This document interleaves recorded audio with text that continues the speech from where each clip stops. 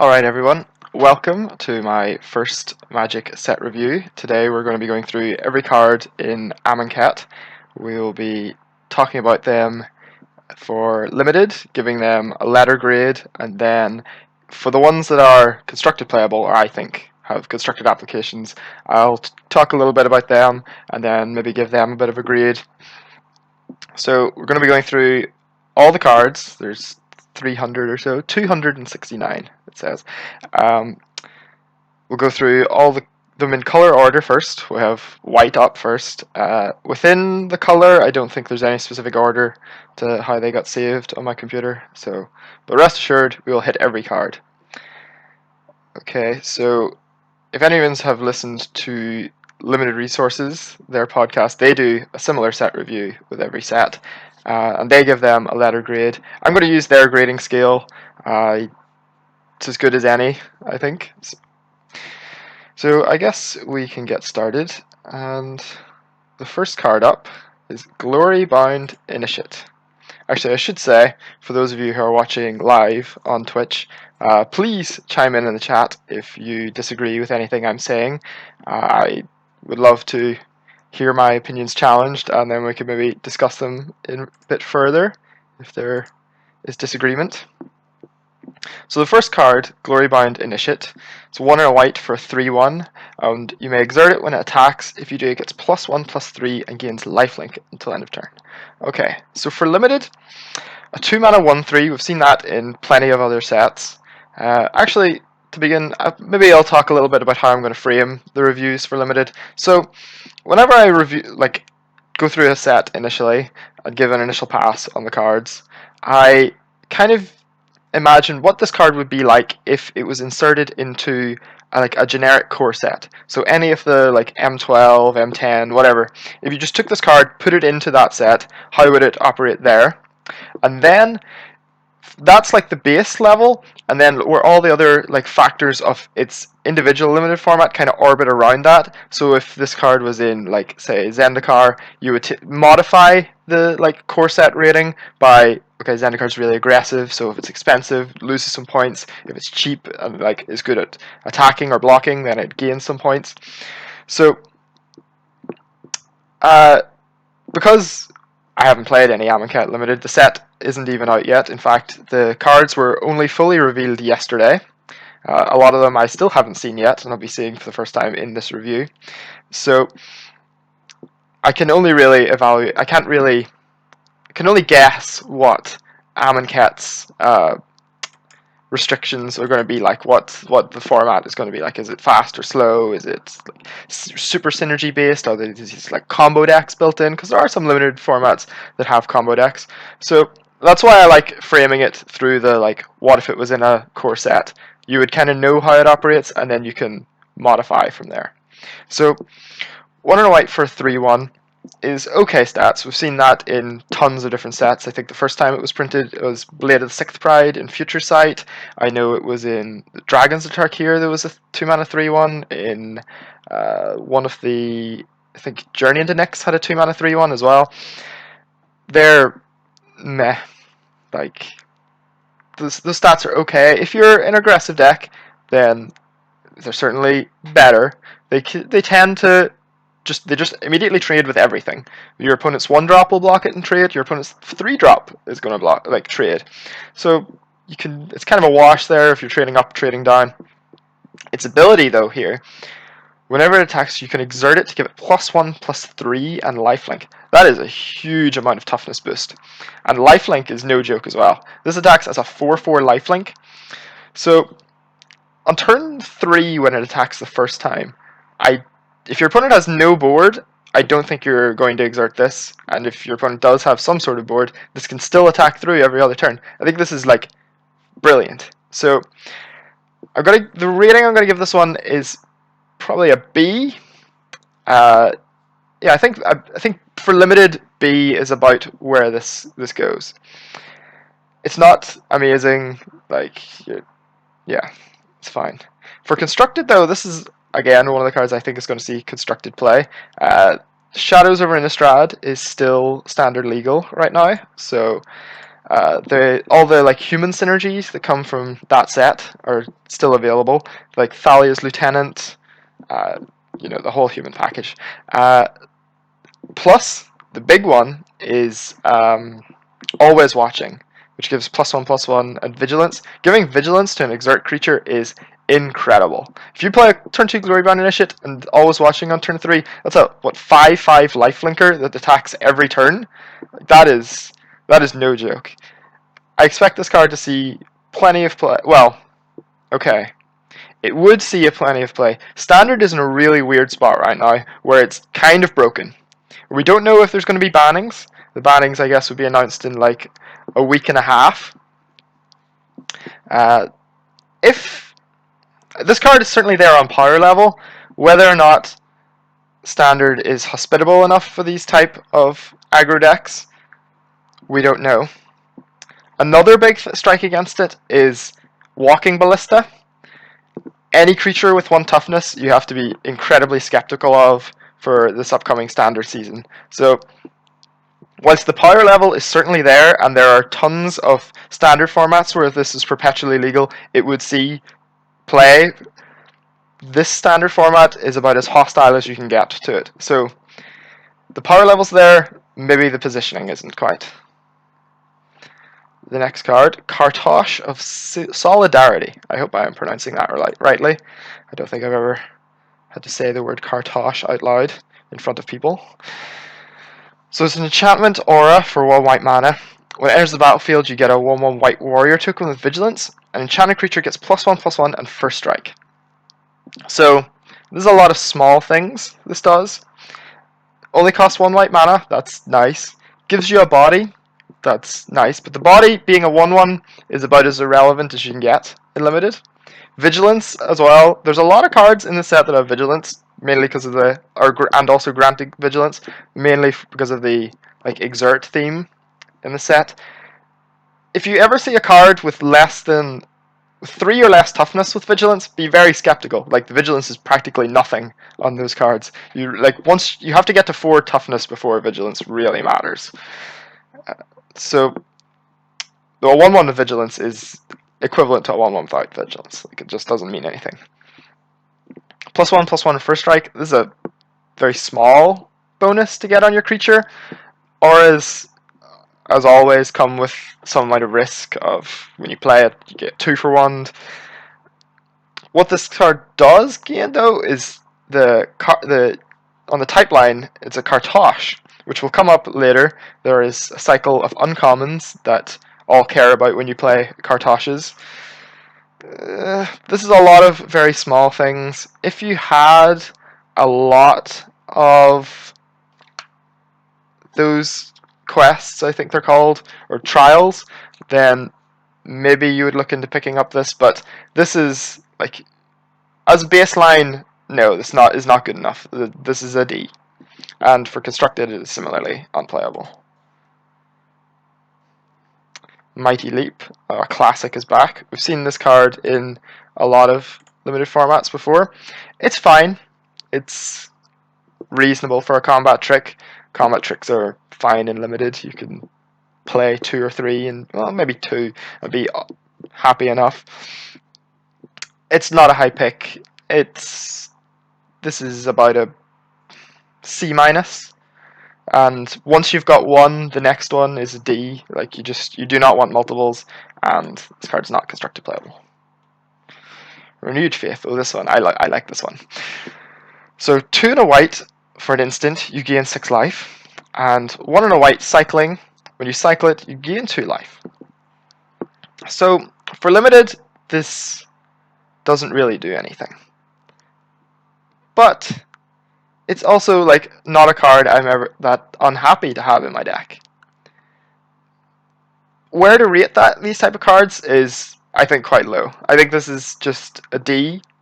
There are some cycling synergy cards in the set, like cards that trigger off of when you cycle a card or when you discard a card. If you got a lot of those, it would go up a bit, but I don't think it would go from a D to a C-. Like, it would not be shooting way up the rankings. It just doesn't really do anything.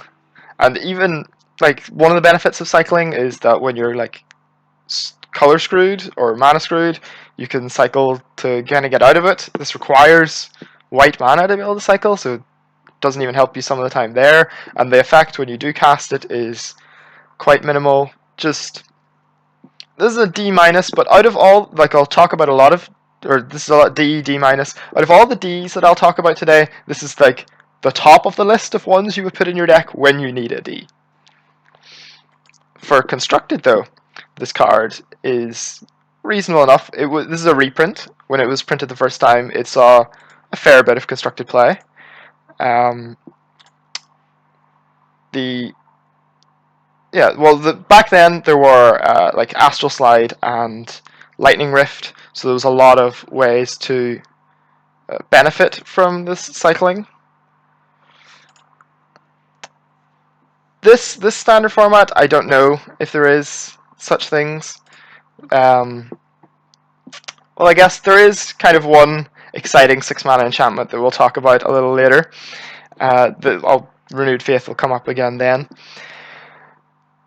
Torrential Gearhulk is standard legal. This is kind of cool with Torrential Gearhulk. You can cycle it early, gain your 2 life, and then later in the game, when you just really need a big stabilization play, Torrential Gearhulk comes out, gain you 6 life. That's a big swing. Yeah, again, it's hard to evaluate for this standard format because it's likely something will get banned. Well, we're probably about 50% to see a standard banning like next week of like Saheeli or Felidar Guardian. Assuming like that happens, I don't know. I don't know which side I should go down on for reviews. I'll just say this card is at the level for constructed playable, and there are synergies there for it to make a splash in constructed. But again, the standard format is a little hostile. But the power level is there. This is a fine card. In Okerta's name, Okerta, I hope I'm pronouncing that right. So, 1 and a white instant. Zombies you control get +2/+1 until the end of turn. Other creatures you control get +1/+1 until the end of turn. Okay, so there actually are a fair few zombies in white. If you have a couple of zombies in play, this is it's quite strong. Quite strong. I wouldn't say very strong. 2 mana instant, give all your creatures +1/+1. I've seen that in a couple of previous limited formats. That effect is fine. Don't overvalue that. You're not going to win 3 combats at once with this combat trick. That just doesn't happen. Like, you're not attacking a 2/2, a 3/3, and a 4/4 into a 3/3, 4/4, 5/5. Like, doesn't happen. The bonus for zombies, +2 attack, is reasonable. This is probably... It's on the low end for combat tricks, I think. It will... If you have... This is probably D+, C- level. If you have a number of zombies, it probably could bounce all the way up to a C. But this is not something you're going to pick early. You're not going to really go out of your way to pick up zombies because you've got this card, I don't think. We'll say the D+, C- rating that can get bumped up if you have a lot of zombies. Constructed, this is not playable. Well, no, I don't believe there's anywhere near enough zombies for this to be constructed playable. Seraph of the Suns, 5 mana, 4/4, flying indestructible angel.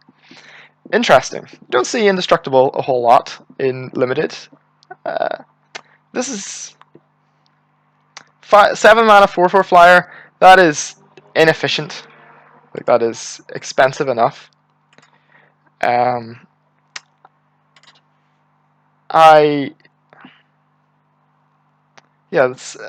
expensive. We'll have to see what the removal at common and uncommon in this format is like. I imagine it's not...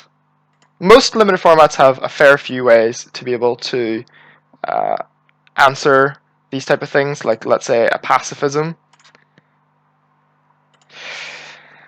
type effect. Yeah, there's usually enough pacifism variants that this type of card would not be particularly exciting in very many limited formats. I'm going to imagine this card is going to be... It's probably like a C level. But I do want to mention something that with... I'm going to give a lot of cards C's throughout this entire review. A lot of cheap cards will get C's. A lot of expensive cards like this are going to get C's. C's for cheap cards are just way better than some of the more expensive C's. Like, you can only, of the 23 spells or so you're going to put in your deck, like about 15 of them are going to be 3 mana or less, and then about 8 of them are going to be 4 mana or more. Well, maybe a little bit more than that, but that kind of breakdown. So if you end up picking these type of cards early, you just really restrict yourself for later picks. So whilst this is going to get a similar grade, to the same letter grade as some other Cs, it is a lot weaker than cheaper Cs. Like, if you pick this up 11th pick, maybe 11th, yeah, if you pick this up 11th pick, you'll be fine. Don't go picking it early. And for constructed, this is not playable. Impeccable timing. Oh, this one is a reprint from just last block. So 1 and a white instant deals 3 damage to target attacking or blocking creature. And we even had in Battle for Zendikar the same card for 4 damage, right?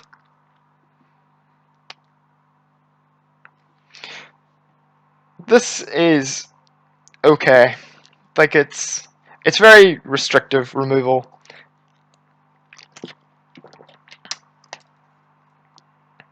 It's sort of removal, sort of a combat trick, but your opponent, you can never use it to kill creatures that your opponent isn't willing to risk in combat. So already there's kind of that element of your opponent has to like opt in to having their creature killed by impeccable timing, which hurts it a lot. But this card is fine.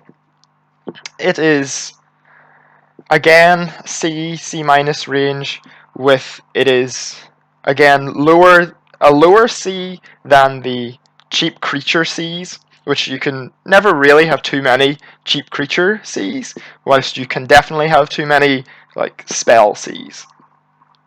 So on the lower end of C. Those who serve 2 and a white for a 2/4 creature zombie. So we've already noticed that the creature type zombie is relevant in this set. 2/4 is respectable stats. There was Ceradon Yeardling was the same card in Dragons of Tarkir in green, I guess. So the stats are fine. This is probably the C level creature that I've been talking about in my previous reviews, that it is fine. It is, you're going to play a couple of these in your deck, and this is the type of card was talking about earlier when I said this is a better C than the other expensive Cs or the combat trick Cs that I talked about, and this is not constructed playable. Trial of Solidarity. So this is our first trial. 2 and a white enchantment. When it enters the battlefield, creatures you control get +2/+1 and gain vigilance until end of turn. And when a Kartosh enters the battlefield under your control, return it to your hand.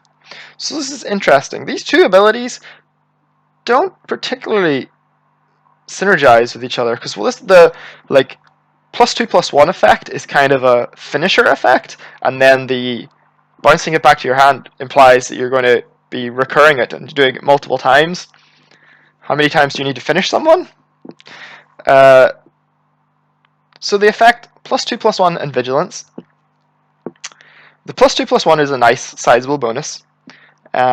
Vigilance is interesting. We haven't seen any exert creatures yet, but they are to come, and gaining vigilance for a big exert turn is potentially really strong. And then the Kartosh effect. So the Kartosh the green one is quite good. I'm going to be giving the green one a good rating. The blue one is fine, and the other ones are mediocre. Because you have a Trial of Solidarity, would I want to pick up the white Kartosh higher? Slightly, but not enough to alter the letter grade. This is fine. Make sure you have a lot of creatures in your deck. I wouldn't want to be putting this in any deck with less than 15 creatures. Definitely never less than 13. If I have multiple exert creatures, this gets a lot better. If you've got this in your pile during a draft, look at some of the exert creatures a little higher. You can look at the green and blue Kartosh, in particular the blue Kartosh, if you have any number of trials, becomes actively quite good. So the grade I'm going to give this is, again, probably about a C, with the caveat that it can drop lower for any decks that aren't aggressive and don't have lots of creatures, and it could maybe make its way up to C+ if you had numerous cheap creatures with exert, and potentially you were blue or green and were able to pick up one or two of the Kartoshes. Dajiru's Resolve. White for an instant. Untap target creature. Prevent all damage that would be dealt to it this turn. And it's got cycling for 2. So this one is interesting. This card does a lot of very small things. So it can kind of be a combat trick. But make sure to understand that it's only a combat trick that affects a combat where the two creatures were going to trade, right? Like, this does not help your creature if your creature is in any way smaller than their creature. It's only if those two creatures are exactly tied. And again, with combat tricks, with all combat tricks, you have to understand that your opponent has to agree to the combat. Like, you can't just, I have a creature of this stats, you have a creature of the same stats, and now I've got this, so my creature beats your creature. I also have to attack, and you have to choose to block, or you have to choose to attack into me. So that's one of the weaknesses of combat tricks. Outside of combat, this can untap a creature with a tap ability. It can prevent a burn spell from killing one of your creatures. Those are 2 reasonable effects, but again, these are very, very small effects. And there's a lot of situational small effects, but this card's got cycling. So if one of those situations doesn't arise, you can cycle it. And there are cycling synergies in this set. Altogether, plus the untapping an exert creature as well, that has exerted, so you can exert multiple turns in a row. This is a lot of small things. But all small things. I think this is not very good, but because it has cycling, this is something I'm going to say a lot during this set. This is like a D, but a D that doesn't bother me that I put it in my deck. If this card didn't have cycling, I would be very upset to ever have to play this. With cycling, this is fine. But yeah, D, and even with, I don't know if there's many exert creatures worth spending a card to untap it. I guess there's Glorybringer, the red dragon. If I had 2 Glorybringers in my deck, I probably would play like 2 copies of this, because at that point you get to turn this into white, deal 4 damage to your opponent, and deal 4 damage to a creature, which is very strong.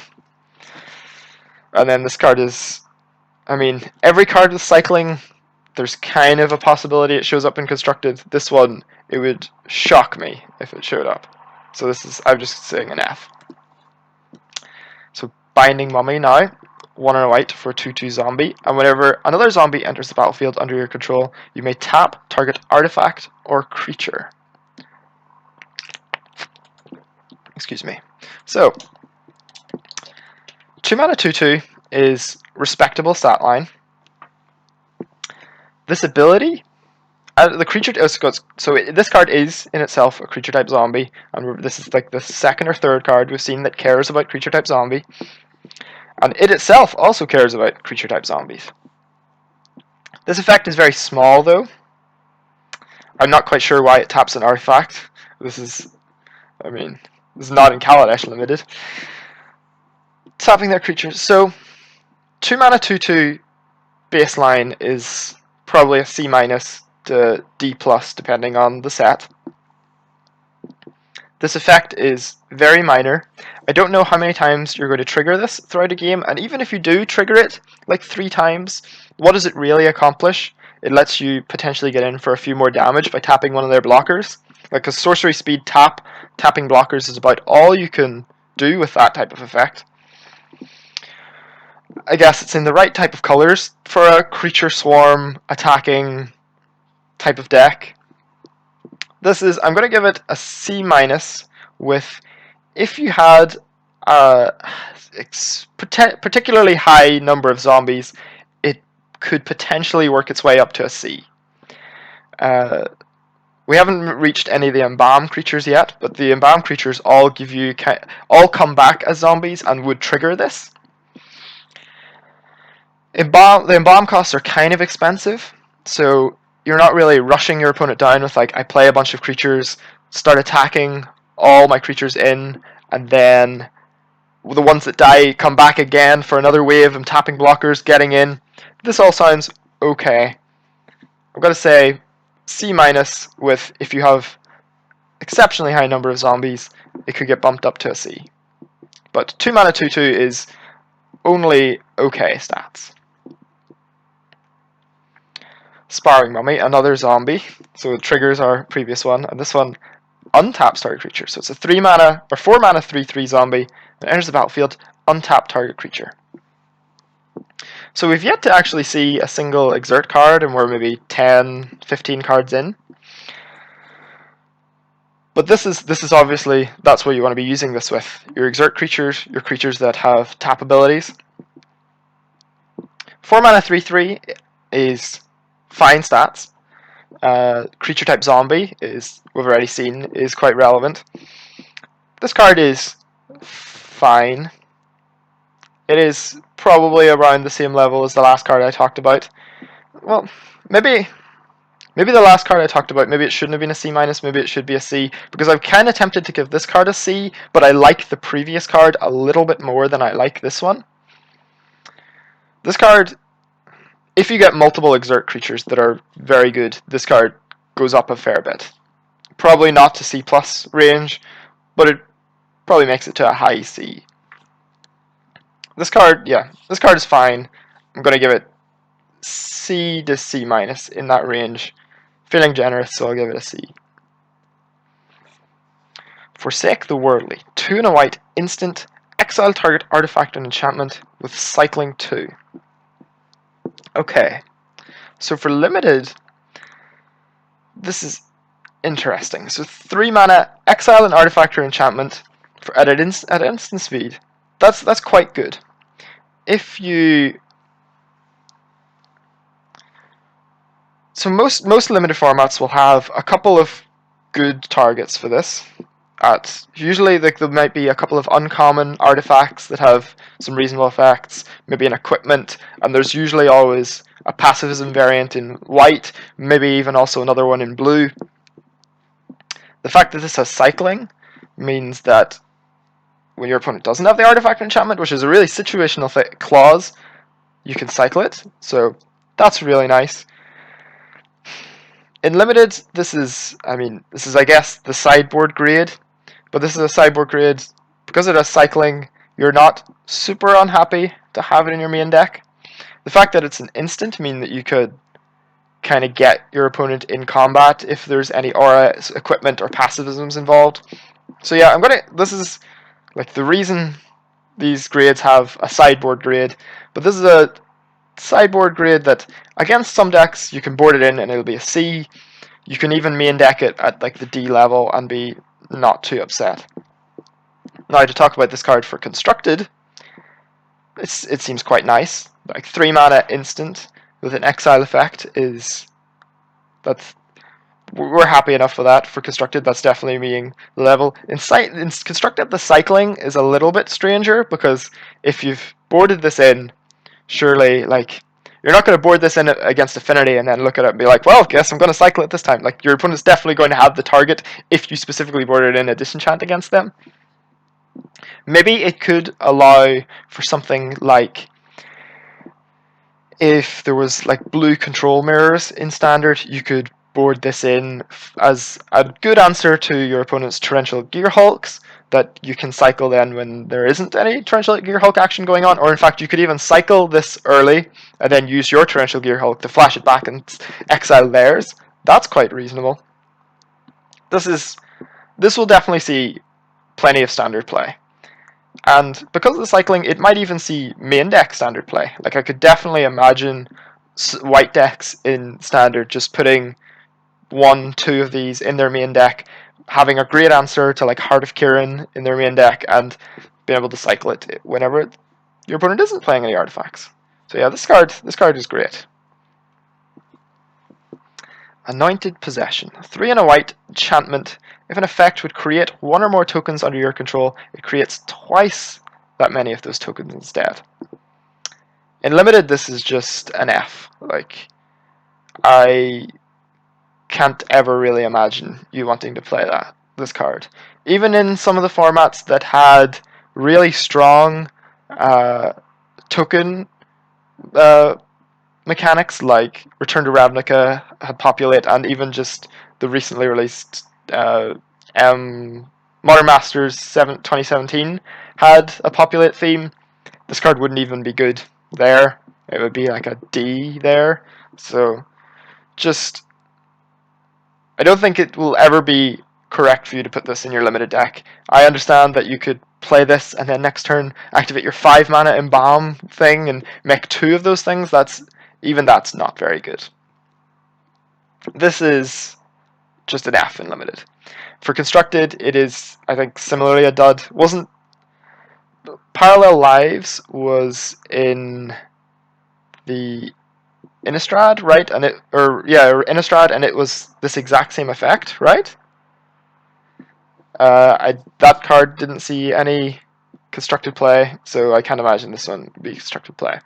Yes, people in the chat, for people watching live on Twitch, are mentioning that this triggers off Embalm. Yeah, I don't think you're ever going to. I don't think you're going to play any games limited where you're going to Embalm more than once, or you'll Embalm more than once. I don't think you'll ever Embalm more than twice in a game. I don't think that's likely.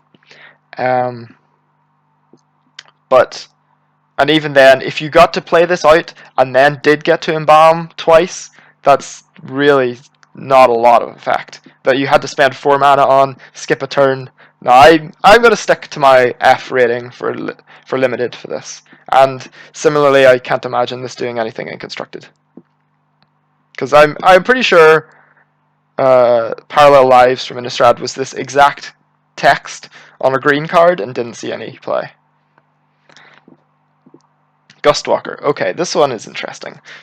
1 and a white for 2/2, creature human wizard, and when it attacks, you can exert it to give it +1/+1 and flying until the end of turn. Okay, this is a pretty nice exert common, actually. 2 mana 2/2, as we already discussed with the zombie, is fine stat line, puts you in the C- to C range, the D- to C range depending on which format specifically.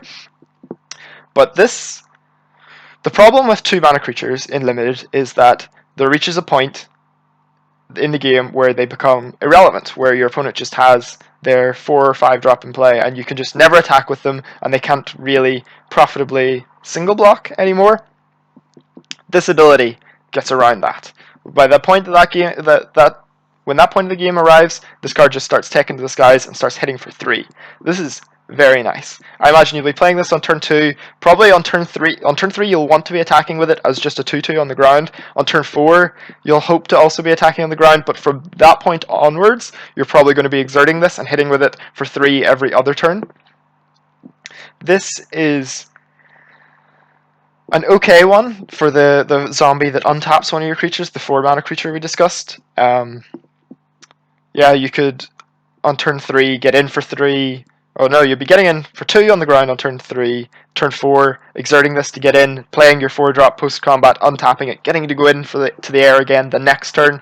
That's all very nice.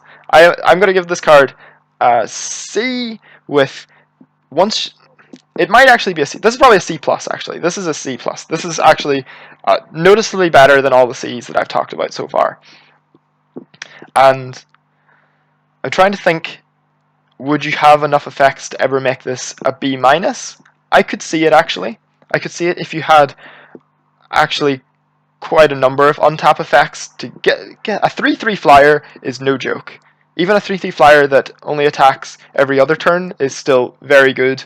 And this all costing only 2 mana. Yeah, this is a C plus that has potential to make it into B minus if you have enough ways to be untapping it. Oh boy, so this is our first Aftermath card, and wow, are they an eyesore. So, Dusk, 2 white, sorcery, destroy all creatures with power 3 or greater. And Dawn is 3 white, sorcery with Aftermath, and return all creature cards with power 2 or less from your graveyard to your hand. So, for limited to begin with, sorcery, destroy all creatures with power 3 or greater.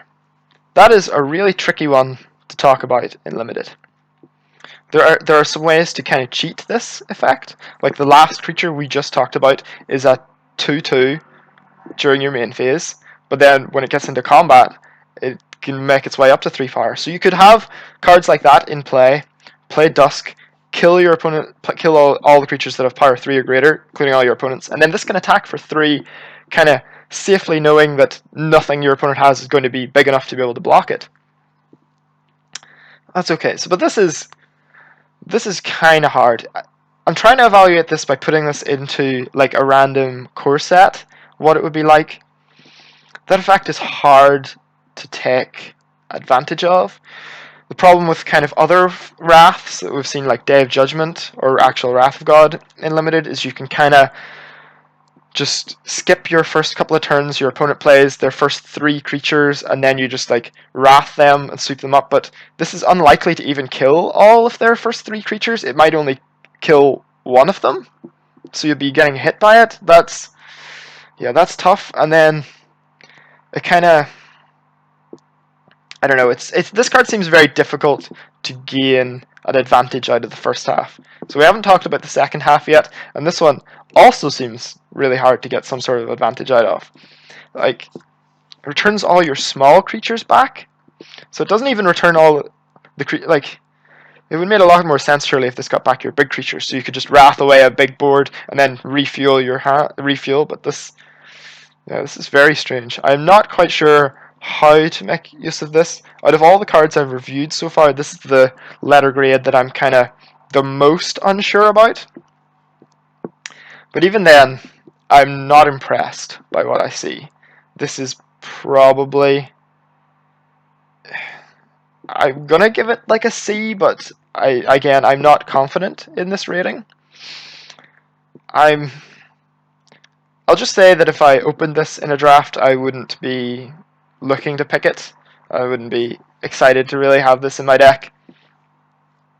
But I would definitely need to play with it a bit before I could give a really good rating on it. For constructed, this card is weird as well. It kind of, the Wrath side seems, so you usually want Wraths against the small rush decks. So like the white aggressive decks, the red aggressive decks, and this is not good against those because you still leave them with some of their cheap creatures in play.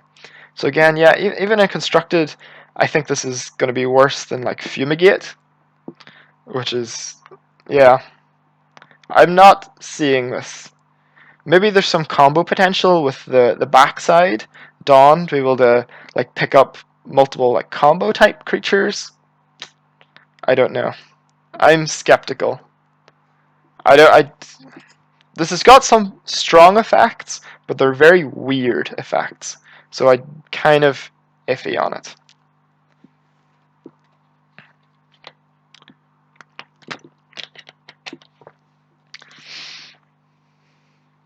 So Ret Crop Spearmaster is next. 2 and a white for a 3/1 human warrior.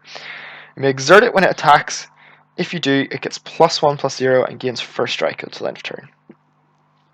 So this one is interesting. 3 mana for 3/1. Not good stats. Those are quite bad. And when it exerts, it gets +1 power and first strike. So a 4 power first striker is actually no joke. But this one, unlike say the 2-drop that gained flying with exert, this one is basically never going to be attacking unexerted.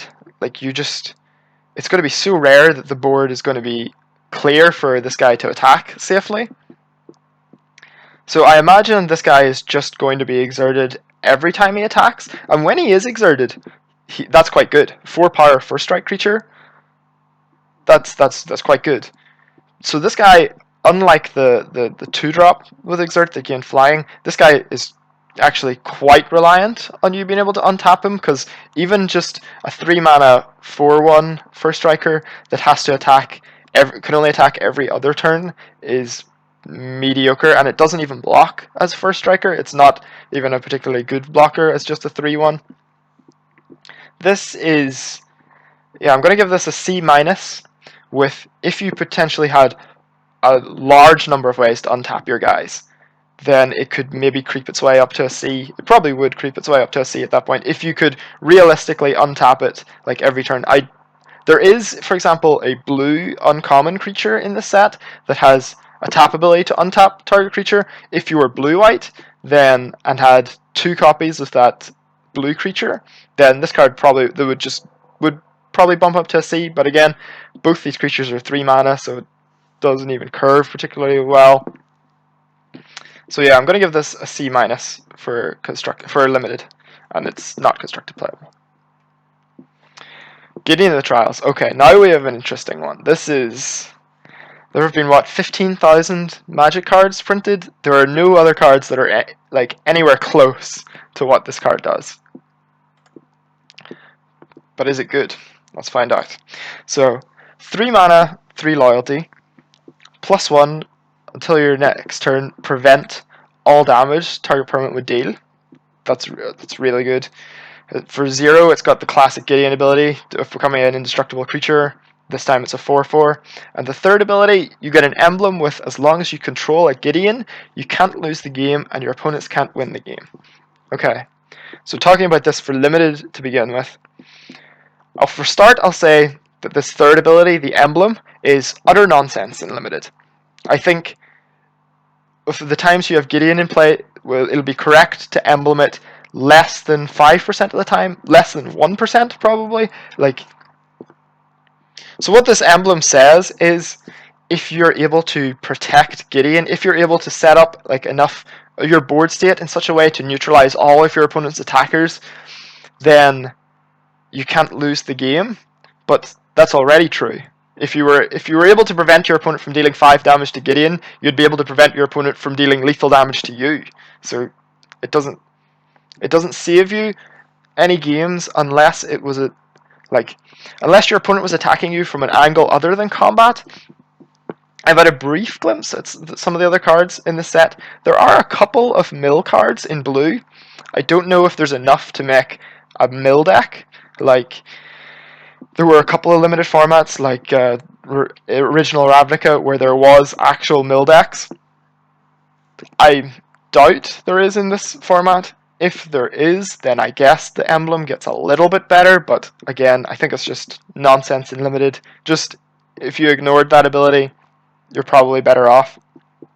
The other abilities, though, are really good. This +1 in particular, preventing all damage target permanent would deal. So we've kind of seen abilities like this on a few other planeswalkers. The first Kiora had an ability that prevented all damage a creature would deal and receive for a turn. We've seen Jace, Vryn's Prodigy, the Telepath Unbound side, had a target creature loses 2 power until the next turn, and Liliana Last Hope also takes 2 power from one of the creatures. When your planeswalker is plussing and taking power from their board, it is really hard for your opponent to kill your planeswalker. It's actually really sizable effect. So if you get this Gideon down in limited, it's going to be very hard to kill. Your opponent's best creature is kind of just done for when Gideon is in play. And it's kind of So it's kind of like a pacifism that moves around to whenever your opponent plays a better creature, it moves over to it. That card existed in Shadowmoor. It was like, I don't remember the name, but there was pacifism that moved in Shadowmoor. Um, yeah, in limited, that ability is you're just going to be really hard to kill Gideon when you've got that ability. And on top of that, we've got this. It becomes a 4/4 indestructible. Like that is also no joke. Like it is really hard. If you've played against Renegade Freighter, you know what 3 mana for like a large creature that's just coming at you every turn feels like. This is kind of Gideon plays very similarly to that. Like you can play Gideon out and just like start hitting with a 4/4 indestructible. At least you could block and kill a Renegade Freighter. You can't block and kill Gideon. That ability is very strong. So for limited, or I'm going to give this an A. Partly, it doesn't. I don't. Yeah, A. I think this is where this comes down. I was debating potentially A minus, but I think this does enough to be worth the A grade. Massively because it only costs 3 mana. 3 mana is so cheap, and how incredibly hard it is to kill if your opponent is just neutralizing your best creature with this every turn. And then even if your opponent is stumbles at all, like this starts beating them down. This is an A for limited. Now to talk about it for constructed, this is very interesting for constructed. In constructed, the emblem ability gets a little bit better, but it's only really text against combo decks, and even then, it's kind of mediocre. The emblem is being overrated for sure. But the other effects, I think, are very real and constructed. Again, 3 mana is huge. Like, well, it's very small, which is why it is so huge. And so this is kind of unlike Gideon Ally of Zendikar, which was kind of an incredible mid-range threat and a brilliant top end for aggressive decks. This one kind of calls back to Gideon Jura, which was kind of just a blue-white control card. This is like where I think this card is going to be seeing play. This is a defensive card. This is playing it. It plays really well with Wraths. Like this is kind of like a Icy Manipulator, where you kind of have the classic Icy Manipulator Wrath of God combo of I play my Icy Manipulator, then I can deal with that's your biggest creature locked out until so that forces you to play another big creature, and once you've got 2 big creatures in play, I can play my Wrath, and my Icy Manipulator stays in play, ready to start this chain all over again, so you need 2 creatures again to start threatening me. So that's how I imagine this card is going to play out, mostly in constructed. The benefit that, well, what a big part of it is that whenever if you have this in play for 7 turns, and then your opponent top decks a removal spell like Ruinous Path that can just kill it, you haven't really accomplished anything at all, apart from just stalling. It doesn't like generate any real advantage outside of just keeping you alive. Which, I mean, if the rest of your deck is set up in such a way like a Sphinx's Rev control deck where just that is an advantage. Having stayed alive for 4 extra turns and getting 4 extra lands into play, like that is worth worth spending cards on. Generally, it isn't, because kind of the way a lot of constructed decks are built at the moment, your opponent is also kind of accruing their own advantages over the course of the game. Your opponent might have their own Planeswalker in play that is ticking up, so kind of just the I'm going to stall the game plan is weakened. So I haven't really talked about its 0 ability, the becoming a creature for constructed. This is very real as well. That's a lot of pressure you can put on opposing Planeswalkers. Like, it's very hard. If you have a Gideon in play, it's very hard for your opponent to play a Planeswalker out of their hand, because now they have to deal with a 4/4 indestructible coming at it every turn, so they'd need to either be throwing blockers in the way off it, and like, this card's power level is certainly there for constructed. Will it find a home? I hope so. I would really like to be playing some sort of blue-white control deck that plays a bunch of Gideons to keep me alive, to Gideon that protects my other Planeswalkers from taking damage, and then I can play my Wrath and keep my Planeswalkers in play. I would love to be playing that kind of standard format. Unfortunately, the standard format as we have it right now, not particularly conducive to that kind of play, but, I mean, this card's going to be in standard for 2 whole years. The format will change. If this card rotated out in 2 years and it didn't see any constructed play, I would be incredibly shocked. Will it be a staple? I don't think it's going to be just jumping into all the mid-range decks. Like, the decks that played Gideon, Ally of Zendikar, I don't think are going to be adapting this. So the chat is talking a little bit about, there is a red card, a mythic rare that we'll get to, that ends the turn and then makes you lose the game next turn. And this does have some text that prevents you from losing the game, so you can get around that drawback. I've also heard people talk about it kind of jokingly, as you could play this, and then when your opponent goes to attack it, you could play all your slaughter pacts from your hand and kill all their creatures, and then you don't have to pay for the pacts. And your opponent goes to cast any spells, you can Pact of Negation all of them, and you don't have to pay for your pacts. That is cute. I don't think that's going to be real, like a real thing that goes on in Constructed. I'd be very, very surprised. So, for my Constructed rating, this is certainly strong enough. It is very weird, very hard to evaluate, but I would really like it to be, like I said, I would really like to play a world where there's like a blue-white control deck that can play this type of card. But just, I would be skeptical if you're planning on including this in your mid-range decks. Does it really accomplish anything? I think this is a control card. I suppose I didn't really evaluate it in the context of aggressive decks. You could just play this as 3 mana, 4/4 indestructible. For like human decks, the Thalia's Lieutenant type decks. There maybe is something there. That's alright, but like 3 mana 4/4, we've seen a lot of those. They're fine. This will be constructed played. That's about as much as I can say. So the next card, Vizier of Deferment. I gotta say, I really like this art. This is very bright and happy art. I like it. So it is 3 mana for a creature human cleric. It's got flash, my favorite keyword. It's a 2/2, and when it enters the battlefield, you may exile target creature.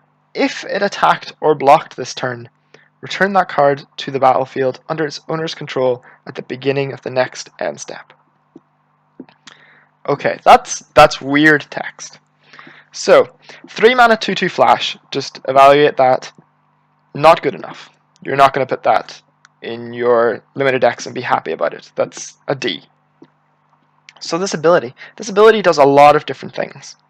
So it can kind of mimic like the Gust Cloak ability of, I attacked with my creature, oh, combat went badly, abort, retreat. You can kind of do that. You can use this to fog a creature. Like your opponent attacks you, you can just blink out their attacker and it removed from combat. You could also block with one of your creatures and then before damage blink it out. So again, you're kind of fogging your opponent and you get to make use of one of your enters the battlefield effects. You can kind of always use it on your enter the battlefield effects, because you can, like, even if you had, say, a 1/1 creature that whenever it came into play you drew a card, you could, even if combat isn't good for that creature, you can just attack with it after blockers, blink it out and save it from combat. So it's fine. Blink effects in limited, usually the main reason you want to include those type of effects in your deck are like to reuse your enters the battlefield effects and to save your creatures from pacifisms. This does not save your creature from pacifism. I mean, it could, but that's not, it's so incredibly rarely that that's going to come up.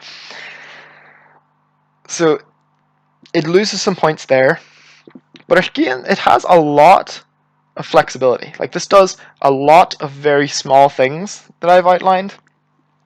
I think this card is fine. This is probably a C in most decks. And if you had a particularly high number... Oh, wait. Okay. Exert is another thing this works with. You can attack, exert your creature, and then blink it post-combat to unexert it.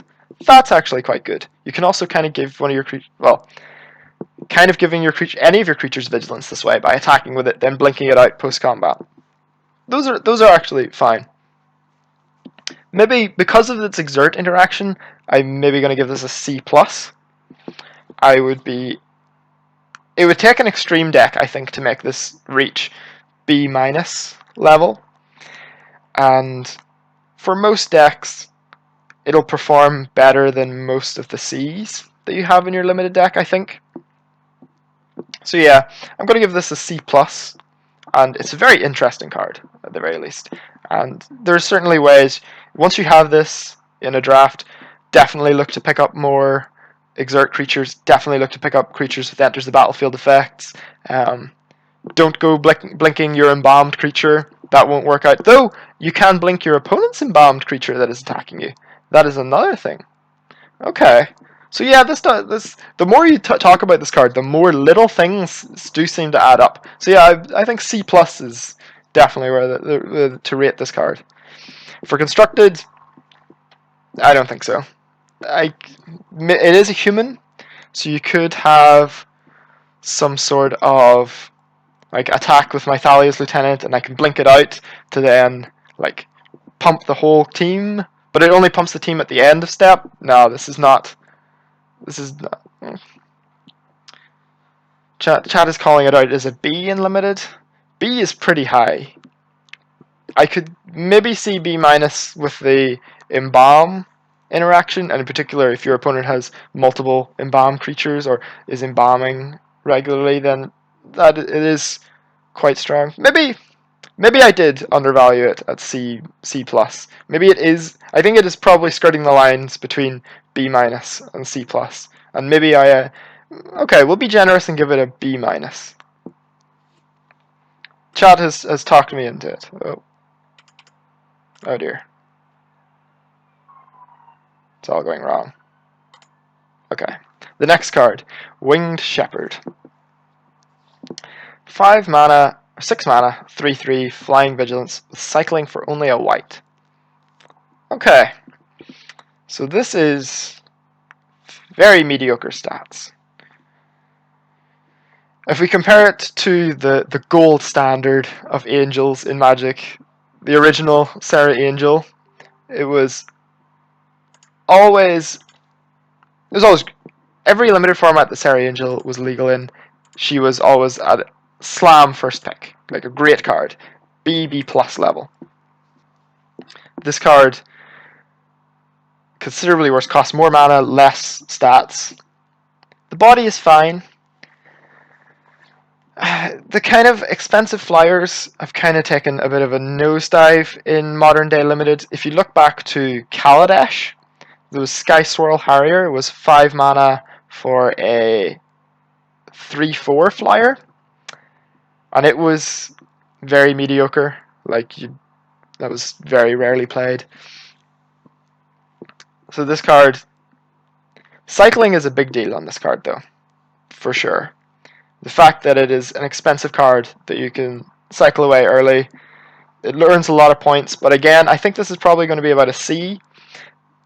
It's, like I said earlier, expensive Cs are much worse than cheaper Cs. Cheap creature Cs, you'll take over this. If your deck is lower on top end cards, then this is perfectly fine to pick up and play in your deck. In fact, you don't even feel that bad if you ended up with 2 of them in your deck because you can cycle them. This is a very solid card. I'm going to give it a C, but put it below the cheaper Cs. Regal Caracal. Caracal? Don't know how to pronounce that, but 5 mana for a 3/3 creature cat. Other cats you control have +1/+1 lifelink, and when it enters the battlefield, you get 2 1/1 cats with lifelink. So it itself doesn't have lifelink, but all the rest of the cats have lifelink. It's a bit strange.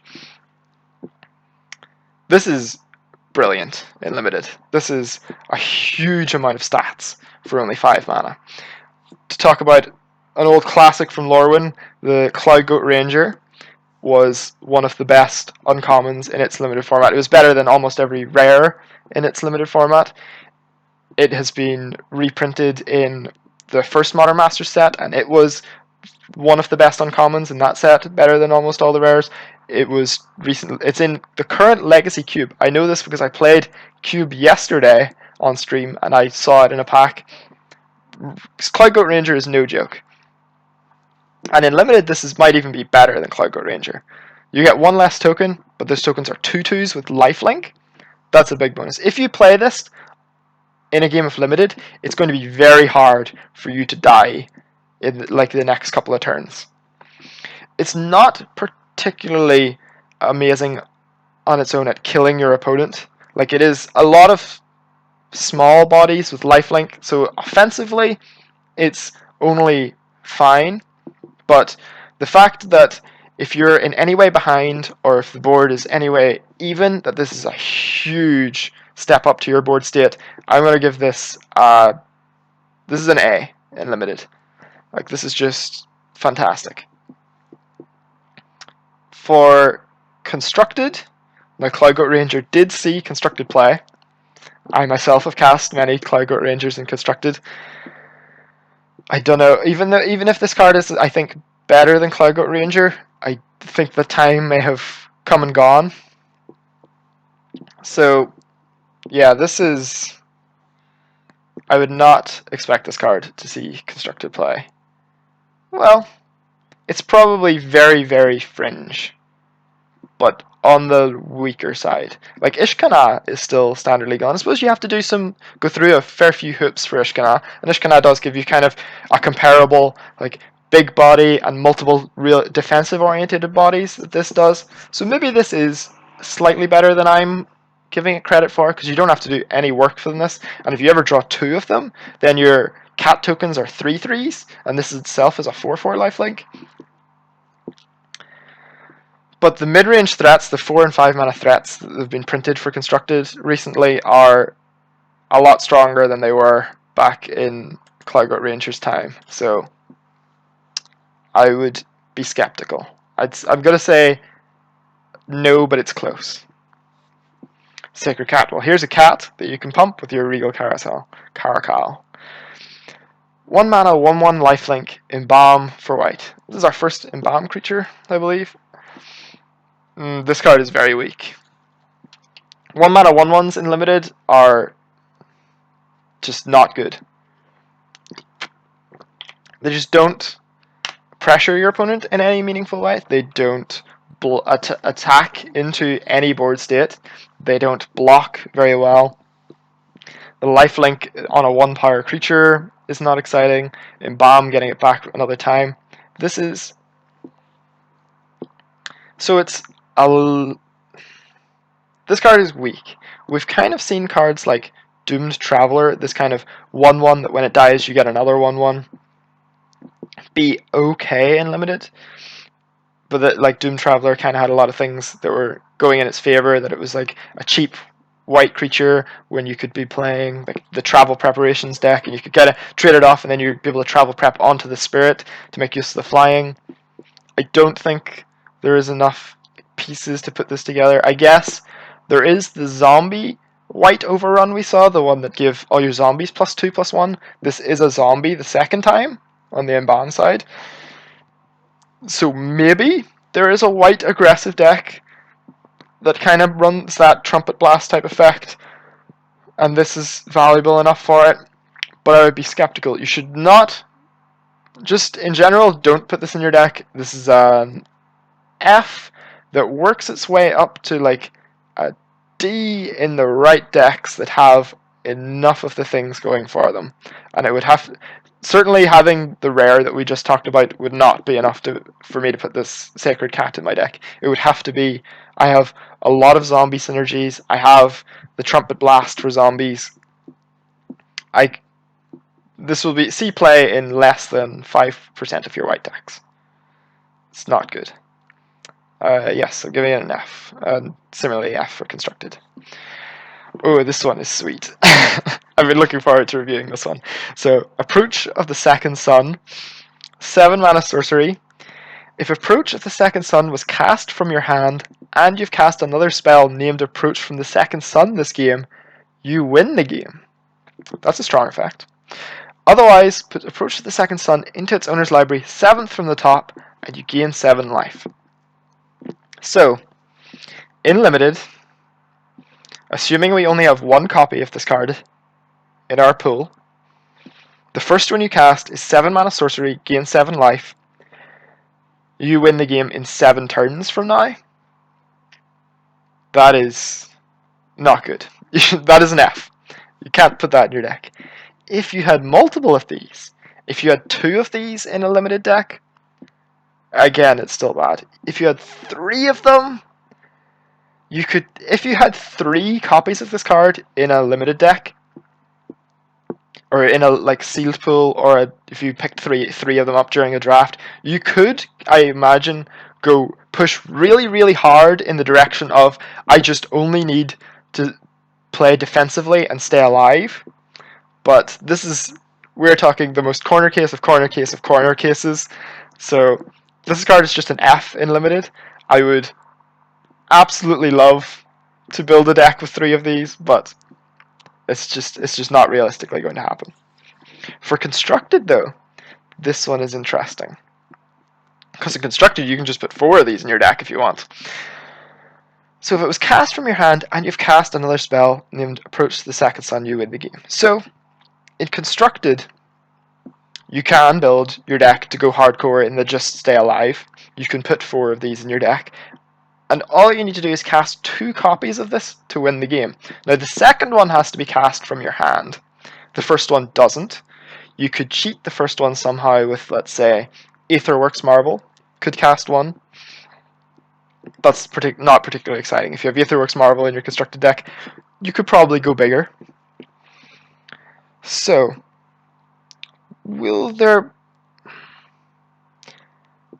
I will say I can imagine there being previous constructed formats where this card would have seen play.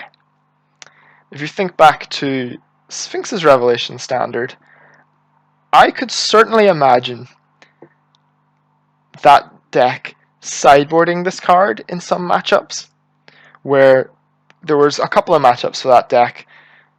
Maybe the Mirror, a couple of fringe matchups, like there was some Turbo Fog decks played in that format. There was some Maze's End decks played in that format. The fringe decks, certainly fringe decks, that Approach the Second Sun would be like crippling against. Like if you had this in that kind of mirror, all you would have to do is build up to having 2 of them, and you'd be able to just instantly sweep the game out from under your opponent. And certainly, like once you've cast the first one, for the rest of the game, your opponent would have to play with I have to hold 3 counterspells open because they have literally 7 mana sorcery. You win the game in their deck. But this is extreme examples. I think this card will go its 2 years without seeing any play. But I will say I could have imagined previous standard formats where it might have seen play, but it would have been fringe, and I don't think there would have been decks that were just built around this.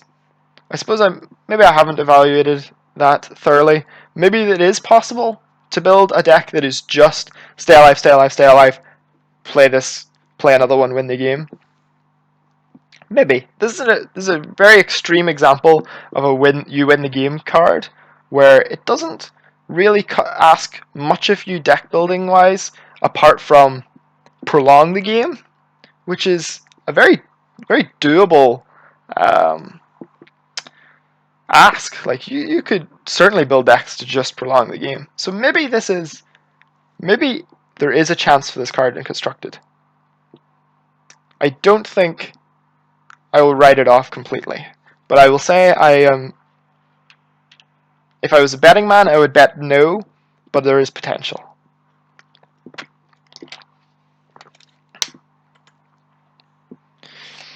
Angel of Sanctions. Okay, this is a Sweet one. 5 mana, 3/4 flying angel. When it enters the battlefield, you may exile target non-land permanent opponent controls until Angel Sanction leaves the battlefield, and has Embalm for 6 mana. So, for limited, this is one of the best rares in the set. This is just an A, potentially even an A+. Like, to get an A+ rating, you have to be efficient. This is probably an A+ actually, because you have to be efficient, you have to be like high impact, be able to can win a game on its own. This kind of checks all the boxes. For 5 mana, you get a 3/4 flyer, which is good stats, and you get a banishing light effect. Like, that's very strong. And then that's not even talking about it's got Embalm. Like, it can come back a second time if your opponent were to deal with it. And some of the removal won't even be able to deal with it because it's got high toughness, and some of the removal might be pacifisms or blue enchantments that lock creatures down. You're not killing it, you don't get your thing back. Yeah, this is an A+ in limited, will be easy first pick. If you open this in sealed, you're going to want to play white. Being double white is tough enough to splash. Maybe you could discard it because it's only 1 white mana from the graveyard. But yeah, I don't think you need me to tell you this card's amazing and limited. For constructed, it is, I think, a little on the weaker side. This card is no Archangel Avacyn to compare it to a card with the exact same cost of creature type. So, in constructed, when you play, like, Oblivion Ring, Banishing Light type effects have seen plenty of play in constructed. When you play your Oblivion Ring and your Banishing Light, you do expect that once you've played it, that it will stay there for the remainder of the game. Like, less than 5% of the time your Banishing Light gets destroyed in constructed. This being a creature, though, it's going to be dead 2 turns from now. Whenever you cast this card in constructed, do not expect it to still be on the battlefield 2 turns later. That is, I think, misguided. It does have Embalm, so you get to do it again, and your opponent will probably have to spend another removal spell on it. So that's good value. I think this card is strong enough to see constructed play, but it kind of shines. It shines in like mid-range mirrors, where you can play this, exile your opponent's planeswalker, but again they will kill this. It's a mid-range mirror. There'll be removal flying back and forth. You get to do it again. Your opponent kills it again, so you do get a 2-for-1. It's an expensive 2-for-1, 5 and then 6. It does impact the board. It is close enough. I think this will see constructed play, but don't think of it like a Banishing Light where you're going to lock out their thing is gone. They will get it back. This creature will die. So I guess it's fine. It does a lot, even if it is expensive. Okerta's Attendant. 5 mana, 3/3 flying, cycling, and Embalm for 5 mana. This card is gorgeous. Like, what an excellent design. Like, when you've got cycling and Embalm in the set, of course you make a card that has both. So 5 mana, 3/3 flyer on its own. Again, I mentioned Sky Swirl Harrier a little earlier. It was a 5 mana, 3/4 flyer at common in Kaladesh, and it wasn't very good. So the stat line is weak. Cycling is very nice. Embalm is very, very nice. If it didn't have cycling, I would still be reasonably happy with this card, because you got a 5 mana 3/3 flyer. Your opponent will have to eventually do something about a 5 mana 3/3 flyer. You get to go again. Your opponent will have to deal with it again. So this is all very nice. But the fact, I imagine most of the time you play this, it'll be, well, maybe about half the time, you'll cycle it early and then Embalm it later. That's a huge amount of value. If you get to draw a card and then make a 5 mana 3/3 flyer later in the game, that's an incredible amount of value for one card. This card is probably a B-. Maybe it's a B. Maybe I'm undervaluing just how much you're getting out of one card. But I think you're getting a lot from one card, but it's a lot of medium. Is, I guess, how I would describe it. So I'm going to give it a B minus, though that I'm not sure that this rating could swing up to a B or go down to a C plus. I'm gonna hedge it in the middle. A lot of value, expensive, but a lot of value. Compulsory rest. Here's the pacifism that I've been alluding to in a lot of my reviews. So 2 mana, enchantment creature can attack or block. An enchanted creature has pay 2, sacrifice this creature, you gain 2 life. So, it's a pacifism that your opponent basically gains 2 life out of. For if this card was in a core set, that's how it would play out. It would just be a passive, like your opponent would just be sacking it every time. So, like with pacifisms, this doesn't do anything to creatures with activated abilities. It's only combat-oriented creatures. But pacifism in every limited format is always like a B. It's always the best or second best white common. I would be surprised if this wasn't the case here. The set does provide a little wrinkle for this effect, where if you pacifism your opponent's embalm creature, the front half of it, they can sack it and then later rebuy it. So it doesn't answer some of the like combat-oriented creatures that pacifism normally would, but this I don't think is anywhere near enough of a drawback to have this not be a B.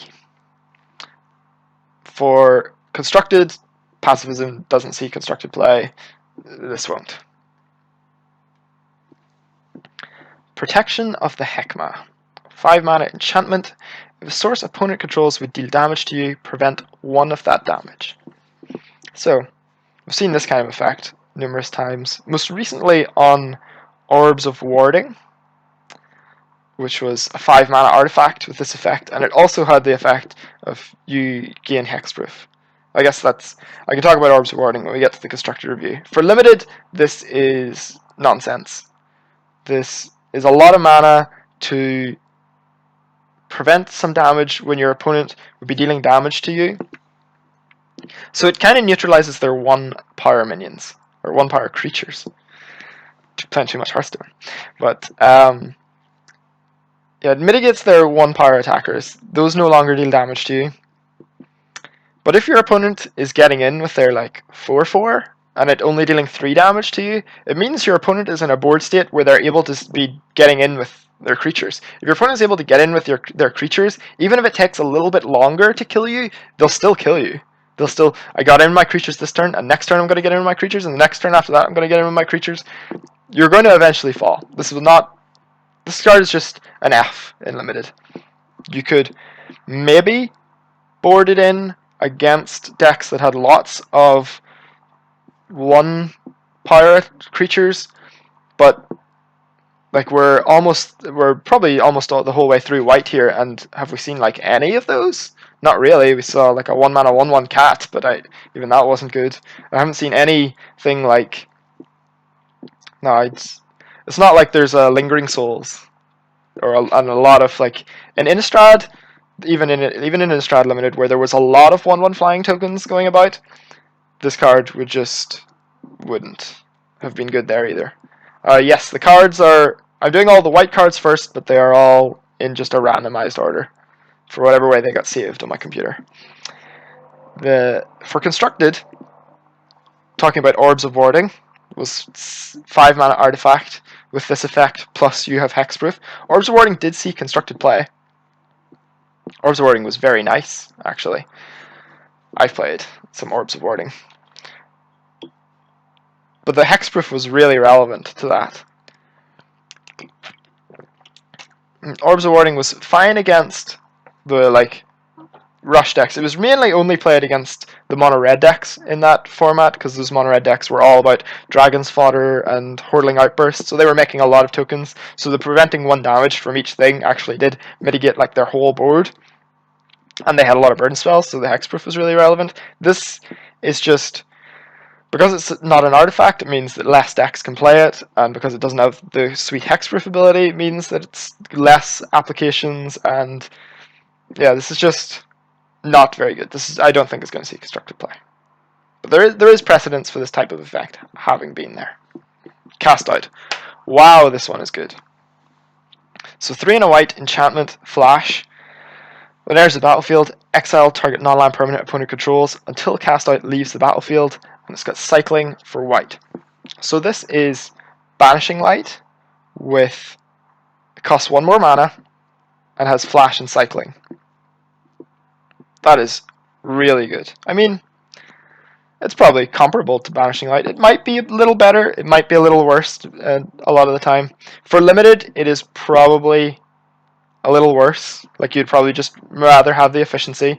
In limited, you are basically never going to cycle this unless you are horrendously mana screwed. Like, it's turn 3 and you still only have 1 land in play. This is like the only times you would be ever cycling this. Yeah, and so in limited, the gaining flash but costing 1 mana more is probably net negative, but it's only a slight negative. But yeah, this is, so I've been using the limited resources grading scale, and they have listed the most efficient removal as A's, and the example they always give in their reviews is Murderous Cut that they give an A to. I don't think I agree with that rating scale of putting removal at A. Like, I kind of view A as the, like, this card will win you the game type cards, which a Murderous Cut isn't going to do that. So they would rate this as an A for whenever, if anyone listens to the limited resources set review like a week or a week and a half from now, they'll give this an A. I'm going to give it a B plus, not because I think it's weaker than they think it is, but because I don't like the putting cards that don't win you the game in the A range. But this is a slam first pick. This is going to be probably the best uncommon in the set, if not definitely in top 3, and it's going to be better than almost every rare in the set. So if you see this in draft, you'll be first picking this. For constructed, this card is a big deal as well. In constructed, the cycling comes up considerably more than in limited, because not all constructed games are about permanence. The flash is also a big deal in constructed, especially if you're playing any sort of reactive deck, any blue-white control decks with a lot of counter spells. The fact that this has flash is hugely relevant. Like, if you look back at, I've brought this deck up a lot throughout this review, mainly because we're looking through the white cards, but the blue-white Sphinx's Rev deck, it was like an entirely instant speed deck minus like the Supreme Verdicts and the Detention Spheres. But those effects were like strong enough that you had some sorceries in your almost all instance deck. This card would be a huge upgrade to those kind of Sphinx's Rev decks. Like, they would have loved this card. And yes, as the chat is saying, this is definitely a step up from Stasis Snare, both on like being only single white instead of double white, being able to hit planeswalkers. Like, this can answer a Gideon. I guess Stasis Snare could answer a Gideon, but this is a lot cleaner of an answer to Gideon. Yeah, it answers Heart of Kirin even whenever it's unanimated. This is one of the best. This is going to be one of the best removal spells in Standard for the next 2 years. It's also interesting that because we've got a Banishing Light effect that is so pushed, Banishing Light effects answer each other. So this is like, you're going to see a lot of banishing, like, cast out your thing, and then they cast out your cast out, and then you cast out their thing again. Like, there's going to be a lot of cast outs with cast outs stacked under them in this standard format. As Steve in the chat is bringing up, it's also an enchantment with cycling, which is excellent for Delirium cards. I don't know if there's been a lot of a white Delirium payoffs, but I mean, certainly for any sort of Abzan decks in constructed, or any green-white decks that will be wanting to turn on Traverse the Uvenwald or Ishkana, this is a huge upgrade. Yeah, this is standout card for constructed. This will be like A+ in constructed. Ooh, here we go into another constructed card. Even Mind Sensor. 2 and a white for a 2/1 with flash, flying, and an opponent would search their library, the player searches the top 4 cards of that library instead. Okay, so for limited to begin with, 3 mana, so most limited formats have 3 mana 2/2 flyer. This is comparable to 3 mana 2/2 flyer. Getting flash, losing a toughness is probably net negative in limited, but it is comparable. Like, they're going to be still the same grade. And 3 mana 2/2 flyer in limited is like the definition of C, C minus, depending on the format. This other text about if your opponent would search their library is just nonsense in limited. That just doesn't happen. There is Evolving Wilds in this set, but I imagine the Evolving Wilds will be cracked before turn 3, and even then they still get 4 looks at a basic land in limited. They're pretty heavy favorite to hit. So yeah, this is like a C minus in limited. Probably a C, C minus if you're aggressive white deck. It's probably a C. For constructed, well, it's interesting reviewing a card for constructed when it is a reprint of a card that already sees constructed play. So this card sees reasonable amount of play in both modern and legacy, where players search their library a lot. I myself have even cast even Mind Sensor in modern a fair bit. So for modern and legacy, what's the point in reviewing this? You could just go online and look up Google search even Mind Sensors and see what deck lists are already playing them. Those are the decks that are going to play this card. For standard, though, there's not a lot of searching of decks going on in standard. There is Traverse the Evenwald, there is Attune with Aether, there is Evolving Wilds. That's a fair few things, but that's not a lot. I can't really think of anything else that searches libraries in standard. And the big elephant in the room for even Mind Sensor is Walking Ballista. Like, you just cannot play a 1 toughness creature in constructed with Walking Ballista being in all the decks. So I do not expect even Mind Sensor to make much of an impact at all in standard. Like, even there just isn't anywhere near enough library searching going on. I suppose if you looked back to Kaladesh standard before Aether Revolt was released, one of the best decks in that standard format was a blue-white flash deck. If this card was legal then, this deck would probably have played it. Probably played a couple of copies, because it would have played into exactly everything that deck wanted to do, and I suppose that one of the other big decks was the Traverse the Evenwald Delirium deck, so this would have actually been actually quite great, probably in that deck, in that format, but Walking Ballista came along, Felidar Guardian came along. It's not looking good for even Mind Sensor. True Heart Duelist. Okay, so 1 and a white for a 2/2 human warrior. Can block an additional creature each combat, and it's got Embalm.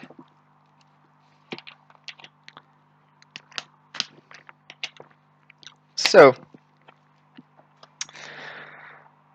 the block an additional creature in combat effect. Let's talk about that in limited. It's basically nonsense. So, all that effect really does is if your opponent was attacking with, let's say, a 3/2 and a 4/4, some creature, the 3/2 that you're going to want to trade your True Heart Duelist for, and a 4/4 that's just coming at you. This lets you trade with the 3/2 and also fog the 4/4. Like, you get to just be like, I'll block both of them and trade with your 3/2. So it's a very minor effect. But listen to all the hoops I had to talk about. Your opponent had to be attacking you with multiple creatures, had to be like kind of creatures that you wanted to block, and then something that you didn't, that you wanted to fog. It's a lot of hoops. It's certainly an upside, but it's very, very tiny upside. Like, this text is close to meaningless. Embalm, on the other hand, that's great text. 2 mana 2/2 Embalm for 3 mana is probably a C+, maybe. So it's great in your white aggressive decks. Like, this is the kind of white aggressive Embalm creature that I kind of envisioned when I saw Embalm spoiled. It was like, okay, so I can play out my early creatures, attack with them, and then where a normal limited deck would run out of steam at that point, I can start casting my creatures a second time. Here comes the second wave as they all get cast again. Plus, there was the 2-mana 2/2 zombie that whenever you had a zombie enter the battlefield, let you tap one of their creatures. So again, you get to clear a blocker out of the way whilst you're committing more creatures to the board. Maybe there's a Swarm white deck. Again, there's the Trumpet Blast for zombies. Maybe this all comes together. At its baseline, it's probably a C+. It's probably a little better. The Embalm probably makes it a little better than a lot of the C level cards that I talked about. The slight zombie synergies and the slight aggressive deck synergies. Maybe this all works together and it becomes a little bit more, but this is not going to break into B- territory. This is just going to be a C+ with some more upside that makes it a slightly better C+.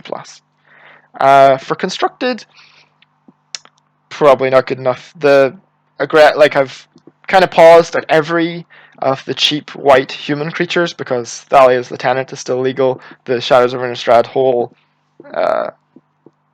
human aggressive white deck, the core is still there.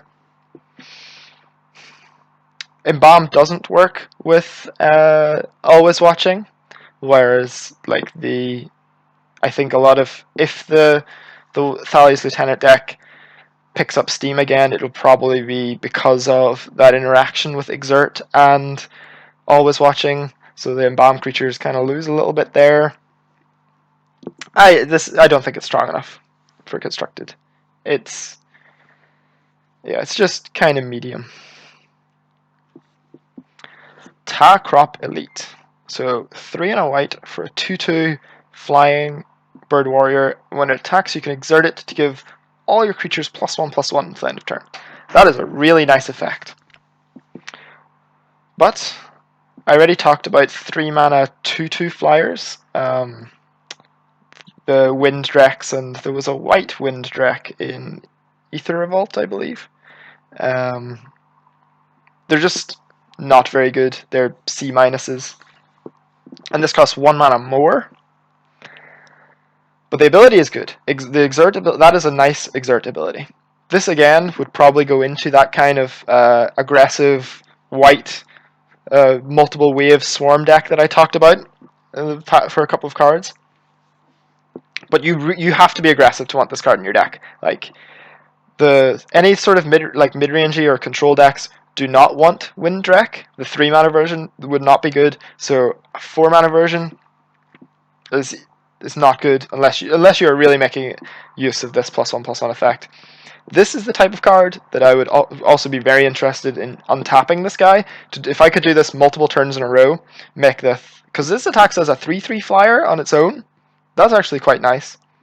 If I could do this, instead of every other turn, if I could pick up that pace a little bit, I'd be very interested in that. This is the kind of exert creature that would make me play that 1-mana untap a creature with cycling card. So yeah, there is probably the white aggressive deck here, and this is probably a key piece for the deck. If you're not aggressive, don't put this card in your deck. Well, maybe if you're mid-rangey, it's okay, because it does attack as a 3/3 flyer every other turn, and the stat boost is. I'm coming around to it a little bit the more I think about it here, but I'm gonna give it a C. It probably is like a key piece of the white aggressive decks, and it's unplayable in any sort of control-ish decks. Unwavering Initiate, 2 and a white for a 3/2 with Vigilance and Embalm for 5 mana.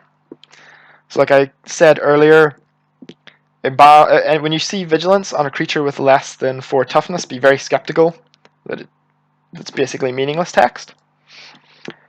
Embalm for 5 mana is a lot, but this is a kind of going back to the 2-drop we reviewed 2 cards previous, that this would play into that. Play out my creatures, attack you, make some trades, recast my creatures, keep attacking. But this is inefficient at that. It's inefficient. 5 mana for Embalm. It's kind of nice, this card, as a defensive creature. If you are playing the mid-range or defensive decks, you get a reasonable blocker from it. It's a 3 mana, 3 power blocker. And then you get to cast it again to make another blocker. That puts like a serious dampener on some of the aggressive draws that your opponents might have. This card is fine. This is probably a C. Yeah, I think this is a little better. This is better than the C minuses I've talked about. This is, yeah, a C. Anointer Priest. So 2 mana, 1/3. Whenever a creature token enters the battlefield under your control, you gain 1 life. And it is Embalm for 4 mana. Creature token. That is really restrictive. I guess it triggers itself the second time. You gain 1 life when you embalm it. But yeah, that's very small what's going on here. This card I am not interested in putting in my constructed decks. Or not in my limited decks, sorry. Yeah, this is just very small stats. Doesn't block particularly well. How much life are you going to gain from this over the course of the game? 3? And that's like counting itself. That's 2 mana for 1/3, and then you have to pay 4 mana for another 1/3. This is C minus D plus. Probably I think I'm gonna lean towards D plus. You're not gonna want it in your aggressive decks. You're not gonna want it in your mid range or your controlling decks. It's a D plus, maybe even an F actually. Well, maybe because the embalmed creatures do kind of give you 2 creatures over the course of the game, which is valuable. I'm gonna stick with D plus. Time to Reflect. So 2 mana or 1 mana, white instant. Exile target creature that blocked or was blocked by a zombie this turn. Right. So this one is kind of weird. This card reads like a removal spell, right? The first lines of its text are exile target creature. But really, this is a combat trick. You have to have a combat trick that you have to have a zombie. So you have a zombie in play, and then anytime that zombie gets into combat with another creature, you can remove the other creature. Yeah, make sure to view this purely as a combat trick and not as a removal spell. So again, being as it's a combat trick, it can only kill creatures that your opponent is willing to risk in combat. That takes a major hit, and it's a combat trick that can only work on your zombies. That is a lot of restrictions. It is very cheap though, which is very nice. Maybe if you had a lot of zombies, this card is playable. But this is you have to have 10 zombies before you can put this in your deck. Certainly never want to put this in my deck with less than 7 zombies. And it's only a combat trick. Yeah, this is not impressive. This is a D. An F in almost every deck. If your deck has 12 zombies in it, it's probably a C. No, it's maybe better than C. It's maybe a C plus if you have 12 zombies in your deck, but otherwise it's like an F. For constructed, it's nothing. Fanbearer. So white for a creature zombie with pay 2 mana to tap target creature. And it is a 1/2. So tappers are really good in limited, and this is only cost 1 mana, so it's reminiscent of Gideon's Lawkeeper. And it that was the great 1 mana tapper. And it's kind of like a pacification array from Aether Revolt was this as an artifact instead of a creature. 2 mana to tap. So this card, when you play it on turn 1, it's probably going to get in for 2 points of damage before your opponent has means to block it.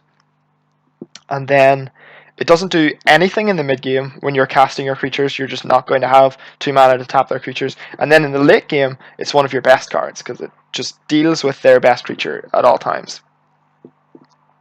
So that's an interesting arc this card goes through during a game. 2 mana is heavy cost to ask, but in the late game, that's basically meaningless, or close to meaningless. In the mid game, it's just too big for you to be able to be activating this. So this card, during a draft, this gets a lot worse in multiples. Like, you just can't really afford to have 4 mana to be tapping 2 creatures outside of the extreme late game. So this is like the first one you get and add to your deck is probably a C+, B-. The second one you add to your deck is like a C, C-, and the third one is like a D+. Like, they get considerably worse the more of these you get. But the first one is good. The first one is like C+, B- range. But just be very aware that as you pick up more, they steadily decline. Ooh, Okerta the True, the first god in our review. So it is a 4 mana 3/6 with double strike and indestructible. Can't attack or block unless you have at least 3 other creatures, and you pay 4 mana to make a 1/1 with vigilance. So, reviewing these cards for limited is interesting. So I've looked at all the gods. There's a massive range from the good ones to the bad ones. The good ones are very good, and the bad ones are like quite bad, I think. This one's on the higher end. This one is one of the good ones because the most important thing for all the gods is, can you meet the conditions to allow this to attack or block? Because otherwise they are just bad cards. A 4 mana enchantment that has pay 4 mana, make a 1/1, unplayably bad. If you can meet this requirement though, 3/6 double strike indestructible that can make tokens is exceptional. Like, if you erased the can't attack or block clause, this card would be an easy A+ in limited. But there's obviously a big hoop to have to jump through. For this card though, the hoop is actually not very hard to get through. Like, getting 3 other creatures in a game of limited is, you would expect that to happen the majority of the time. Like, it would be strange for me to look at a board state past turn 6 where you didn't have 4 creatures in play. Like, that would be an anomaly. So this is and plus this can make creatures to get you up above that limit if you are struggling. So I think this is one of the best gods in the set for limited. I think this is a pretty easy A. Maybe it's an A-. I'm going to say A because it's easy to turn on and the payoff is huge. Just huge. 4 mana for a 1/1 it's a very small effect. Like, if you compare it to kind of like Jam Day Tome type cards where you pay 4 mana to draw a card, it's certainly a lot better of effect. And there is one of the gods that has that exact effect. But yeah, this is an A for limited. Is it splashable if you opened it in the 3rd pack and were not these colors? If you're green, I imagine it is splashable. I imagine you'll have enough creatures that you will just take this, and you'll probably even have the mana fixing to be able to support the splash of this card. If you're like red-black and open this in pack 3, it's probably not very good. Like, I probably would not be looking to splash it in that case. So yeah, that's where I'm going to come down on this card. Is like, great in any white deck, great in green decks. I wouldn't go out of my way to splash it in non-green decks. For constructed, this does not look very exciting. So, well, in constructed, this is actually quite a lot like Heliod, the first white god, because it's the same mana cost. It has this 4 mana make a token ability, and Heliod, its condition was you needed to have a board presence. This condition is also you need a board presence. Its body is maybe a little better, double strike and 6 toughness. I don't know if that matters. given that there's like cast out is printed in this set, I am skeptical of a card. Like the white aggressive decks, the like Thalia's Lieutenant decks, I think they can just do better for 4 mana. They could just play Gideon. Like if you play Gideon Ally of Zendikar, just if they had 3 creatures in play, make a Gideon emblem and give them all +1/+1. Yeah, given that Gideon exists, this card is just not going to be standard played.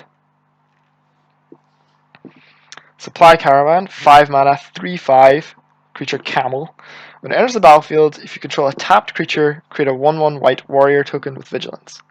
So, having a tapped creature is a very, very easy condition to meet in Limited.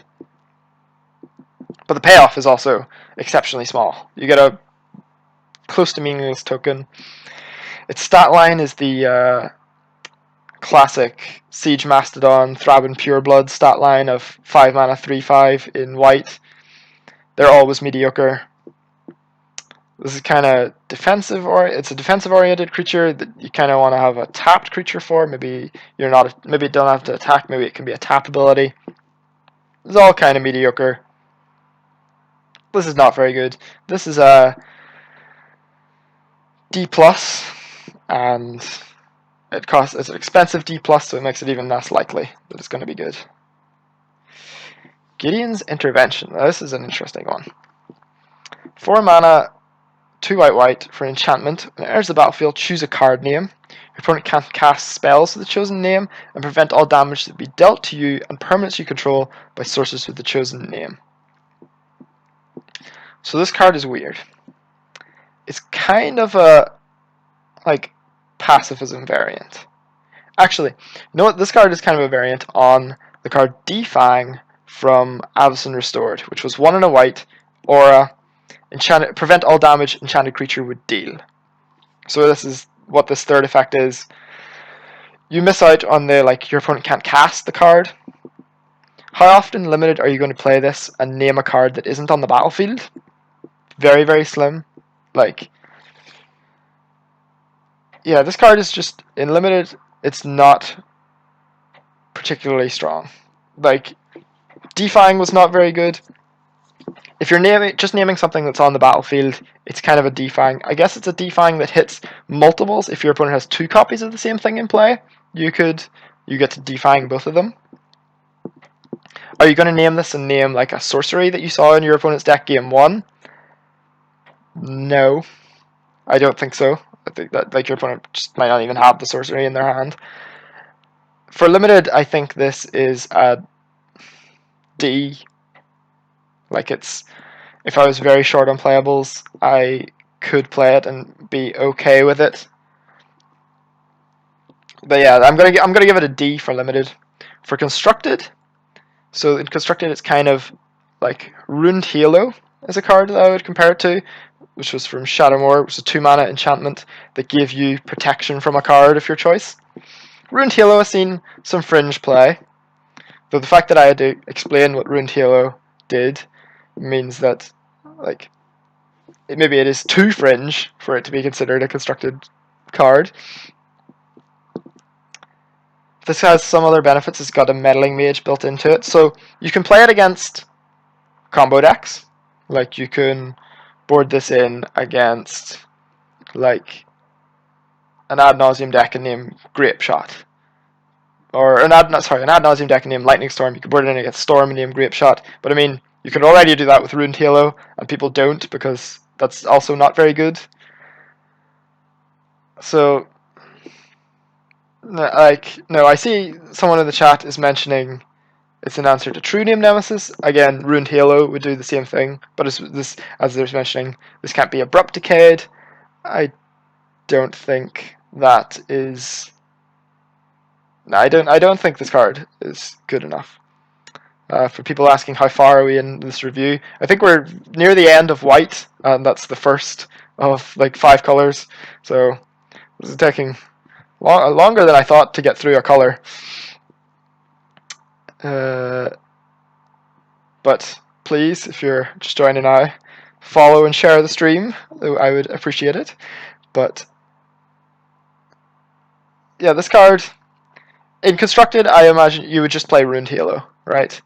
I can't. There would have to be something extreme, like an extreme sorcery that you didn't want to resolve. Like if your opponent is playing the like Approach of the Second Sun or Rise of the Second Sun, then this could lock that out. But no, not.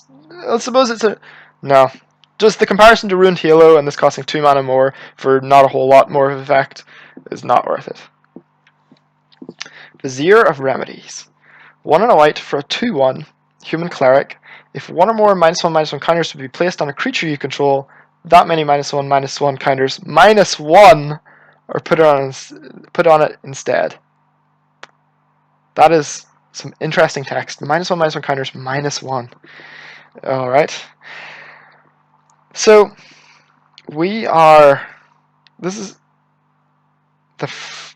We're almost 3 white. I know I've said that a couple of times, and there just seems to be more and more white coming, but we haven't seen any -1/-1 counters at all yet. I know green has some sort of a theme of putting -1/-1 counters on your own creatures, so maybe this is a like plant for a green-white deck in Limited, but like it's not like Wither is in this format. Like if Wither was one of the mechanics, this would actually be quite good, but its stat line is unimpressive. It's a 2 mana 2/1, and its effect, like as of right now, we haven't seen a single card that this would affect. This is like a D in most decks. You can board it in if your opponent has multiple ways to put -1/-1 counters on your creatures. Maybe when we get to black, we'll see some of that. When we get to green, there is a theme of putting -1/-1 counters on your creature. This is probably gets a bit better in green-white, but altogether, there's not a lot going on with this card. If you're green-white, it probably goes up to a C-. Like it goes from D to C-. Now for constructed, I can see people talking in the chat about constructed applications.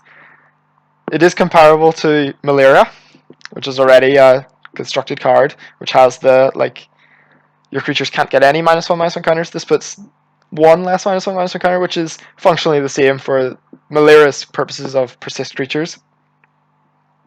So it is white Malaria, but we already have white Malaria in the case of the Anafenza. This is, I guess, as Steve has pointed out, white Malaria that combos with Devoted Druid. I don't know why you want white Malaria in your deck that has Devoted Druid, which is a green card, so you could just play green Malaria instead of white Malaria. I would be shocked if this card has any sort of constructed implications. Maybe like it's a 1 toughness Malaria. Maybe there is some sort of like card that cares about like some sort of tutor that tutors for 1 toughness creatures that couldn't find Anafenza or Malaria that you would go get this card with, but Devoted Druid doesn't combo with Malaria. You're right, you can't pay the cost. Okay. This is a combo with Devoted Druid where the other Malarias don't. But again, this all seems very fringe. I imagine this is not the best. This isn't a unique effect in that there's only a few cards that do this type of effect, which I guess is not the definition of unique. But I think the other ones just do more or are better. But there are combos. There are combos here. Combo potential. Devoted Cropmate. So 3 mana, 3/2, Human Warrior. When it attacks, you can exert it to return target creature with converted mana cost 2 or less from your graveyard to the battlefield. So, limited. This card is going to do its effect once. Do not ever expect to be attacking with this multiple times and exerting it multiple times to get back multiple. Well, to begin with, it's tough enough to get 2 cheap creatures in your graveyard. Like, there's been a couple of these type of effects in the past year. There was one in Kanzatarkir with Raid that got back one of your small creatures, and there was one in Aether Revolt with Revolt that got back one of your cheap creatures.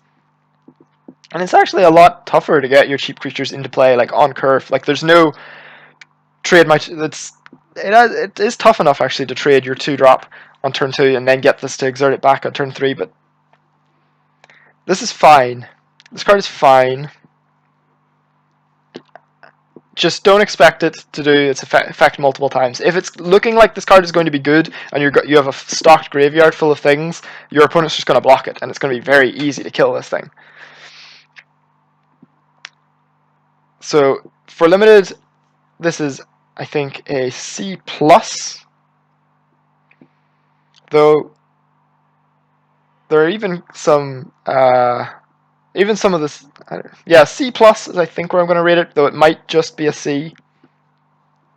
It's fine. The stat line is okay on this, and if you do get to trigger something back, it is quite good, but it's not going to be surviving multiple combats. And in the late game, it's like mediocre. Like your opponent's just going to have something with 4 toughness to block it with. Oh, I believe we're at the end of white. So let's see, how long did that take? That took almost 2 hours. Ooh, maybe this is going to be a longer stream than I thought. I know taking a couple of minutes break is suicide for my stream viewer numbers, and we're at 40 viewers right now. That's higher than I think I've ever gotten. But I'm going to take a quick 2-minute toilet break and refill my water, and then we will jump back into blue. Whilst I'm away, please like and share the stream, or follow if you haven't already, and maybe we can salvage our viewer numbers.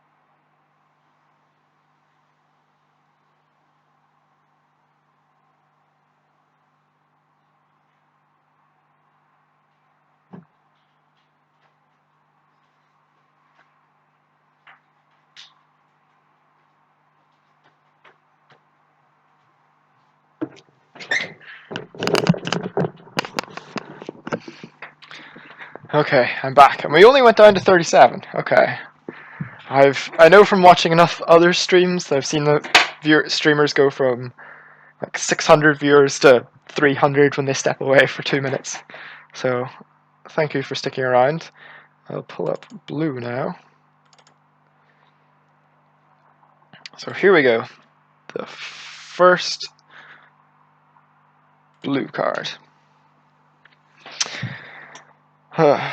Sacred Excavation. So 4 mana sorcery, return up to 2 target cards with cycling from your graveyard to your hand. Well, that card's kind of sweet. 4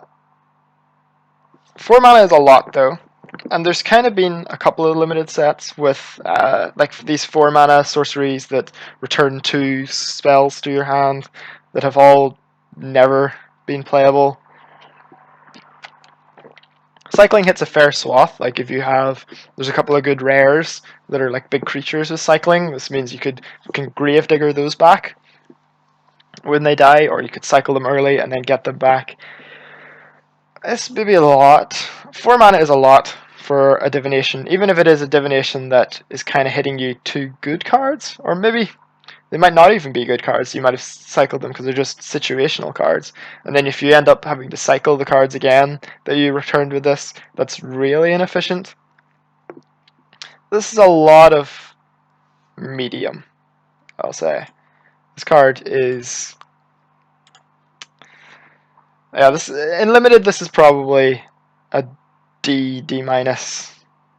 Like, if you had a couple of... if you had like the Sphinx, there's a Sphinx that has cycling. There is like a demon that has cycling. If you had those, you can play it as a Gravedigger. I think that seems more realistic than playing it to just get back 2 medium spells. But no, it's not. It's not exciting. This is a D. For constructed, oh, it'd be sweet if this was good. But the things you're cycling, it's probably you're just better off playing like, as someone in the chat mentioned, Torrential Gear Hulk. Like, you can cycle your spell early and then flash it back with Torrential Gear Hulk is just better than picking it back up and casting it again. So yeah, there's some things, like there might be a cycling deck in Constructed. When we get to new perspectives, I'll talk a little bit about the cycling deck if there's a potential for it. But it's this is a lot of mana. So I don't expect it to get there. Kefnet the Mindful. Okay. Just right into one of the gods straight away. 2 and a blue for a 5/5, flying indestructible. Can't attack or block unless you have 7 or more cards in hand. And 3 and a blue, draw a card, then you may return a land to your hand. Very weird ability. So limited to begin with. I think this is the worst god by a reasonable margin in limited. You're not going to have 7 cards in hand in your limited game. Like, in limited, you have to play to the board. You have to put all your cards onto the table. It's just how limited goes. So this card's just not going to be able to attack very often or block. It is noteworthy that if you're on the draw and you didn't play a 2-drop, when you cast this on turn 3 and then draw for your 4th turn, you will have 7 cards in your hand, so you can attack with it once, but then as soon as you play your 4th land and then play a 4-drop, you're now 2 turns away from it attacking again. This is the worst god in limited, I think, by a fair margin. The activated ability is not even that great in limited. We've seen Jam Day Tome in multiple limited formats, and it's often a D, D minus. So I would imagine this card is just in that range of like D, D minus. But Jam Day Tome has had sick constructed applications in the past, as the chat is pointing out. So we're going to talk about this in Constructed now. I think this is one of the better gods for Constructed. I think this card received a lot of... I saw a lot of criticisms of this card whenever it was first spoiled. I've already wrote a little piece on this card before, so I'll iterate on some of the points I thought about for Constructed. Control mirrors in Constructed for the past 7 years or so have all been like the go-to mirror breaker for all control decks has pretty much always been Planeswalkers, where we both have like all this removal in our decks, all these counter spells, and it's just trying to get a Planeswalker through because they're so hard to deal with, and they accrue this advantage that you don't have to spend any mana on throughout the game. And this card is incredible against Planeswalkers. It's cheap, so you can get it out early. It's indestructible, so it's tough to remove. And whenever this is in play, if your opponent has a Planeswalker in their hand, like, how can they cast it, knowing that they would have to tap all their mana to play it, and then you would get to untap on your turn, and it would be very easy then, if you don't already have 7 cards in hand, which is maybe not likely, but you can then activate it and get up 2 more cards. Like, I think it's going to be very easy to get from like that 5 to 7. Like, you even need to go into your turn with 4 cards because you get 1 for your draw step, and then activate this up to 7. I think this is going to be really good at pressuring Planeswalkers in Constructed. Plus, Azure Mage was a card printed in M12, I believe, which is 2 mana, 2/1 with 4 mana draw card, and it saw Constructed play, and it was in a very high power level constructed format. That was like just that was still Callblade minus Jace Stoneforge. Like those two cards got banned whilst M12 was coming out, and Azure Mage saw constructed play in that format. Like it was a very high power level format. This is an Azure Mage with Indestructible. Indestructible is an amazing ability on an Azure Mage. Like how that's the only drawback of Azure Mage is that your opponent can kill it. The May effect as well, it's kind of weird. You can use it to pick up cycling lands so you can cycle them in the late game. So it becomes in the late game 6 mana, draw 2 cards, sack a land, which is interesting. It's certainly more efficient than paying 8 mana to draw 2 cards. I think this card will see sideboard constructed play during its 2 years. I think you will see a lot of blue decks with this card in its sideboard. Kind of, if you look at Jace Unraveler Secrets, it's currently standard legal. It has seen intermittent standard play. It's in a couple of sideboards here and there, very, very oddly very, very rarely in the main deck, but it does see some sideboard play. I imagine Kefnet the Mindful will be at a similar level to Jace Unraveler Secrets, where you will see it not all the time, but you will see it in Constructed.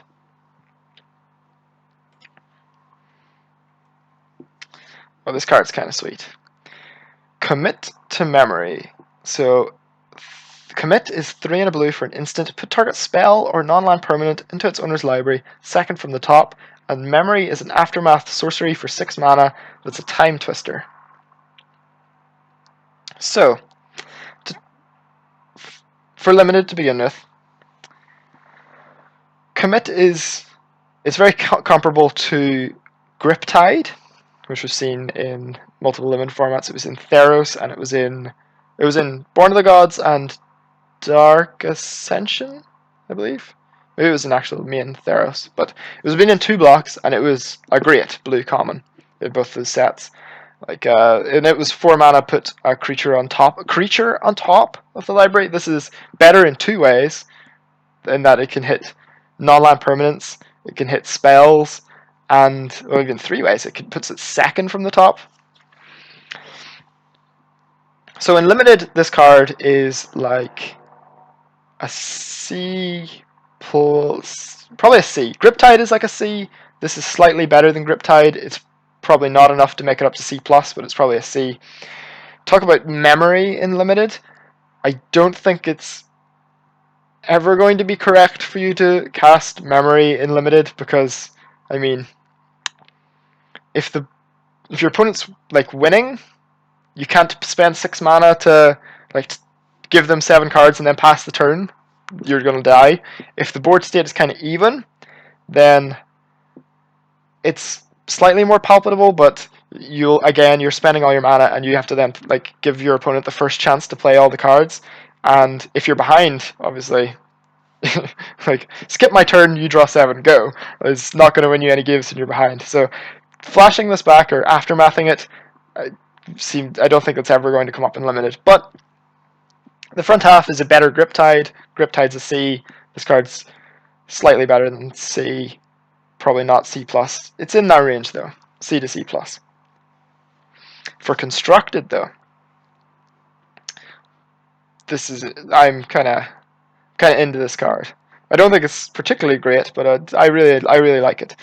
So for commit, if this card costs 3 mana, if it was 2 and a blue for the text of commit, it would be a constructed staple. Like it would be a memory lapse that can also affect any non-land permanent, and it delays it by 2 turns. Like it would be exceptional at 3 mana. At 4 mana, it's considerably less efficient, but this is a counterspell that can affect the board, and those don't come along very often. Like one of the previous ones we've seen, Venser Shaper's Avant, like see some constructed play. Questionable constructed play, but it does see some constructed play. And it certainly saw constructed play in Standard. I don't think commit to memory is likely to make it out of standard, but I think it will. I kind of on the same level of the last card, Kefnet and GS Unraveler of Secrets. I think it will see intermittent standard play, and it will see in the main deck. Um, yes, I was referencing Legacy whenever I said that Venser has seen questionable constructed play because it's a little loose. Like I understand it's got purposes and it's kind of the like Cavern of Souls mirror breaker for the Miracle's Mirror, but um, it's questionable. Commit to memory. Yeah, this card will see standard play, a little bit of standard play. The fact that you get to it's very powerful Torrential Gear Hulk. Let's talk about that. You can hit one of their permanents, put it second from the top of their deck, and then when they eventually draw it again and get to recast it, you get to flash it back with Torrential Gear Hulk and do it again. So like you can really put a happening on your really hamper your opponent's development throughout the game with this, because it's it does a lot of things that are nice. Like it's a counterspell. It can affect the board. It is it's a tempo spell that is card neutral, which you don't see all that often. There's a lot of nice small things. Again, at 3 mana it would be a constructed staple, one of the best cards in the set. At 4 mana it is pushing it. Kind of similar to Summary Dismissal, where at 3 mana it would be really, really good, and it sees play at 4 mana. This is kind of similar, where it's that kind of push.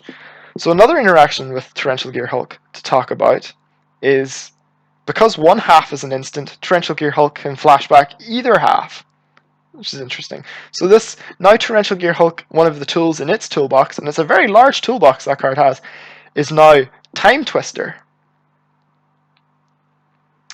Time Twister is a strong effect, and as we talked about, though, one of the biggest drawbacks of Time Twisters is giving your opponent the first go at a Time Twister. If you flash it back in their end step with Gear Hulk, then you get the first go at it. Gear Hulk does not work anymore. Someone in the chat is saying, did they change the rules like within the last week? Because they changed the rules for split card. That only changes the CMC. That's the CMC ruling. I'm almost certain this works this way. Like its converted mana cost is 10 mana, but the fact that it's instant sorcery, Torrential Gear Hulk can target either side. Like Torrential Gear Hulk doesn't care about converted mana cost. It just cares is the card an instant. I'm pretty sure this works. But even then, I'm not going to go into super amount of detail because I don't think it's going to be massive effect in constructed. It's just a kind of a cool interaction that you can Gear Hulk into a Time Twister in your opponent's end step. But again, when you're playing these blue Gear Hulk control decks, by the time you get to the Gear Hulk stage of the game, Gear Hulk is already kind of your big catch-up stabilization play, or it is the big push you over the top play. You don't need a Time Twister. Like Time Twisters are risky. Giving your opponent a new hand is not trivial. But that's my bit on commit to memory. This will see constructed play. Probably just as commit. Because commit is, well, it'll be fringe constructed play. Illusory Wrappings, 3 mana, enchantment aura. Enchanting creature has base, power, and toughness 0-2. So we saw this type of card in Dragons of Tarkir. It was reduced in stature, which I believe is just the exact same text as this with a different name. Reduced in stature was fine. This is fine. Reduced in stature was like a C, low C, C minus. Probably. The first one's a C, the second one is like a D+. This is probably in the same range, where it's okay to play, but you're not excited about it. Of note, your opponent can. This is a pacifism variant that your opponent can still block with the creature. Like they get a chump block out of it, and in particular, if their creature is has like any sort of death trigger, or their creature has embalm, then once they chump block with it, they still get some effect out of it. So that's a negative on this card. This probably that's the kind of negative that probably draws this down to C minus. But there are, yeah, I think this is like a C minus, but someone in the chat is saying this isn't where blue wants to be. That's questionable.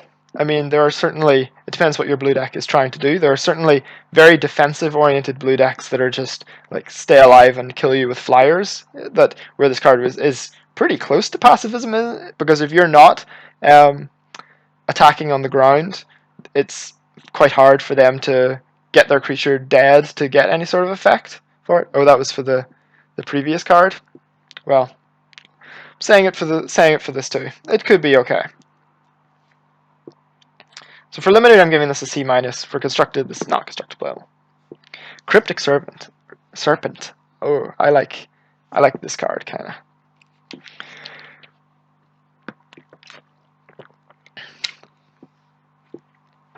So it is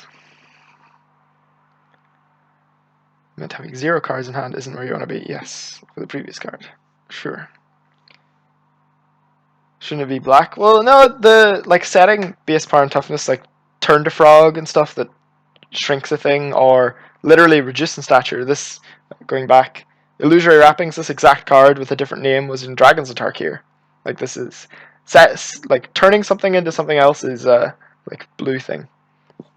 But yes, Sorcerer's Queen is probably the first card that did this type of effect. So Cryptic Serpent. I kind of like this card. I like everything about this card. The art is sweet, and it's an Instance and Sorcery Matters cards, which are my favorite type of cards. So it's 5 mana for 6/5, costs 1 less to cast for each instant or sorcery in your graveyard. So there's kind of been a couple of like cards like this in the past few years. If you think back to Kaladesh, there was Scrapdiver's Serpent. There was a big serpent. The 7 mana cost 1 less for each artifact you had in play. That card was quite good. That card was, I think, the best blue common. How that ended up shaking out in triple Kaladesh draft at the very least. Having artifacts in play is kind of comparable to having instants or sorceries in your graveyard in limited. It's probably a little harder to get instants or sorceries, but cycling is one of the mechanics in the set, so you can get instants or sorceries into your graveyard in other ways in this format for limited. This card is probably quite good, because like even if you discount it by 1, which is very modest, then a 6 mana 6/5, that's Alpha Tyrannax stats. That was a fine green common. If you discount this by 2 and make it 5 mana 6/5, that's quite good. Like you were happy when your Scrapdiver Serpent in Kaladesh Limited cost 5 mana. You were like, all right, we're doing it. This is a good card. I think getting 2 instants of sorceries in your graveyard is likely to be similarly easy, especially with cycling. And if it ever costs 4 mana or less in limited, it's unreal. So for limited, yeah, probably going to be landing around the same level as Scrapdiver Serpent. Maybe it is a little. It's hard to say which is easier, the artifacts in play or instant sorceries in your graveyard in this format.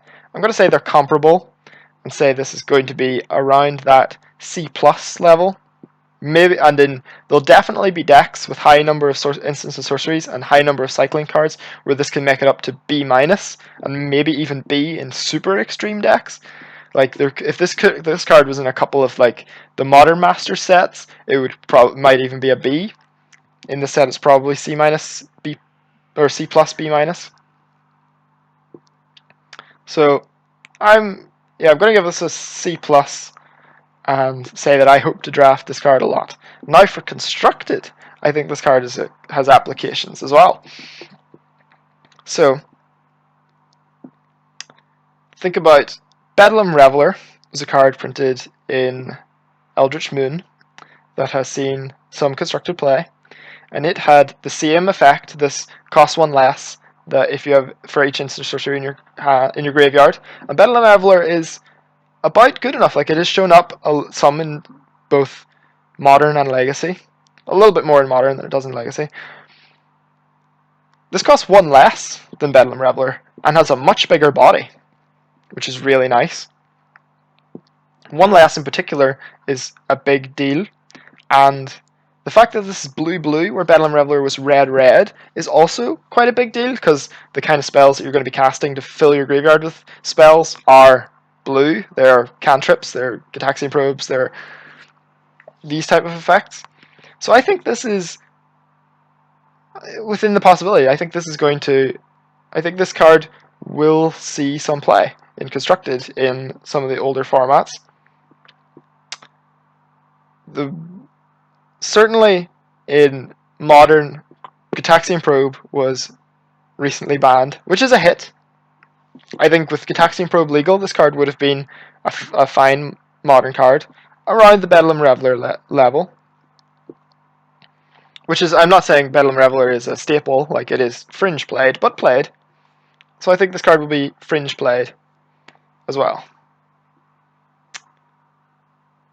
I've played some Bedlam Reveler decks. I had some people in the chat are saying that Bedlam Reveler draws cards and this one doesn't. I've played some Bedlam Reveler decks, and I have definitely had some board state, like plenty of times. It's a surprisingly high number of the time that I've had Bedlam Reveler in my hand and not wanted to cast it because my hand was better than 3 random cards. So it's not Bedlam Reveler, it's not just, you do have to discard as well. It's not just pure upside, there is a little bit of downside to it. Admittedly, this is like probably about 20% of the time where I was like hesitant with like, oh, I don't really want to cast this here, but 20% of the time is not zero. On to the next card, Decision Paralysis.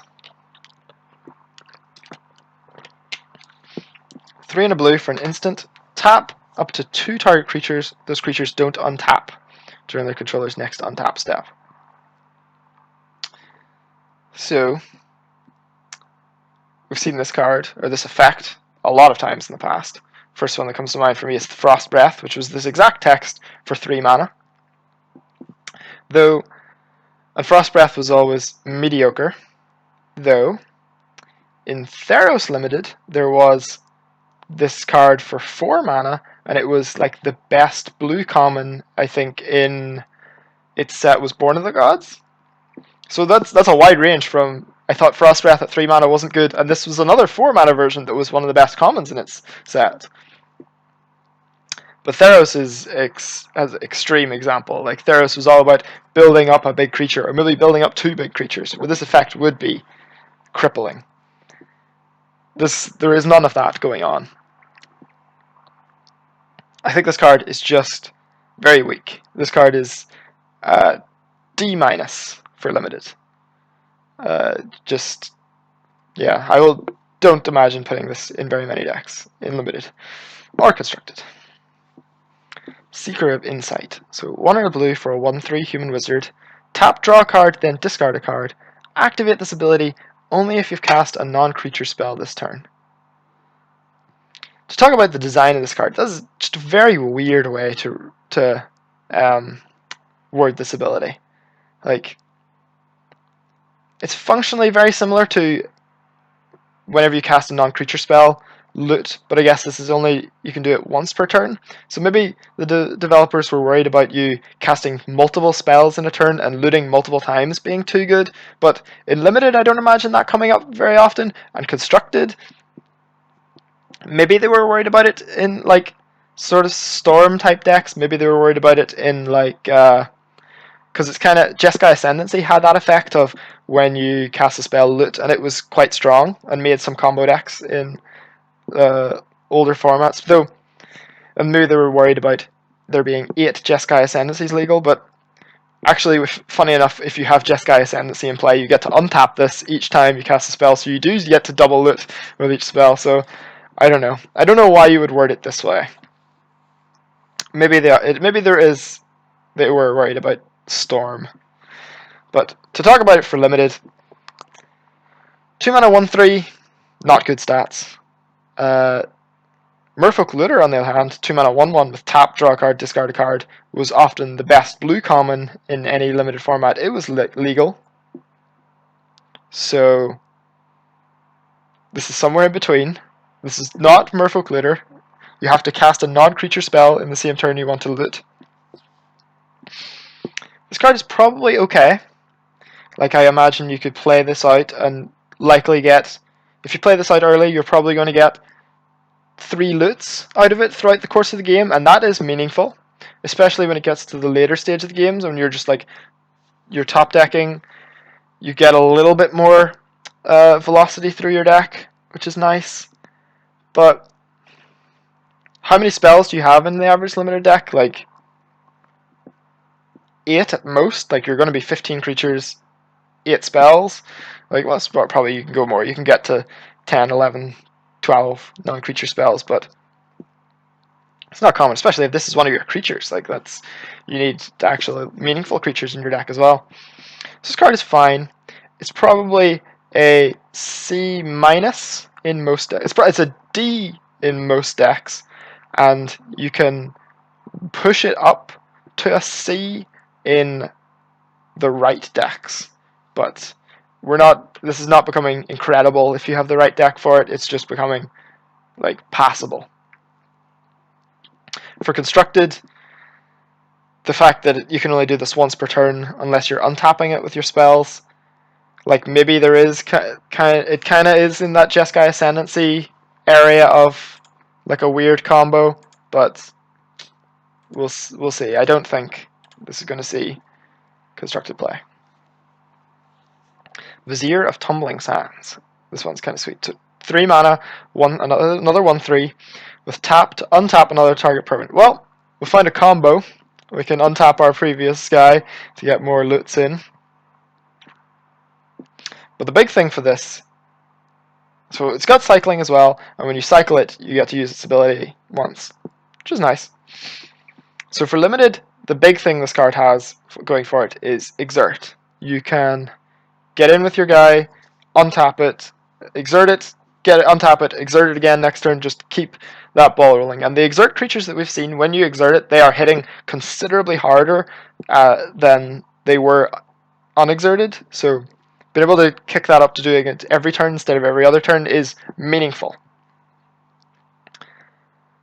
You can also use it. It generates an extra mana. If you play this on turn 3, you can cast your 5-drop with it by tapping your land for mana, untapping your land, and then tapping it again. So it ramps out guys. That's nice. It can give any of your creatures vigilance, not just the exert ones. If you have any creatures with tap effects, you get to use them twice in a turn. This is a lot of things, and they're all good things. I think this card is good in limited. This is probably like a B minus, probably the lower end of B. Yeah, I think it's. I'm going to give it a B, but it's not as good as some of the other Bs. Cycling is really nice for this as well. You can use it as a combat trick. You could kind of a combat trick. You can untap a creature that they weren't expecting you to block with. So yeah, it does enough small things, but really the biggest thing in limited, I think, is that it can make mana. If this was untap a creature instead of untap a permanent, then it would. I would not be giving it a B. It would be like a C+. But the fact that this can, at the very worst, be using you to get to 5 mana on turn 4 is huge. So when you could, until you find the things to combo with it, you could be just using it for more mana, which is really, really nice. But yeah, you can cycle this after your opponent's attacked you to untap a blocker. That is nice. It does enough. It's a B. For constructed, I'll get to this card again when we talked about new perspectives, because I think there's some combo applications for this as well. So I'll save that talk for later. As Foretold. Whoa, I forgot this card existed. There's a lot going on here. So, 3 mana enchantment. Beginning of your upkeep, you may put a time counter on it, and once per turn you can pay 0 rather than pay the mana cost. For spell you cast with converted mana cost X or less, X is the number of time counters on As Foretold. For limited, this is a blank. This is just an F. Don't put it in your deck ever. Now let's talk about it for constructed, because it has a lot of applications there. For some unbeknownst reason, Wizards have decided to rule that you can use this to just cast Ancestral Vision from your hand, or use this to cast Restore Balance, or use it to cast Living End. Not Hypergenesis, that one's banned in Modern. Why? I mean, maybe they'll change the rules. As it stands, I think those interactions are very strong. I imagine there will be some decks in Modern that can use this to play Ancestral Vision. You can kind of already play it. Well, it kind of seems okay in the like Grixis type of Ancestral Vision control decks that already existed, where you can play this, get your Ancestral straight away from your hand. If you draw another Ancestral off it, you get to cash that in really right away. That's really nice. And then it does kind of tick up, and you'll eventually get to just be casting all of your spells for free. I think it's close and might not be good enough in that kind of application in Modern. But the application that I am worried about is it with Restore Balance. Restore Balance is an incredibly strong effect, like balance, destroying all lands and destroying all making players discard their hands and wrathing the board. It's a huge amount of effect. And in particular, if you have some means to like sack your own lands, so you don't have any lands in play when you cast your Restore Balance off this, you're going to get all your opponent's lands, and then you're going to just be left with As Foretold in play that's going to tick up and let you cast your actual cards from your hand. So neither player is going to have lands, but you're just going to have this enchantment in play that means you can cast everything for free. Will I be going over these cards for Cube as well? I haven't really, but I mean, the Cube one kind of ties in with its constructed application, where it's kind of a mix. If a card is like good and constructed, there's a good chance it'll see play in Cube. And I guess I can kind of mention, if I don't know if we've went past anything that might have seen Cube play, but if I do notice, I'll call it out now in the future. That's a good point, because Cube is one of my favorite formats. But yeah, if you have any way of sacrificing your own lands, like Greater Gargadon, like Dark Heart of the Woods is Modern legal. If you have any sort of Zuran Orb effect, or even the current Restore Balance decks in Modern, kind of get around that by playing Border Posts and playing just like Simian Spirit Guide type effects to ramp out the mana. If you ramp this out with a Simian Spirit Guide, not only do you take cards out of your hand, you don't have anything on board and no lands in play, so that's just like one less resource you get to chop down from your opponent. So yeah, I think this is worrisome with Restore Balance. I could see it being potentially really abusive. For the other decks, the like Corey Burkhart Grixis control decks, it's medium. It could get there. I could see it, but I'm not 100% sold to begin with. But yeah, the like playing this without any lands in play and using it to cast Restore Balance is really strong.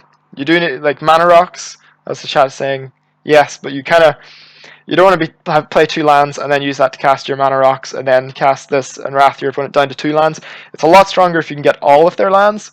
So if you can find ways to end it yourself with no lands in place, like Greater Gargadon. Greater Gargadon already sees play in the Restore Balance decks. So Gargadon, this Restore Balance, it's kind of really strong. I think it is potentially strong.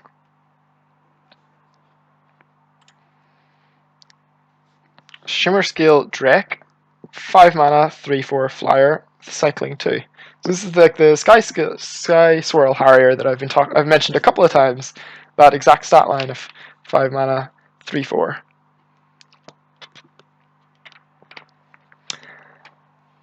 Cycling is really nice, and Sky Swirl Harrier is a fine card. It's the stats are fine. This card is like definition C in limited, and again it's an expensive C, so worse than the cheaper Cs, but it is an expensive C that has cycling, so it is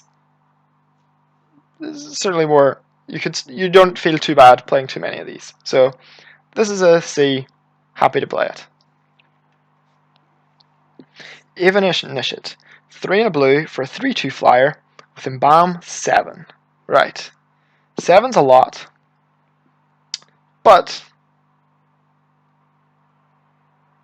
remember that this is Snapping Drake's stat line. The 3 and a blue 3/2 flyer. Assault Griffin as well in white. Those cards have been printed in like 7 or 8 core sets. And they're always fine. They're always quite good. So it's probably like a C. The Embalm is expensive, but kind of like flashback cards. The best example for flashback is like Chainer's Edict, where the front half is a 2-mana edict and the flashback is 7 mana. Like when you read that, you're like 7 mana for a 2-mana effect. That's so much, but being that it's got flashback, like it's not costing you a card, that's what like it is. You're not spending anything but mana on it, so it's kind of free in the way that it's 7 mana. So this card, yeah, Moon Heron as well is another example of the classic 3 mana or 4 mana 3/2 flyer. This card is good. This card is a C. Maybe a C minus if you're kind of a defensive deck. Though in the kind of defensive decks, it is like it's a good finisher because it's like your opponent has to kill it twice. So yeah, this is like C level. Gale Strike, 2 and a blue, instant. Return target tapped creature to its owner's hand. Draw a card. Very nice. So for limited, so the first card I think of when I see this is Exclude, which was maybe it was Repulse. Exclude was the counterspell. Repulse was 2 and a blue, instant. Return target creature to its owner's hand. Draw a card. The same thing without the tapped creature clause. Tapped is certainly a drawback, but a reasonable percentage of the time it's not going to matter too much. You're often, because it's an instant, you're often just going to be waiting till your opponent's turn, waiting to their attack with their creature anyway before you Gale Strike it. It means you can't Gale Strike on curve, like you can't pass on turn 3, they play their 3-drop and you just go end step, bounce it, and then take your turn, which you could with Repulse. I keep saying Exclude, but Repulse. But this is good. This is like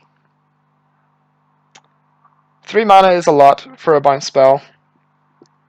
This is probably a B minus C plus level, is I think where it goes. Yeah, I'm gonna say B minus, but it is borderline between that and C plus for limited.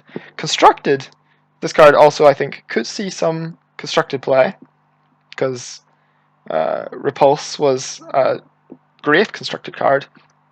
The fact that it is tapped is a drawback. There are probably just better. There's probably just more efficient things you can be doing in constructed. So I think the power level is almost there, but there's just going to be better options. Like this would probably be a good block constructed card, but once you expand it out to a standard, especially a standard that has 4 blocks in it, you're just going to find more efficient things to do in constructed. So I would like it to get there, but I don't think it will. Zenith Seeker, 3 and a blue for a 2/2 flyer. We're seeing a lot of expensive flyers in blue. Whenever you cycle or discard a card, target creature gains flying until end of turn. This is. I give it a C plus. No, I give it a B minus. The last card, the Gale Strike. It is B minus C plus borderline on that border. Like it will. Yeah, one of those 2 grades. So Zenith Seeker, 4 mana 2/2 flyer. that's a lot to ask. 4 mana 2/2 flyer is just such weak stats, and its effect is target creature you control gains flying. I mean, this kind of reads as a, like, you kind of have to be green-blue for this to be beneficial. And you kind of want to have something meaty in play, and then you kind of need a string of cycling cards to get it through, or even just ones, because if you only activate this once to get in one hit with one medium-sized creature, that's very unexciting for your 4 mana. So I'm not impressed with this card. This card is probably a D plus, C minus. I'm gonna say D plus, with it going higher in green, but you also have to be green and then have a lot of cycling cards. So it's a lot of conditions you have to meet for this to be interesting and limited. And then in constructed, it doesn't do anything. So Glyph Keeper, this one, probably some constructed applications here. So for limited to talk about first, 5 mana, 5/3 flyer. Becomes the target of a spell or ability for the first time each turn. Counter that spell or ability, and then embalm for 7 mana. This is an easy A for limited. It is a 5 mana 5/3 flyer would already be approaching A in limited. It would probably be a B plus. The fact that it's got the like Kira Great Glass Spinner ability of like your opponent has to target it twice to kill it. I mean, like that's makes it so hard for your opponent to be able to kill this in limited. And then it's got Embalm. When they eventually do kill it, it's going to take them a while, and then you get to do it again. Yeah, this is an easy A for limited. Easy A. For constructed, this also potentially could have some application as well, because it is a threat that your opponent has to kill 4 times. It's not going to see play outside of standard. When I say constructed, I mean only in standard. And this is a potential cube card, though there's kind of a lot of good cards, blue cards in this kind of area in constructed in cubes, so I don't think you're gonna be adding it to many cubes. But yeah, for constructed, for standard, this is a good min range threat that you have to kill 4 times. But it doesn't really affect the board. It's not a great blocker. I'm skeptical. I think it could be an okay sideboard card against like removal heavy decks, but you have to be blue. And at the point where you're playing against, you only see 2 times. Well, it counters the first time you target it, right? So your opponent has to like target it and then play their kill spell, which usually means playing like 2 kill spells on it, and only the second one gets through, and then you embalm it and has to do that again twice. It's kind of what I mean by they have to kill it 4 times. Because like in constructed, or even in like, how many times are you targeting your opponent's creatures with things that wouldn't kill it? I guess you can go combat trick kill spell, but at that point it's still costing your opponent 2 cards. Like that's not really much different from removal spell, combat trick, removal spell. This versus the O-Ring Angel. Which do I pick in limited? The O-Ring Angel. And for constructed, the O-Ring Angel as well by a decent margin. This card, so I think its power level is there for constructed, and it probably would see constructed play in a different color, but where this would be good would be you would want to be boarding this in against kind of like the control decks that don't have sweepers but do have like spot removal spells, so like blue-black control type decks. But at that point, because you're a blue deck, you normally just board in like negates against those decks, and it's like so much. That's already how blue decks combat other like they're trying to stick a threat combat control decks. So I imagine, given that negate exists, negate is kind of the card that would do what this card is going to do, which I don't think is very intuitive, because like negate and this card are like, they couldn't be more different. But I think negate, they do the same role, and negate does it better. So lay claim, 7 mana, enchant permanent, you control enchanted permanent, and it's got cycling for 2. So confiscate was this card for 6 mana. and for an extra mana you get cycling on it. Well, we'll talk about for limited. For limited, this card is good. This card is a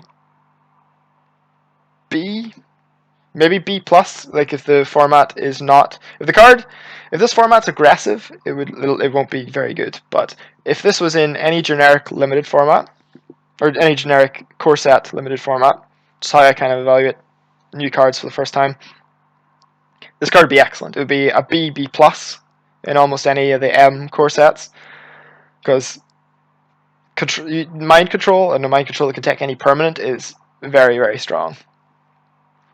And cycling is amazing on a 7 mana spell. And it's kind of disappointing that you lose a lot of your late game punch for any decks when you do end up cycling this, but the cycling is very nice on this card. This card, I imagine this card will be either B or B plus, depending on the speed of how this format shakes out. But I'll give it a B plus, I think, because from what I've seen, I guess we haven't got to like red, so maybe it's a B. My tentative rating at the moment will be B. For constructed, it's close. At 6 mana, I think this card would see constructed play. At 7, I think it's a little off. Yeah, I think that's how I would rate it. At 6 mana, this card I think would see constructed play, because like, ooh, nice Planeswalker, give me that. Is quite a swing. But I'll say no on Lay's claim. So Labyrinth Guardian, 2 mana, 2/3. That is great stats already.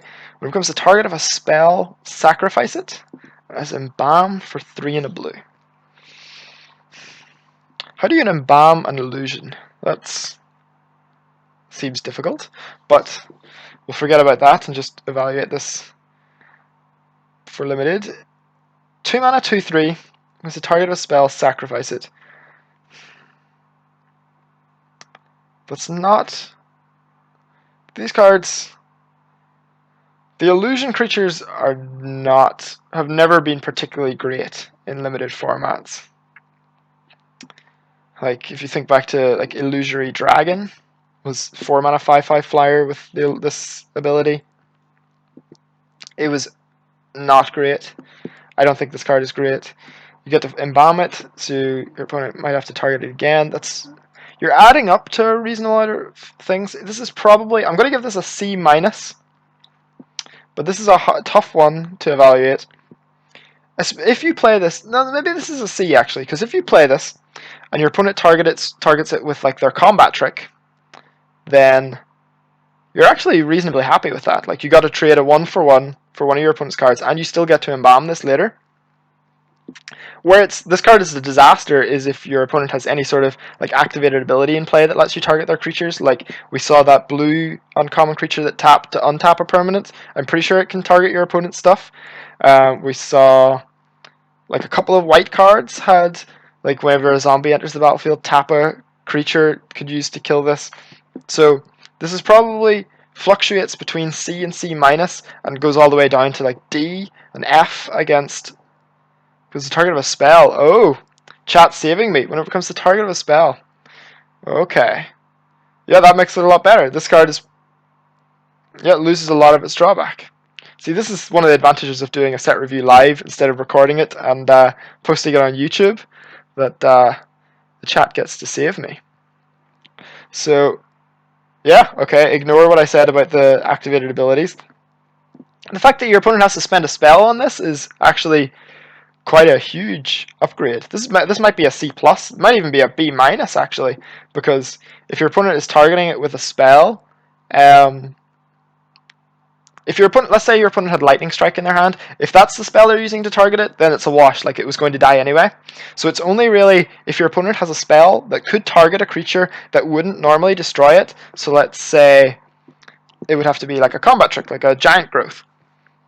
And if you played this and your opponent Giant Growthed it and killed it, then you traded 1/1 and you still have you can embalm it again. Yeah, this card's good. This card, and it's got good stats. I'm going to give this a B minus. And I would have been giving it a C minus if chat hadn't have jumped in. So, pat yourselves on the back, chat. So here we go. Scribe of the Mindful, 2 and a blue for a 2/2. Creature Human Cleric. Pay 1 and tap. Sacrifice Scribe of the Mindful. Return target instant or sorcery card from your graveyard to your hand. Well, this is inefficient. 3 mana 2/2. It's bad stats. But it can return an instant or sorcery card from your graveyard. That's okay. This card is probably a C-. If you have any particularly good, it's probably a D+ that becomes a C- if you have particularly good spells. I don't know, I don't think I've seen any spells yet that would make me go out of my way to return them. But we haven't got to red and black, which have all the best removal spells that are actually spells, unlike white's removal, which are all like enchantments. So once we get to red or black, if there's some good common and uncommon removal spells, then you could certainly, in your blue-red, blue-black decks, want to pick up your spells again. But we haven't seen anything so far that I would go out of my way for this. And yeah, like I said, it's a D that becomes a C- if you have some good spells. And it's not constructed playable. Heckma Sentinels. 2 and a blue for a creature human cleric, 2/3. Whenever you cycle or discard a card, it gets +1/+1 until the end of turn. This is kind of nice. So 3 mana 2/3 is respectable stats. When you cycle or discard, it gets +1/+1. So this is kind of scary. This kind of plays like Prowess, where you can kind of get into this into combat with this, and your opponent does not know. Opponent kind of has to come into combat respecting this, getting +1/+1, and they don't know if you can't do this. So you can kind of play it as a 2 mana 3/4. That's how your opponent has to play against it. That's quite nice. This is probably a this is a C. I don't think it goes up to C+, though maybe if you had exceptionally high number of cycle cards, and I've looked ahead through some of the commons, and I think a couple of blue commons that have 1 mana cycling, which is really nice and makes this a lot better. But yeah, this is like a C that could potentially make its way up to a C+ if you are very cycling heavy, but it's a C. Constructed, not playable. Trial of Knowledge. This one's kind of cool. So 3 and a blue enchantment, enters the battlefield, draw 3 cards, then discard a card. And when a Kartosh enters the battlefield under your control, return Trial of Knowledge to its owner's hand. So at the base level, this kind of plays like Sift, which was 3 and a blue for sorcery, draw 3 cards, discard a card. It was in like Weatherlight, I think, some really old format. And it was one of the best commons in its limited format. Limited has changed a bit since then. 4 mana, draw 3, discard a card is only okay, though I will say in Kaladesh there was Tezzeret's Ambition, I think it was called, which was 5 mana, draw 3, discard 1 most of the time, and I was okay playing that card in my deck. This costs 1 less, which is nice, and it has the bonus if you get to return it to your hand. I think this card is probably, this is like a C+ in decks with 0 Kartoshes, but if you have any number of Kartoshes, this card I think goes up to a B, because getting to bounce this and do it again is really, really strong. And we haven't got to the green Kartosh, but it's very good, and you'll play as many of them as you can get in your limited deck. And once you have this one, you really want to pick up the blue one, because the blue one at least cantrips. So I think C+ with 0 Kartoshes, and like B if you have like 2. And I don't think it's constructed playable. Vizier of Many Faces. This guy's kind of cool. So 4 mana for a clone, and it has Embalm for 5 mana. In limited, I'm just reading again. It can can become any creature on the battlefield, not just your own. which is really nice. Clone is a good card in Limited. Clone is like a B in Limited. It's always the best creature in play. And this is the same. The only real downside is it costs double blue instead of blue. So at the base level, I think this is coming in with a B, and then it might even bump up to B plus because of Embalm. Because Embalm is very nice. If you get to if you can play your clone early, be the best creature, and then late game it gets to upgrade and become the best creature again. Yeah, this is B plus. It might even be A minus, but again, I kind of reserve the A grades for cards that will win you the game, or like put a really huge swing on the game, which I don't think this is. I'm just going to give it a B plus. For Constructed, this is probably better than any clone we've seen in Constructed in quite a while.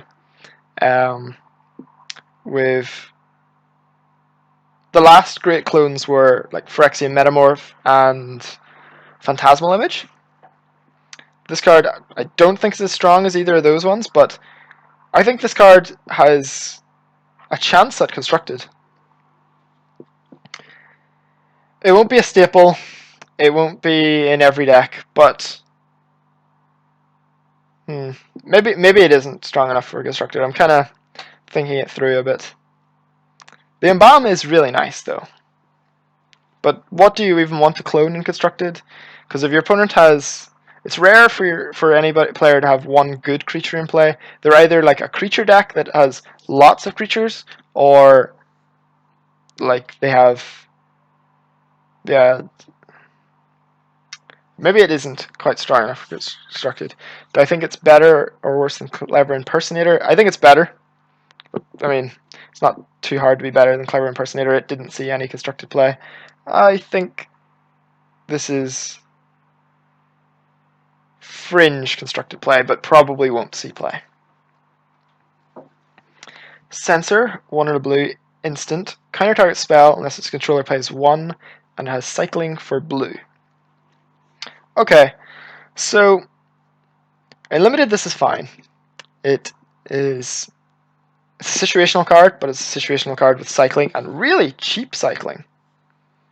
So yeah, I'm into this for Limited. I think it's probably a C. It's not great, but you're not going to be unhappy to play this in your deck. Like if you're playing sealed and blue is one of your colors, like you're almost certainly going to be playing this, and it's not going to be left in the sideboard. It's fine. It even Force Spikes in the past have kind of had the thing of like when you play it in game 1, you have to board it out for game 2 because your opponent will be aware of it. But you don't even have to board this one out because you can always cycle it. Like this is solid. I'll say this is a B. No, not a B. Sorry, a C. A C. Yeah, this is a C for Limited, and there are a couple of cycling matters things that might happen in Limited, which is kind of nice. That 3-drop a few cards back it lets you turn this into a combat trick, so it's nice. C for Limited. For Constructed, though, actually, before I talk about Constructed, I want to say one thing. This card, the name Censor, I really hate it when Wizards uses up really good names like Censor on kind of... This card is okay, but I think you should really save like a name like Censor for just like a complete all-star of a card. The card's gonna like... I don't know. It bothered me in Kaladesh that they used Miscalculation on... Or was it Miscalculation? No, it wasn't Miscalculation. It was Malfunction. They used that name on kind of like a forgettable card. Like, save the name Malfunction and Censor for something really good. I don't know. Or something that you're going to reprint over and over again. Kind of like Hero's Downfall or Murder. Murder's a good example. Or like you're going to put that in dozens of Limited formats over the years, so you're giving it a really nice name. Like Cancel. Cancel's great use of that name because Cancel gets reprinted all the time. It's nice to have a good short name, but using the word Censor on a card that you can't reprint because it's got cycling is kind of bothers me. But for Constructed, this card is Probably one of the better blue cards in the set for constructed, actually. This card seems very strong. Yeah, Force Spike with cycling is... I mean, it costs 2 mana instead of Force Spike's 1. But cycling is a huge, huge deal. Because this card will be a... This card will be big in constructed, I think. I think there's going to be a fair bit of... Like, you can expect to play against this card a lot in standard over the next 2 years. I mean... There's even some... Yeah, the cycling is really nice. That counter spells that you can get rid of. It's so cheap. The cycling is only 1 mana, so in the late game you can just, like, it's not a dead draw. It's a great card.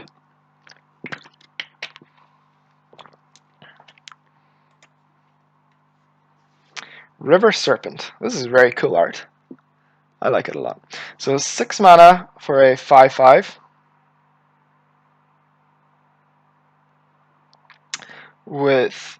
It can't attack unless there are 5 or more cards in your graveyard, and it's got cycling. Well... Getting 5 or more cards in your graveyard to be able to attack. That is a tough restriction. Getting 5 cards in your graveyard in limited is tough. Though cycling is one of the set mechanics, so that makes it certainly a lot easier. This card is probably okay. It can block even whilst you don't have 5 cards in your graveyard, which is nice.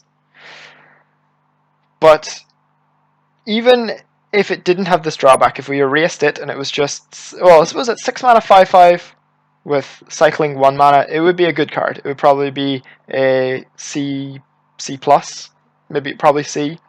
With this drawback, it takes a hit, but it's probably... It's C minus is the range I've put into, but even if you have a deck with a high number of cycling cards, it's a C minus is where I'm going to land on it. Forget I said C, because even if you have a lot of cycling cards, it's just at that point 5 mana or 6 mana 5/5. Like, it's mediocre. Floodwaters, 4 blue, sorcery, return up to 2 target creatures to their owner hands, and has cycling 2. Well, we've kind of seen a lot of the 6 mana double or triple bounce spells in the past few years. There was Kanza Tarkir had 6 mana instant bounce 2 creatures, and Theros had 6 mana sorcery bounce 3 creatures, scry 1. This is well, okay, those 2 cards I just listed, the Kanza Tarkir one and Theros one, were on wildly different power levels, so it's maybe the comparison isn't so great, because the Theros one was actually very good and the Kanza Tarkir one was quite poor. This one I think leans closer to the lower end.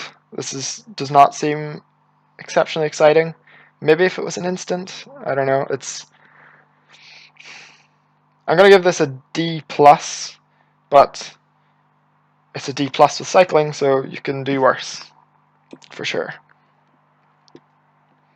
Naga Oracle, 3 and a blue for a 2/4. When it enters the battlefield, look at the top 3 cards of your library, put any number of them into your graveyard, and the rest on the top of your library in any order. So, the stats are okay. 3 mana 2/4. That's mediocre. It's not great stats. When it looks at the top 3, you can put any number of them in the graveyard. So basically you get 3 looks at finding like an embalm creature, and if you put an embalm creature from the top of your deck into your graveyard, that's card advantage. You're up a card there. You also kind of get to do some filtering, that you get to like put any lands from the top of your deck that you don't want into your graveyard and just put your good spells on top. You get... There are some cards that let you... We've already seen a couple of cards that count the cards in your graveyard, like that Serpent, as Chad is pointing out, that count how many things are in your graveyard. So there's some synergies here. Yeah, there are some synergies here, but not great ones. This card is probably a C that can go a little bit higher if you had a lot of embalm cards, because at that point you are generating card advantage. So yeah, I'm gonna say a C that could bump its way up to a C plus if you had a lot of graveyard things going on. But the base line of 4 mana 2/4 is weak, but it is a 4 mana 2/4 that, like, if you viewed it as Scry 3, that would actually it's okay. Like, that would be C level. So I'm giving it a C. Essence Scatter. Ooh, I like this card. So 2 mana instant counter target creature spell. So to talk about this in limited, it's fine. In limited, Essence Scatter is always like a C minus, that it's like an okay card to put in a limited deck. But it goes up considerably whenever whenever you know your opponent has like a dragon in their deck. Then this is quite a good sideboard card to be boarding in those type of situations. So yeah, that's probably where it is. It's going to land at like C minus, because counter spells and like these kind of reactive spells it's a lot tougher to build your deck around in limited than they are in constructed. And oftentimes in limited, well, kind of similarly in constructed, you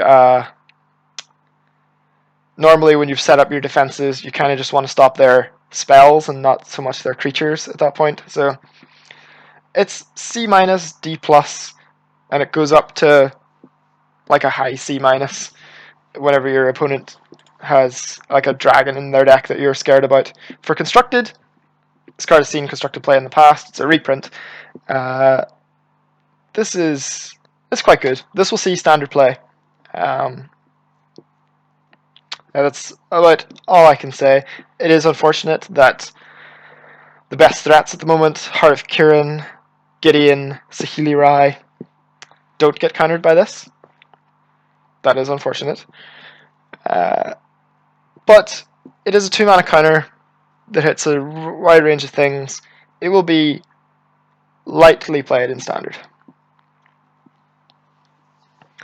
Winds of Rebuke, 2 and a blue, instant. Return target non-land permanent to its owner's hand. Each player may puts the top 2 cards of his or her library into their graveyard. So, this is Disperse, each player mills 2. Now, the mill 2 on your opponent, I don't know how much of an advantage that is. Probably net disadvantage, but the mill on yourself, like, you're gonna feel really bad when you bounce something and mill your opponent's embalm creature, and you get to, like, you've drawn them a card. That's kind of awkward, but I imagine it'll happen to you more often than it happens to your opponent, seeing as blue is one of the embalm colors, and you'll be putting this in your deck. More likely to put this in your deck if you have a high number of embalm creatures. But the mill is kind of, I think, irrelevant to this card. Disperse is a fine card that's like a C minus. In limited, this is again probably in that range. It's fine to play one Disperse. It's fine to play one Disperse in your limited decks. The first one is like a C minus. The second one is like a D minus. So don't be playing multiple of these, but don't feel embarrassed to play the first. And for constructed, Disperse has seen fringe play. This is slightly better than Disperse. I wouldn't imagine there's anything going on in standard to make me want to play it though. Angler Drake, 4 blue, for a 4/4 flyer, and when it enters the battlefield, you may return target creature to its owner's hand. Wow, this is a great card in limited. Let me just say, the 6 mana 4/4 bouncer creature, the Aether Snipe is the first one that comes to mind. It had Evoke, which is, I guess, a nice ability, but flying is also a nice ability on this. This is a great card. This is a B plus in limited, probably a B or B plus in limited. This is a huge swing. Whenever you play it, you get like a nice, huge tempo swing, and a 4/4 flyer is a big body that's like really threatening. Like, yeah, as chat is saying, mega Mistraven. Yeah, this is 2 mana more for +2/+2, and your Mistraven that's a reasonably good deal. Yeah, and it's fine for this card to be expensive because it catches you up when you play it. If you are behind, like that's the drawback of expensive cards, is that when you're behind, it exacerbates the problem. But this catches you up. So, yeah, this is a great card. B for limited, and not playable in constructed. Slither Blade, blue for a 1/2 unblockable. Oh wow, if Theros had blue for a 1/1 unblockable, this is just blatant power creep.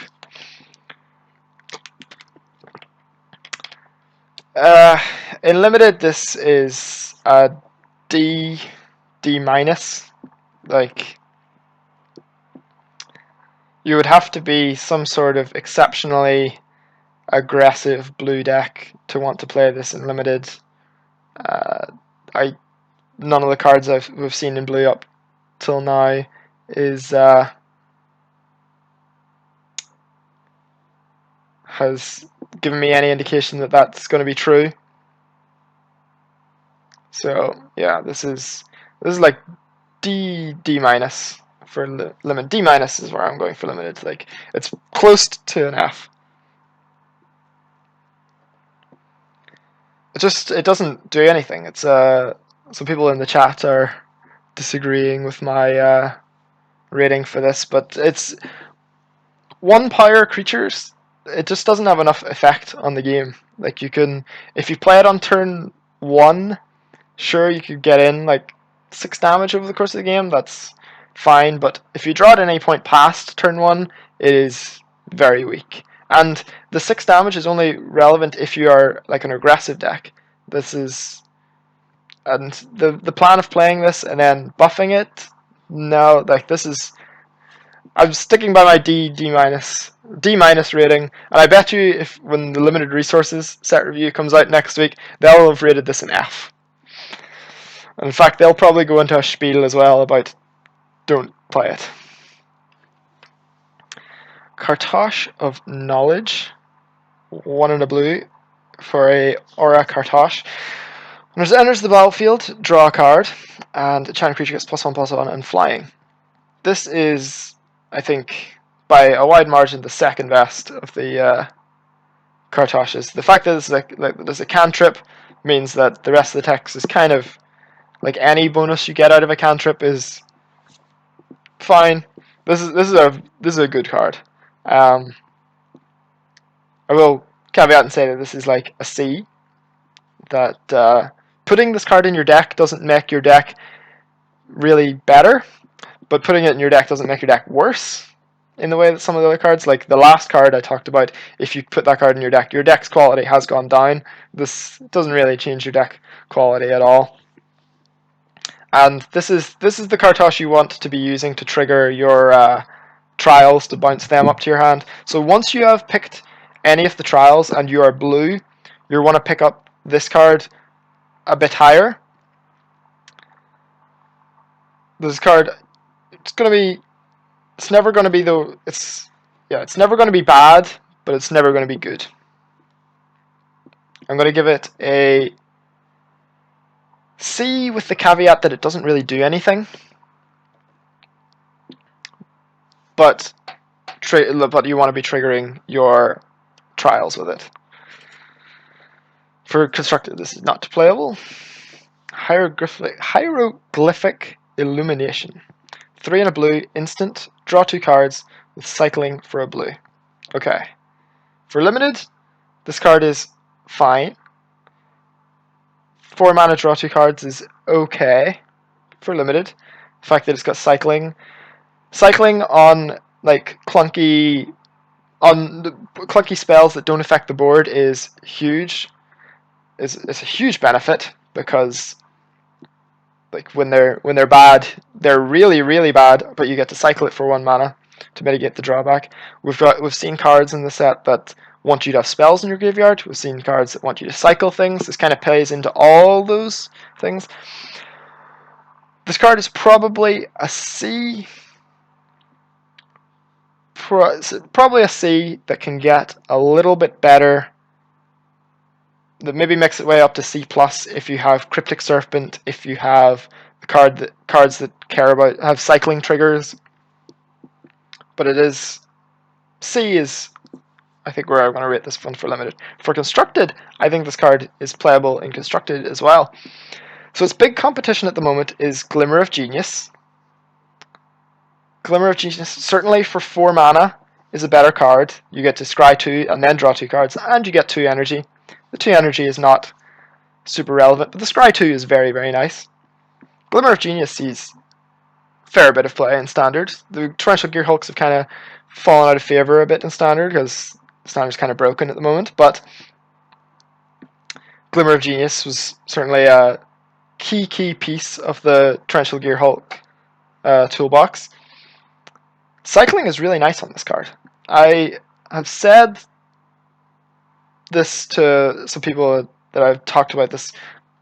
I've talked about this card with a couple of people. And I think if this card was reworded such that it was blue instant draw a card with kicker of 3 mana to let you draw an additional card, people would evaluate it higher than they currently are.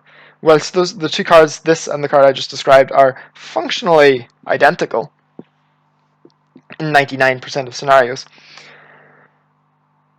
I think this is quite nice. Like a blue for an instant draw card.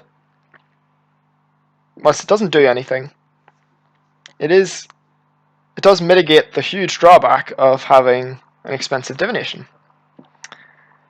Glimmer of Genius is... I could certainly see a world where both this and Glimmer of Genius both see play in Standard at the same time. Glimmer is, I think, slightly better, so it will get the nod in like the Torrential Gearhulk decks.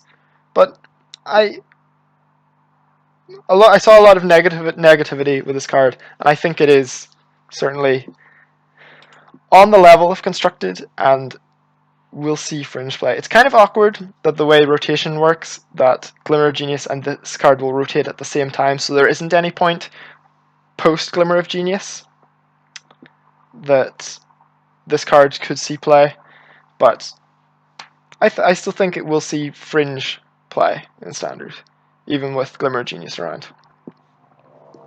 And here's one of the cards to talk about why. Drake Haven. 3 mana enchantment. Whenever you cycle or discard a card, you may pay 1. If you do, create a 2/2 blue Drake creature token. So for limited, talk about that first. This is tough.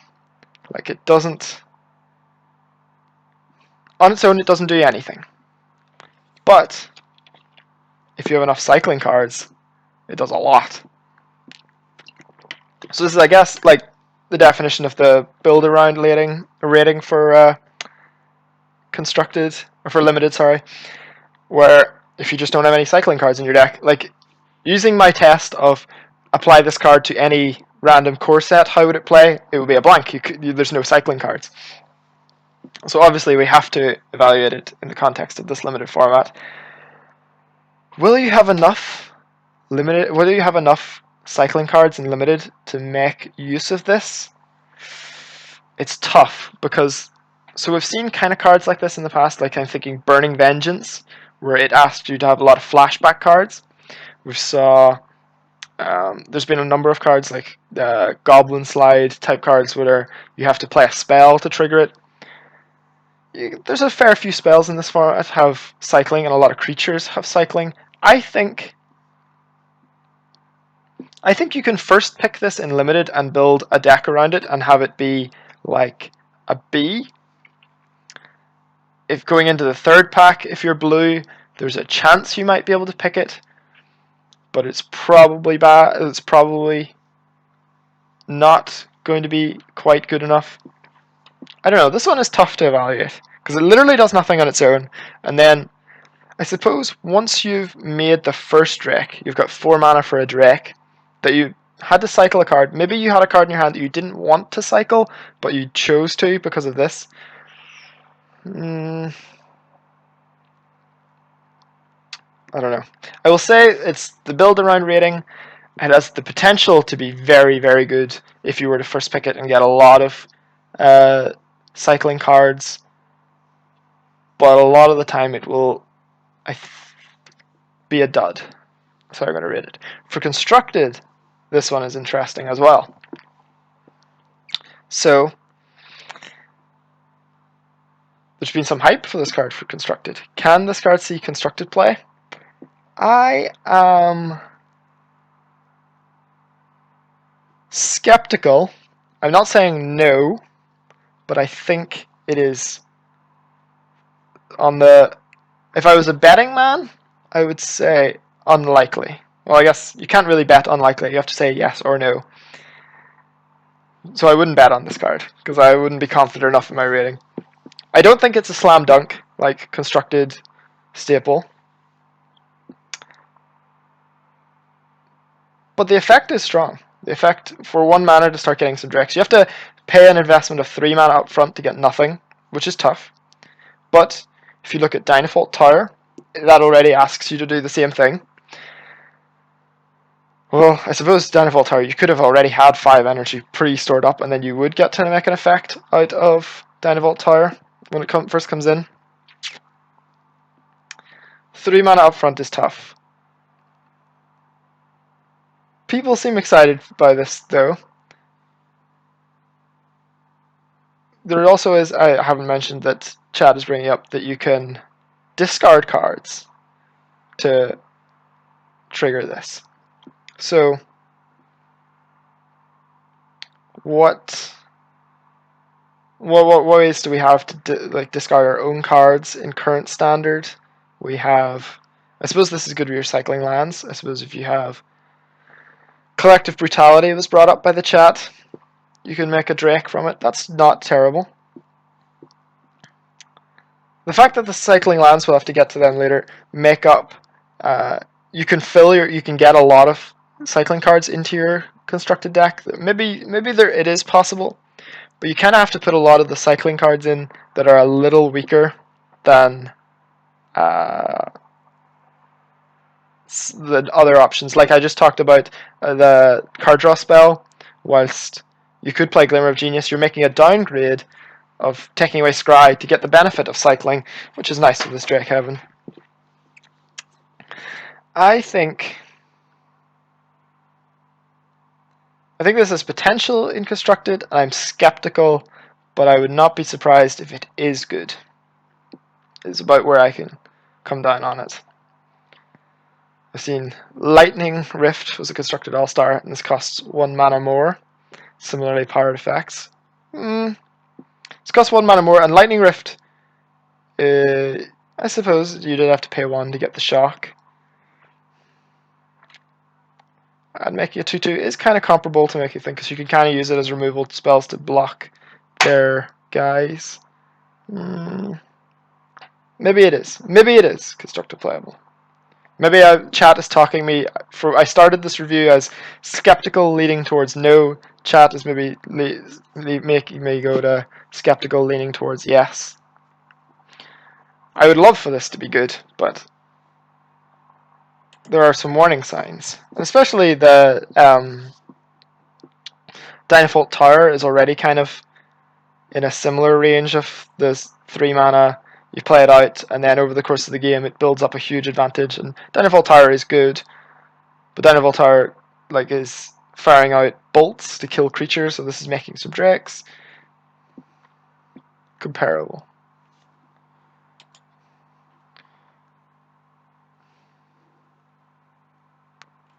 How many Drakes do you need to make this good? 3. Because the first one is just 4 mana, 2/2 flyer, split up. That's not good enough for constructed. 5 mana, 2/2 flyers, not good enough for constructed. It's hard. I actually don't like that that description, that way of analyzing cards that have that stick in play and do their effect repeatedly, because it's not so much about the like mana to effect ratio. It's really about how this impacts the game unfolding out over the rest of the game and how it makes the rest of the game play out. So maybe the more I'm thinking about it, the more I am kind of being talked into it a bit. Maybe this. Well, I went from skeptical to hopeful. On to the next card. Pull from Tomorrow. This one is sweet. So, X blue blue instant, draw X cards, then discard a card.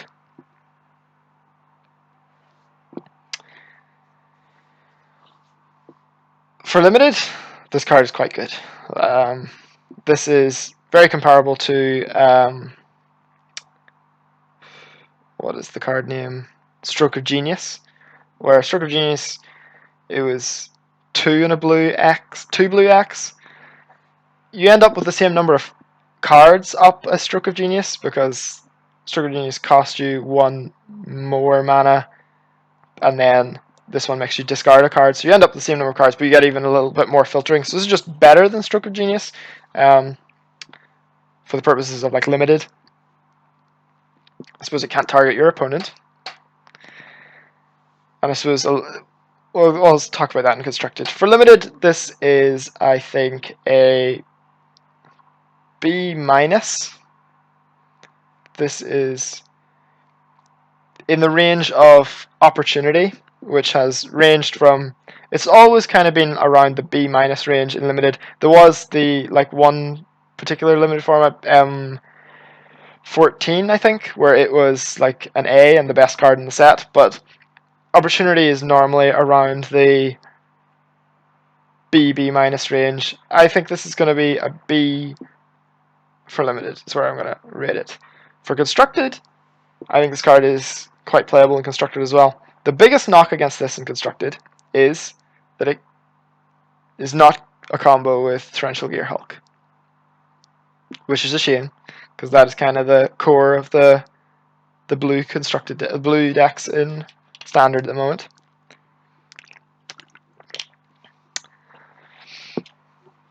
Comparing it to Stroke of Genius saw a fair bit of constructed play, but those Stroke of Genius kind of, as someone in the chat mentioned, can be used to target your opponents, to deck them, and in particular, Stroke of Genius only being single blue was very relevant because a lot of Stroke of Genius decks were all about generating like infinite mana and infinite colorless mana, so then being able to spend it all into a Stroke of Genius to kill your opponent and fireball them out.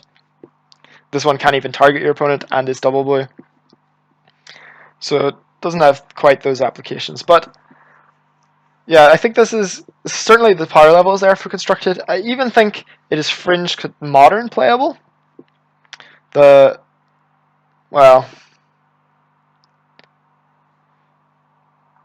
think it will see standard play.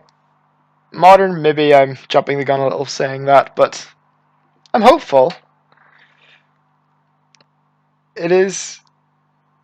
So Sphinx's Revelation costs you blue, white, so you have to pay an extra mana, so you get one less card out of Sphinx's Revelation, but then you discard a card, so it's the same number of cards as Sphinx's Revelation would get you.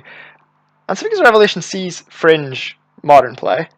The life gain is nice. This was like, where Sphinx's Revelation draws you X cards, this one draws you X plus 1, and you discard a card. So it's like draw X loot once, where it was just draw X. I think there might have been times where some like the Grixis decks in Modern that can't play Sphinx's Revelation would have liked to play Sphinx's Revelation. So I think fringe Modern play will see standard play. I think it's a sweet card. Crop Skirmisher, 2 mana, 2/1 with Embalm for 3 and a blue. This one's kind of nice.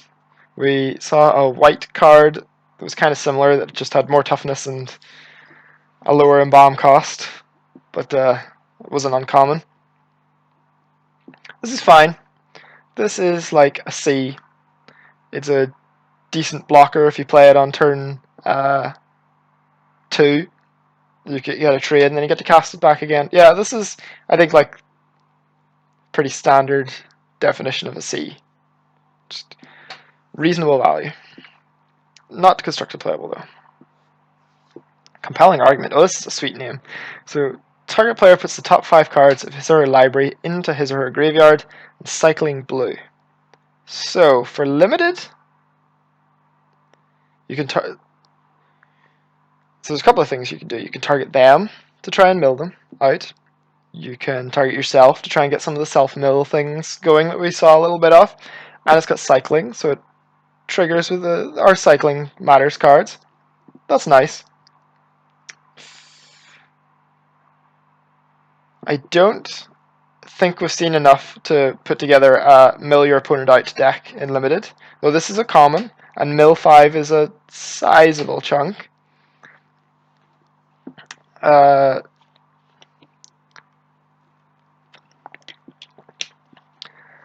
think this card, if you're picking this card in limited, chances are you've just got a high cycling, a deck that cares a lot about cycling. Like if you picked Drakehaven, if you got that 3-drop that was a 2/3 that got +1/+1 when you cycled, if you ended up with either of the 2 serpents that want you to have a lot of spells in your graveyard, then this is the kind of card to pick up just because it's only 1 mana cycling.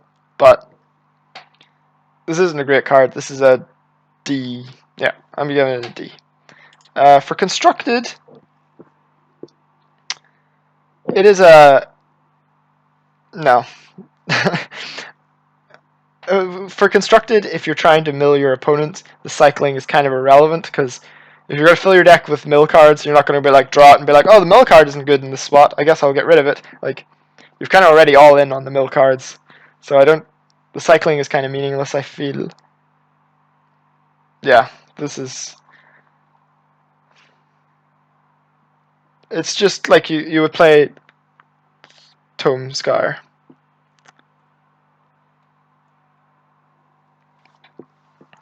Yeah, this review has been going on a fair bit. We're, what, 3.5 hours in now? And we're only on blue. We might have to break it up, like half today, half tomorrow.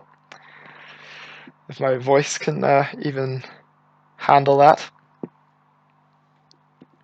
But we'll see how we go. We probably will have to break this into 2 parts. So, use perspectives. 6 mana, enchantment. When used perspectives enters the battlefield, draw 3 cards. And as long as there's 7 or more cards in your hand, you may pay 0 rather than play cycling costs. Right. So for limited, this is basically 6 mana, draw 3 cards, which is okay. That is like a D that some decks will play. Really. I'm just going to leave it at a D minus for limited. For constructed, though, this one's kind of sweet.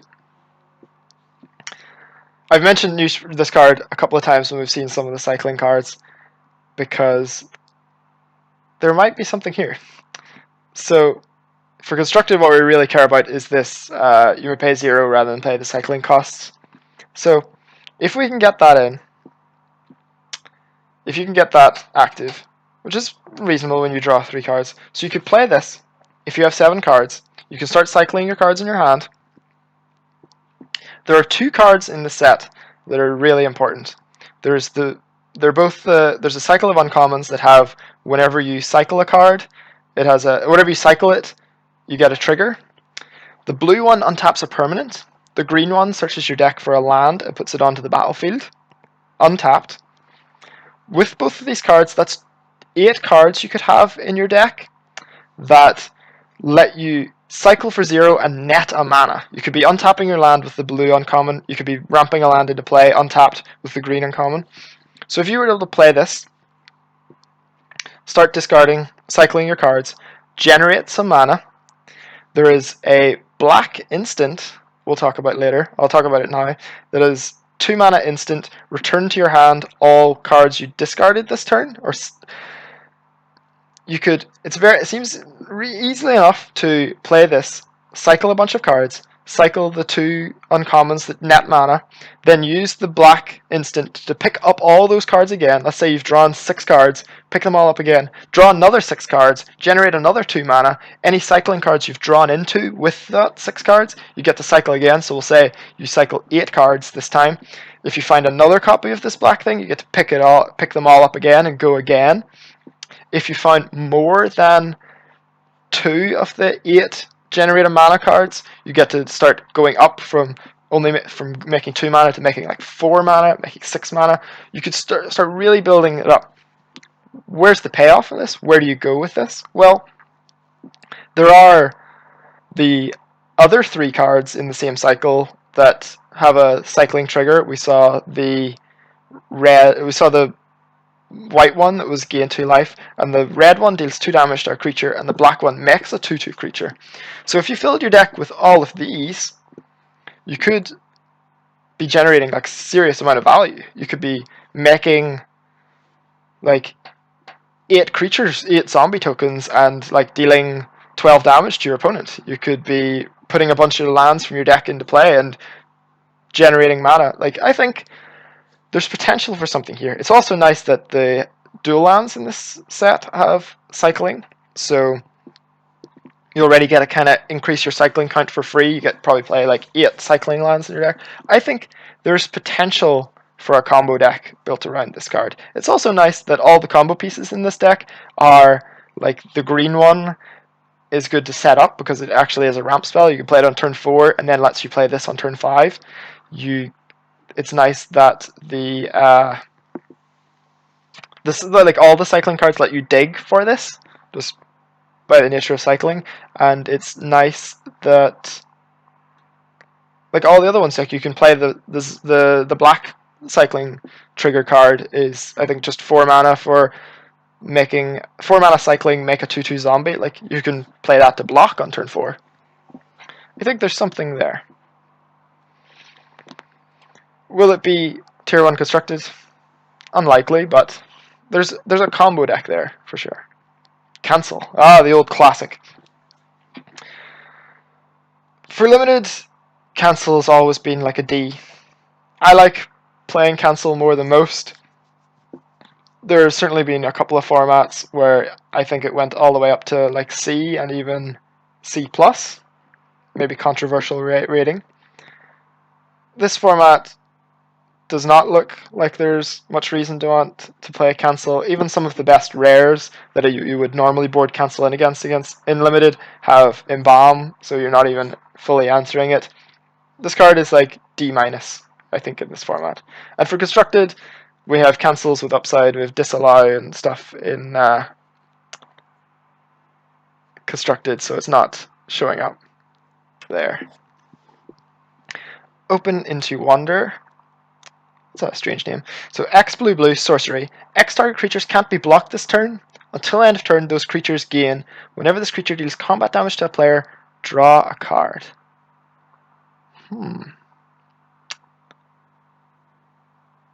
This card's kind of cool. So for like 4 mana, you could make 2 creatures unblockable, get in and draw 2 cards. That's reasonably nice. It's kind of an okay mix of like a divination and like a finisher. I think this card is pretty cool. How do you rate it though? Is interesting. I'm gonna rate it a C+. I don't have a high degree of confidence in this rating though. It would not shock me if, looking back on the set in like 3 months' time, that the rating I would give it then is like a B, and it would not surprise me if I looked back and gave it an F. But I'm going to give it a C+ for now because I think the combination of, well, maybe it is better than a C+, because actually, I don't know. Yeah, this is what I'm saying. It could be a B, it could be an F. So like if you draw this in the mid game, and you're able to make 3 of your creatures unblockable, hit your opponent for some damage, and draw 3 cards, that would be actually great. But it doesn't do anything when you don't have any creatures in play. It doesn't do anything when you're kind of behind on board. If your opponent is on the offensive, it's just really dead. But it kind of is. It's kind of a card draw spell that, like, at the stage of the game where you would want a card draw spell to kind of like break a stall, it breaks a stall also by just killing them. So yeah, maybe I'm gonna rate it a B minus now. But it's a B minus with exceptional upside. And they'll, but it is situational. You have to. The thing is that this card doesn't seem great in blue decks. If this was a white card, I would probably give it like a B plus. If it was a green card, I'd probably give it a B plus. In blue, which blue in the set has seemed pretty defensive and kind of slow, it's a bit lower. And we saw numerous other like good card draw options in blue. It's an awkward color for it. So I'm gonna give it B minus, but not a high degree of confidence. For constructed though, I think this is just not playable. There might no one's gonna spend 4 mana to draw 2 cards with this in constructed. Creator of Mysteries, 4 mana 4/4 flyer. Whenever you cycle or discard another card, scry 1. So for limited, this is just an A. This is like the epitome of efficiency. 4 mana 4/4 flyer is huge. Like a 5 mana 4/4 flyer, I'd give a B plus. This is being 1 mana less is a huge deal. It has a good ability. When you cycle or discard, you get to scry 1, so it turns all your cycle cards into like opts. Cycling seems quite irrelevant. Kind of like cast out earlier, you're basically never going to cycle this in limited unless you're really, really horribly mana screwed. So now to talk about this for constructed, it's okay. I think it's on the lower side of. I think it's just falls short of constructed playable. Like it just. No, I'm not seeing this card for constructed. And someone's mentioned Living End to me before. I'm skeptical of this with Living End as well because you would have to put blue mana in your deck to be able to cycle it, and the Cascade spells, Violent Outburst, and the Dread Return are like I think the only 3 mana cycling spells are Ardent Plea, Violent Outburst, Dread Return. So if you want 2 of them, you got to be either like Jund or 4 colors. I don't know if playing adding a 4th color is worth this. I think you could play just the other cycling cards are. I don't think this is meaningfully better than like Deadshot Minotaur to go all the way out of your way to play blue. Ancient Crab, 3 mana, 1/5. This is just like D minus. That is a fine sideboard card if your opponent has ground creatures that have 1 toughness, but D minus, not constructed playable. Oh, that is the end of blue we have reached. And how far we are? Jeez, no number of hours into this. So let's see.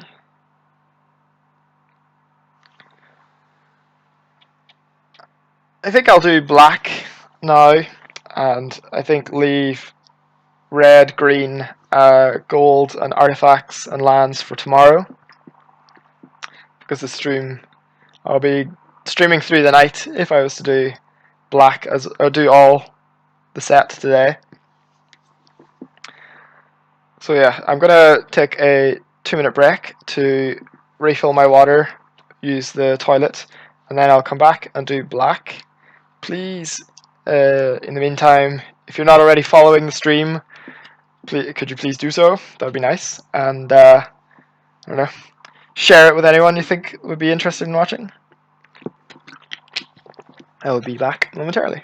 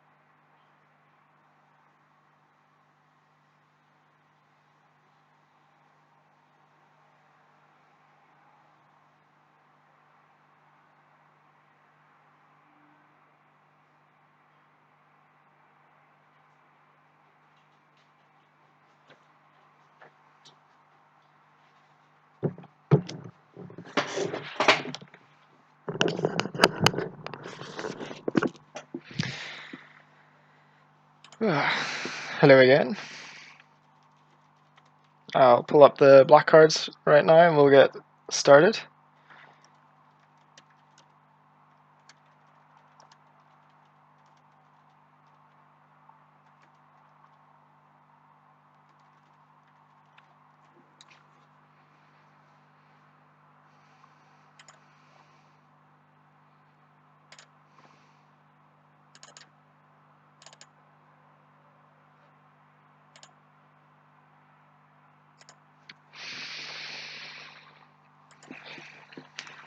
Alright, so our first black card, Painful Lesson, accurately describes this stream.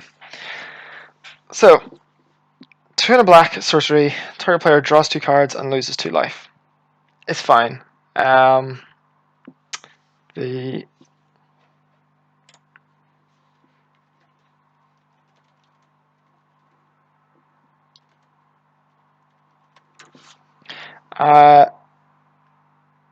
it's fine.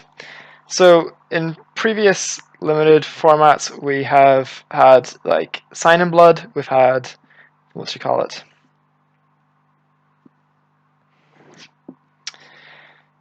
Read the Bones, and they were both fine, but they're never anything better. Like Read the Bones was maybe a C plus in some formats.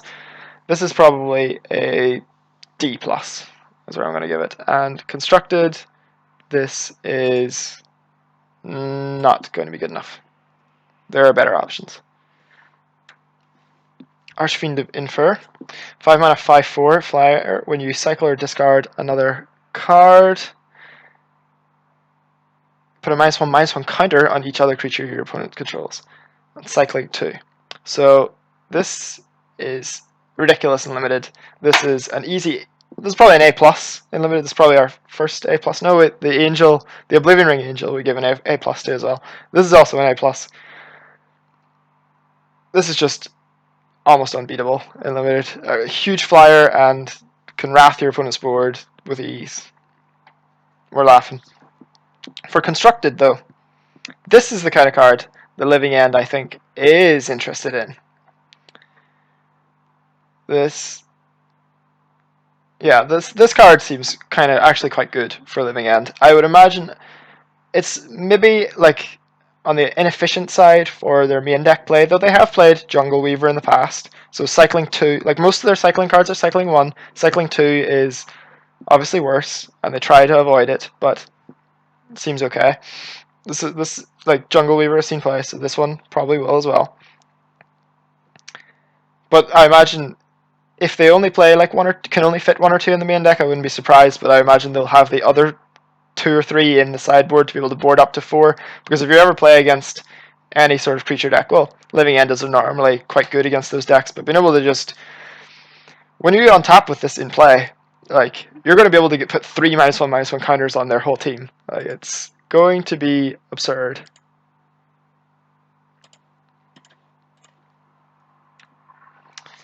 And actually, for outside of Living End, standard maybe. It's okay.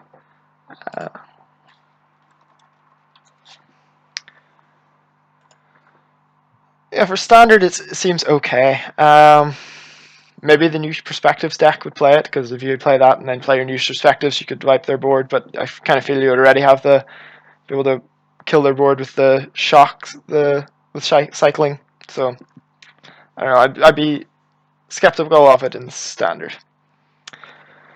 Pitiless Vizier, 4 mana, 4/2. Whenever you cycle or discard a card, it gains indestructible into land turn. Okay, so that is a nice combat ability. It's kind of reminiscent of Oval Chase Daredevil from Kaladesh, which was 4 mana, 4/2. When you played an artifact, you got to get it back from your graveyard to your hand. This is kind of similar in that it's the same sort of stat line, and it has the same sort of like, I can just get in freely in combat, and my opponent doesn't want to trade with this. Your opponent just really doesn't want to get into combat with this at all, because they kind of have to assume that it is just a 4/2 indestructible whenever you're attacking with it. So it seems fine. If you're an aggressive black deck, this is quite good. Planning on it's an okay blocker when you don't have mana up, The plan of like holding a cycling card and passing to block with is tough to do, so it's probably just a C that probably makes its way up to a C plus if you had a lot of cycling cards and not constructed playable. Splendid Agony, 2 and a black, instant, distribute 2 -1/-1 counters among 1 or 2 target creatures. That's quite good actually in limited. I take back my The fact you can put 2 counters on the 1 creature is a big deal. Yeah, 2 mana instant target creature permanently gets -2/-2 is a big deal, because if the creature is something really threatening, like let's say a 3/3 flyer or 4/4 flyer, you really do get to neuter it, which is good. It picks off small creatures. If your opponent ever is foolish enough to have 2 creatures in play, then 2 1 toughness creatures, you get to kill off both of them. It's very nice. It's a reasonable combat trick as well, like giving your creature giving your opponent's creature -2/-2. It's very similar to giving your creature +2/+2 for limited. This is a C plus that against some decks might even make it way up to like a B minus. This is good solid removal. As people are mentioning in the chat, it gets blanked by the white card that stops -1/-1 counters. Well, you can put 2 of them on the one thing and it only reduces the number of counters by 1. And it itself had 1 toughness, so this can kill Vizier of Remedies. But yeah, it is kind of funny that Vizier of Remedy, you will normally be splitting this up, I feel, and it doesn't do anything in that case. And for constructed, going back, Splendid Agony, no, not constructed playable. Wasteland Scorpion, 3 mana, 2/2 Death Touch, cycling 2. This is kind of cool. I like this. This is, I think, a solid C for limited. They like 1 mana 1/1 Death Touches have been in a couple of formats in both green and black, and they're always like okay C minuses. So, but this has cycling, which is a nice bonus, and it has an actual body, being a 2/2, so it can attack. This is fine. This is a like definition of a C, and not constructed playable. Liliana's Mastery. So 3 black. Enchantment. Zombies you control get +1/+1. When it enters the battlefield, create 2 zombies. They're both 2/2s. But they're actually 3/3s because of this enchantment. So that's 5 mana for 2 3/3s is quite good in limited. And it pumps all the rest of your zombies, which includes, like, there's a fair number of white zombies, a fair number of black zombies, and every embalmed creature comes back as a zombie. So this is a pretty sizable effect. I imagine, just if it was 5 mana sorcery, make 2 3/3 tokens, it would be a C plus. And the fact that this also pumps the rest of your zombies maybe bumps it up to a B minus.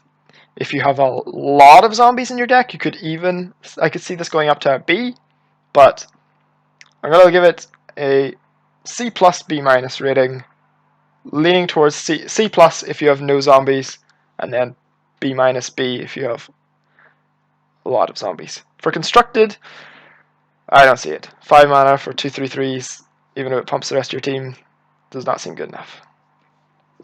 Horror of the Broken Lands, 5 mana 4/4, creature horror. Whenever you cycle or discard another card, it gets +2/+1 until end of turn, and cycling black.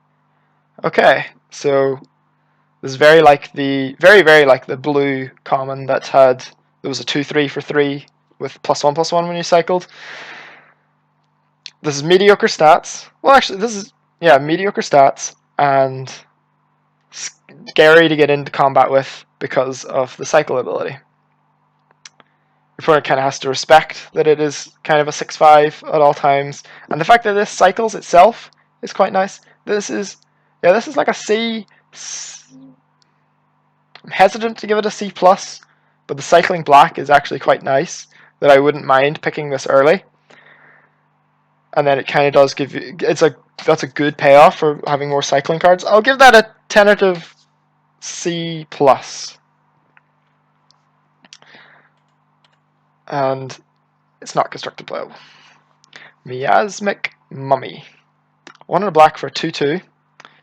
Whenever it... Oh, chat has mentioned Living End. I should evaluate it for that. Yeah, this is... So that deck plays Monstrous Carabid, which is 5 mana 4/4 must attack with cycling for red-black hybrid. So it's a disadvantage that this is cycling black instead of cycling red-black hybrid. But you do get a sizable upside, like you don't have to attack with it. I know many Monstrous Carabids have attacked into my Tassigurs and died. And this turn can kind of turn your cycling cards in your hand into like fireballs. Yeah, this probably will see. I could definitely see this being a Living End card. It is kind of nice though that Monstrous Carabid being red-black hybrid, you were all red-green dual lands and red-black dual lands and black-green dual lands, so every land in your deck cycled it. This one only 2/3 of your deck cycle it, or 2/3 of your lands cycle it. It's a disadvantage, but yeah, this could definitely be a Living End card. Miasmic Mummy, 1 and a black for a 2/2. Miasmic Mummy enters the battlefield. Each player discards a card. Each player is rough. Yeah, this card is... I guess it is inherently neutral. Because we... and it's got an okay body. This card, if you have a lot of Embalm creatures, this card gets a lot better. It is like a C- for most decks.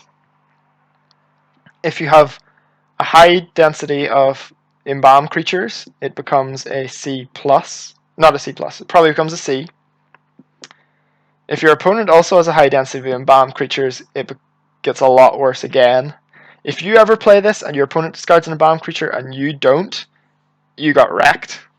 So I'll give it the C- rating with room for growth if you have a lot of Embalm creatures. And it's not going to be constructed playable. Rotting Rats already exists and has Unearth. It is 1/1 smaller, but the Unearth I think more than makes up for it.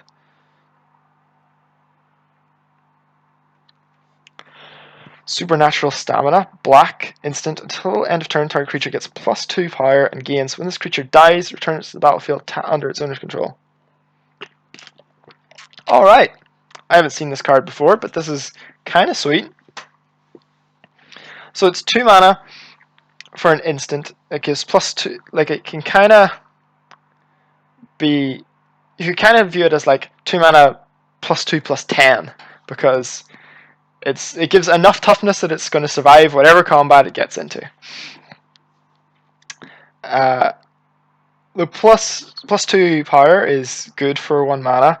The fact that this can save your guy from any sort of removal spell, like when your opponent goes to murder it or doomblade it or whatever, you can save it.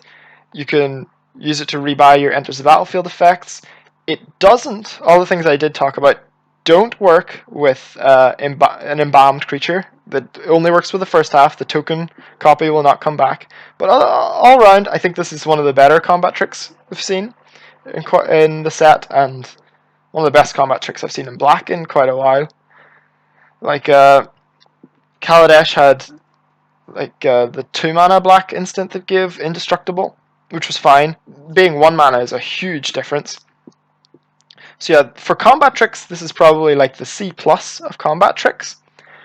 But you can only have so many combat tricks in your deck, like 2 or 3 maximum, and once you've got one of these, the next one becomes a lot worse.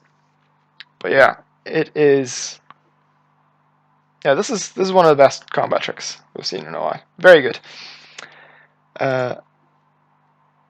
For constructed, though, unlikely. No. Well, it is kind of interesting. Maybe it's fringe constructed, but... Oh, this is kind of scary art. Kind of cool.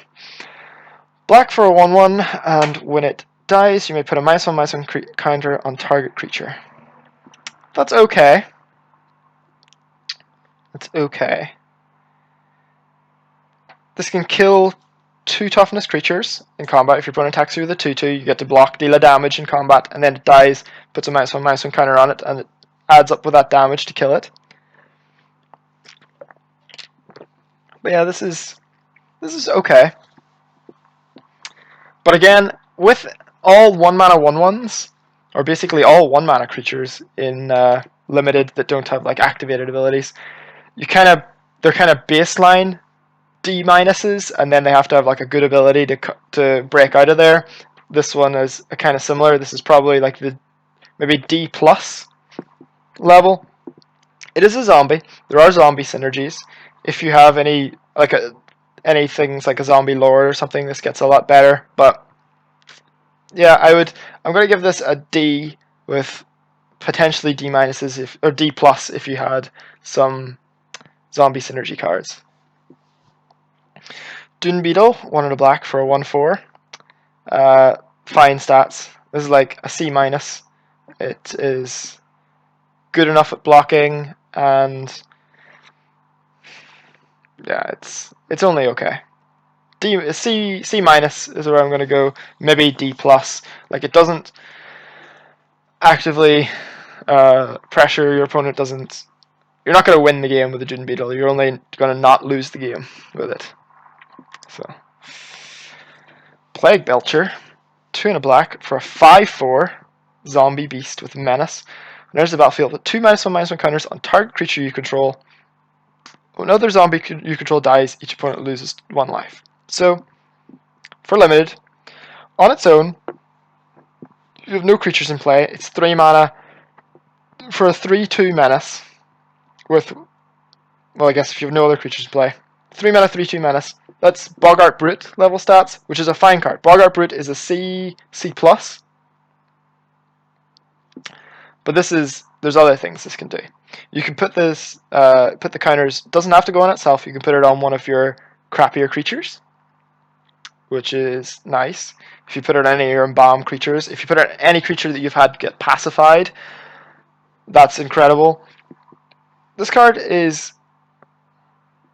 if you have any creatures that have death triggers that you want to trigger, there's an entire, when we get to green, we'll talk about, there is all of the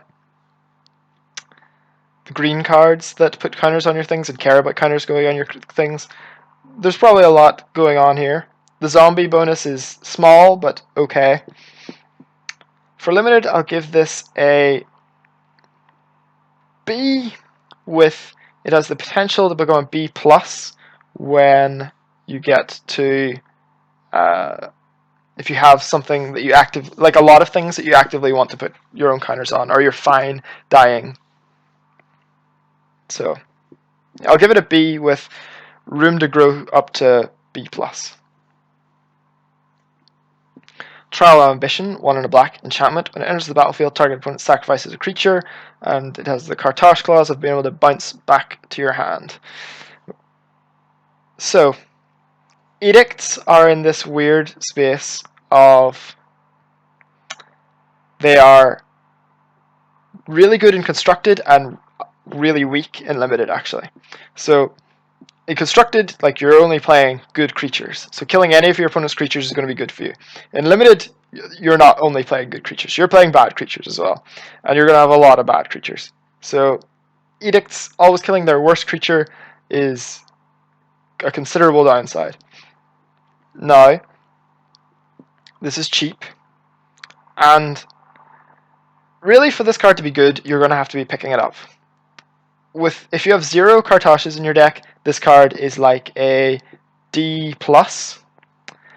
If you have 2 or 3 Kartoshes in your deck, this card is probably a B minus. Like that's a huge swing. You skipped C entirely. So if you get this card early, certainly look to pick up a number of the blue and green Kartoshes in particular. The green one is really nice because the green one lets you, it's a fight spell that lets you pick off their smaller creatures, and then this Trial of Ambition will be able to nail their big creature. So, and the blue one is just nice because it's a cantrip. It'll let you rebuy your edict. So yeah, I'll give this a D plus with 0 Kartoshes, and once you get up to 2 and 3 Kartoshes, it goes all the way up to a B minus. Dispossess. Oh, I suppose I didn't talk about it for constructed. No, like, well, 2 mana sorcery speed Edict is close enough for constructed. There's definitely been constructed formats without C play. The Kartosh text is currently kind of nothing in constructed because there's no constructed playable Kartoshes. So I'll say this is fringe playable because 2 mana your opponent sacks a creature is fringe playable. Dispossess, 2 and a black sorcery. Choose an artifact and search your opponent's graveyard, hand, and library for any number of those cards and exile them. In limited, this is just an F. You're just never going to want to board this in. For constructed, this is obviously a constructed card. That's why it's an F in limited. It's only okay in constructed. I mean, this is the other half of the Lost Legacy, which was this effect for the same mana but couldn't get artifacts. This one can get artifacts. I don't know if there's any artifacts in Standard that are even worth cranialing. Heart of Kirin is certainly not. I suppose if Lost Legacy could have hit artifacts, then Lost Legacy did see some play. People would board it in and probably with the intention of naming Dynafolt Tower, Torrential Gearhulk, these type things. I don't think Dispossess is good enough. It will see fringe standard play, but it's not very good, and I don't think there are any artifacts worth spending a card to do this. Faith of the Devoted, 2 and a black enchantment. Oh, Scrap Heap Scrounger. Chat to the rescue. Okay. Yes. I forgot about Scrap Heap Scrounger. Scrap Heap Scrounger is a artifact worth cranialing. Because there are, the control decks do have a lot of problems, Scrap Heap Scrounger. So maybe they will play this with that intention.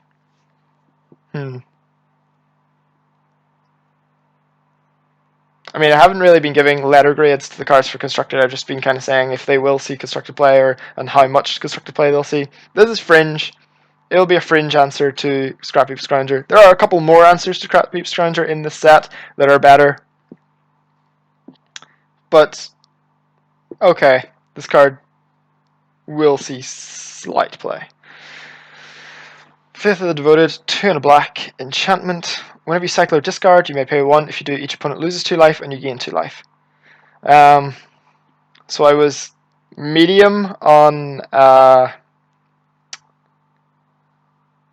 Drakehaven in limited, and I'm even lower on this. This is considerably worse than Drakehaven for limited. So my limited rating for Drakehaven was like build around with potential to become like a B. This is build around with like potential to become like a C, even if you had the right type of deck. Meh. Don't. This is a build around, but a bad one. For constructed, I was a little skeptical on Drakehaven. This I think is considerably worse, so I don't think it will see play. Cruel Reality, 5 black, enchantment or a curse. Enchant player. Beginning of enchanted player's upkeep, a player sacks a creature or planeswalker. If they can't, they lose 5 life. For limited, this is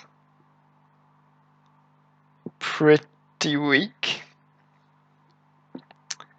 I suppose it's kind of like, yeah. This slowly wears away your opponent's board in limited, but by this point in the game, your opponent's probably got a lot of creatures in play. This card is probably a like. It's tough because if it when you play it and it sticks around, it's very likely to win you the game, but it just takes some time. So for limited, I'm going to give this a rating of like a C minus. I think it's a C minus, but you can certainly build your deck in a way to make this a lot better. If you're any sort of defensive oriented deck, it probably goes up to a C, maybe even C+. It's a good finisher because it's like hard to interact with and will eventually kill your opponent. So I'll give it a C- for limited, with the potential to make it up to a C if you're a defensive deck. For constructed, this is just too expensive. I guess in like a control mirror, you could play it down and it's like 7 mana. Your opponent is going to die in 4 turns if they don't start producing a board, which is nice, but it's slow. Yeah, I don't think it's going to see constructed play. Never to return. So 1 black sorcery, destroy target creature or planeswalker, and return is 3 and a black, exile target card from a graveyard, create a 2/2 black zombie. So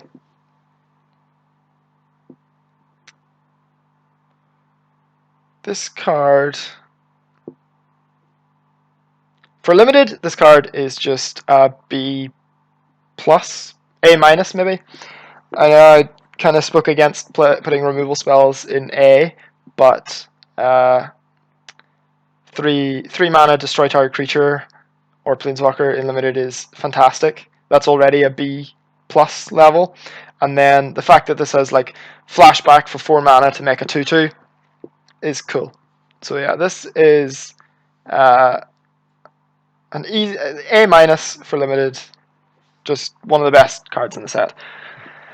For constructed, it is probably, it's just a better Ruinous Path, right? Like you awoken Ruinous Path such a small percentage of the time. Like most of the time, it was just you played it out on turn 3 and then like that was it. But this is a lot better to just play out on turn 3 because then on turn 7, 8, you can just start making a 2/2 zombie from your graveyard. So this is just anywhere that Ruinous Path saw play, this will see play instead. Nest of Scarabs, 2 and a black. Enchantment, whenever 1 or more -1/-1 counters are placed on a creature, create that many 1/1 black insect creature tokens. Oh, for limited, this is a build around. You cannot put this into a, even if you do build around it, it does actually seem pretty reasonable. If you do, because you get a zombie, you get a 1/1 black insect for that many -1/-1 counters. So if you played this and then played that common removal spell that puts 2 counters on, you would get 2 insects. That's quite good. I think this is a build around. Like obviously it gets the build around rating. In the average deck, this is a F. In decks really built to support, decks kind of built to support it, it can be like a C. And if your deck has like a green black in particular, this could probably makes its way all the way up to like a B-, maybe even B if you've like really a lot of synergy cards for it. But yeah, this is just such a wide range that you kind of have to evaluate it just based on each individual deck. For constructed, I don't know what cards we've seen that are constructed playable that put counters on anything, so I'd be skeptical. But if we spot any really good -1/-1 counter cards later, we can call back to this. Bontu the Glorified. 2 and a black for a 4/6 Menace Indestructible. Can attack or block unless a creature died under your control this turn. Pay 2 mana, sack another creature. Scry 1. Each opponent loses 1 life and gains 1 life. This is a tough one to evaluate. So for limited, it has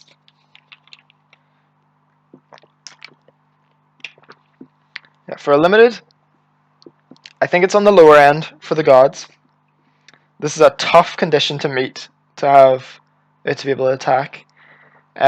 When you have this in play, it's kind of tough for your opponent to attack into you and you have the mana open, because you could, like, being able to sack it is definitely worth it to sack a creature to be able to block with your 4/6 Indestructible, because that's going to kill one of your opponent's creatures that is attacking. to attack with this, having to sack a creature to get in for 4, 5 technically when you use its sack ability, when you consider its activated ability.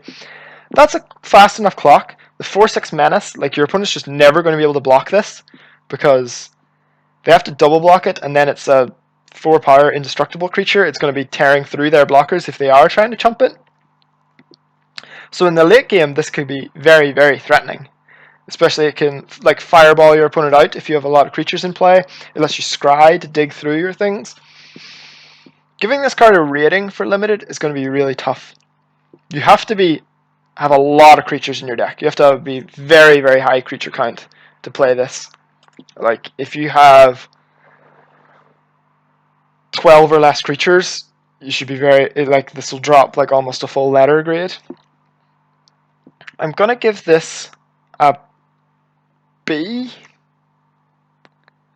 for limited because I think it is threatening enough. The like fireball angle it's got, the like just non-stop keep coming at you as an indestructible menace creature. I think B is where I'm going to settle with. If you have there are ways to make it better if you have creatures with embalm, creatures with death triggers, and it gets a lot worse if you have just less than 12 creatures in your deck. For constructed, this is also tough to evaluate. So that is just a really tough trigger to make happen every turn in constructed. There have kind of been like aristocrat style decks. If this card was legal, let's say a Pro Tour Shadows over Innistrad, Team Channel Fireball played a black-green aristocrats deck that was like Nantuko Husk. It kind of pioneered the Duskwatch Recruiter and Cryptolith Rite engine in a like collected company shell with a bunch of cheap creatures that had Blister Pods and Zulaport Cutthroats. This card would have probably been played in that deck because it's 3 mana. It can be hit by Collected Company. Collected Company is not around anymore. I don't think there are enough benefits to this, like sacking your own guys in Constructed anymore. I think this is going to miss on Constructed, though. This is going to be here for 2 years. Maybe future blocks kind of reinvigorate that kind of archetype. We'll see. Shadow of the Grave. We talked about this a little bit earlier with the new perspectives. I think that could be part of a really strong combo engine. For limited, though, this card is kind of a dud. This looks like a F to me. For you to really profit on this, you would have to cycle 2 cards and then play this to rebuy your 2 cycle cards. So then you're kind of have built a divination at that point but it cost you like how much mana? Each of those cycling cards probably cost you 1 or 2 mana, so you could be playing 5 mana for this divination, and it's a divination that you can't even cast on turn 2, that you can't, like you have to wait until the late game to be able to cast it. This is just an F in limited. For constructed, kind of talked about the new perspectives combo angle. That's kind of cool. Other applications, it's a combo with Lion's Eye Diamond.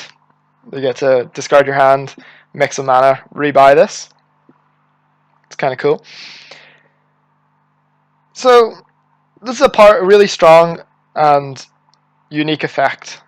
This card will show up in constructed decks mainly as sort of combo enablers. It's hard to predict what those combo enablers will be. New Perspectives, Lion's Eye Diamond, these are 2 ones that we can kind of discuss. You could maybe use it if there was some sort of like both players discard their hand type effect. You could maybe make use of it with this. People in the chat are bringing up Noose Constrictor. You could discard your whole hand, rebuy them, discard your whole hand again to hit for a bunch. Doesn't seem particularly strong enough for me, to me, but maybe it will. I will mention Noose Constrictor when we get to the red cards, because there are a number of red cards, including the Red God, that the Noose Constrictor, I think, will be pretty impactful with. But this card, maybe not so much. But this is a combo enabler. It'll show up in combo decks. 10 years from now, there'll probably be something that shows up that breaks this, and it might even already exist.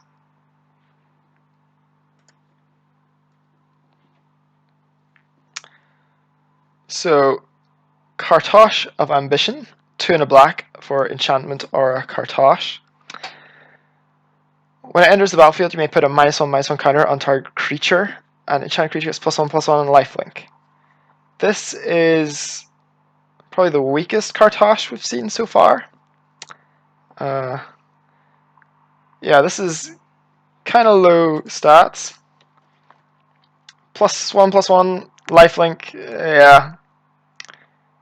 I mean, if you have the black Kartosh, which is kind of cool. But I'm not super excited by this one. If your opponent has lots of 1 toughness creatures, then this card gets a lot better. I could certainly see myself boarding this in against any sort of like white or green deck, or well, any red deck. Any deck that has lots of 1 toughness creatures. This is a good card to sideboard in. Good with the trials. But it is on the lower end for the Kartoshes. 3 mana is just a lot for this type of effect. So final reward. This is kind of an important one. You know, maybe for future set reviews, I think it might be beneficial to pull out some of the key commons of the format and review them first. And this would definitely be one of the cards I would pull out to review first in the set, because a large part of how limited formats play out is what the common removal spells look like, and this is like black's key common removal spell for this set. So 4 and black for an instant, exile target creature. Simple as can be. This card is great. This card is about as good as common removal gets nowadays. It gets embalm creatures. This is like a B. Yeah, I'm going to give this a B rating for limited. It might even be B+. Once you've got 1, the second one is probably still a B. The third one is going to be like C+. 5 mana is a lot for this effect, but this is about as good as you get for common. But obviously not constructed playable. Oh, skip to him. Baleful Amit, 2 and a black, creature Crocodile Demon. This is my first time seeing this card. I'm terrified of the thought of a Crocodile Demon. 4/3 with lifelink, and when it enters the battlefield, put a -1/-1 counter on target creature you control. So, very interesting. On its own, 3 mana, 3/2 lifelink. We've seen similar cards in the past. That's okay. That's like a C. Don't have to put the counter on itself. If you can put the counter on one of your other creatures, then 4/3 lifelinker is no joke. That is a big deal. So like if you ever got to play a 2-drop on turn 2 and then play this and put a counter on your 2-drop, you get a 4/3 lifelinker. That's kind of sweet. And in the late game, this drawback is almost meaningless. Like you can almost always just find some random body to put one of your -1/-1 counters on and it not matter too much. So this card is probably quite good. There's also synergies in green. Green has a lot of put counters on your own guys effects, and we had that black aura or the black enchantment a few cards back that made an insect when you put counters on. So there's a lot of things going for this. I think on its base level it's probably a B-, and in a green deck it probably even goes up to a B. But for constructed, it's not going to be playable. Lay Bare the Heart. 1 and a black sorcery. Target opponent reveals his or her hand. You choose a non-legendary, non-land card from it. that player discards that card. Well, this is kind of interesting. For limited, discard effects are basically all trash. It is unfortunate that this even discards it, because again, a lot of the really sick bomb rares that we've seen so far have Embalm as a large part of why they're so sick. And this, if it was exiled from their hand, kind of like Transgress the Mind, that would be at least a reasonable sideboard card for them in limited. But in limited, this is like a D plus. It's okay on turn 2. You'll play it and you'll be able to trade it for their best card, but it becomes just a abysmal top deck in the late game. So it's D plus for limited. For constructed, this card is fine. This is very like Transgress the Mind. Transgress the Mind saw a fair bit of play over the past year and a half that it's been legal. This card will see.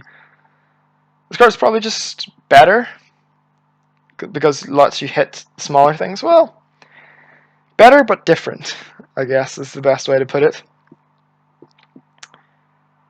I think it's not gonna see appreciably more play than Transgress the Mind did, but it's fine. And Transgress the Mind is leaving in a couple of months, and this card will take over.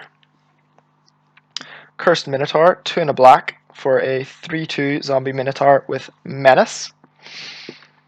Boggart Brute, I've mentioned his name a couple of times already, and this is the exact same stats, but in red instead of black, or in black instead of red. This is fine. It's probably a C+. I've lost a lot of limited games to Boggart Brute just coming down and me never really having a good way to block it. So yeah, I'm going to give this a C+. It's pretty simple, pretty clean. For constructed, not playable. Grimstrider. Oh, this is some sweet art. Very strange. 3 and a black for 6/6. Creature horror. Gets -1/-1 for each card in your hand. So, this card is interesting and limited. How is it going to play out? On turn 4, you're going to have probably 4 cards in your hand. 4 or 3, depending on your and the player of the draw. So it can kind of come down as a 4 mana 3/3 or maybe 4 mana 2/2. But it has the potential to grow. Then on your next turn, you're likely to be able to play a land, play a creature from your hand, and have it get +2/+2. So it'll be up to like a 4/4. That's probably quite good. This is probably a B-.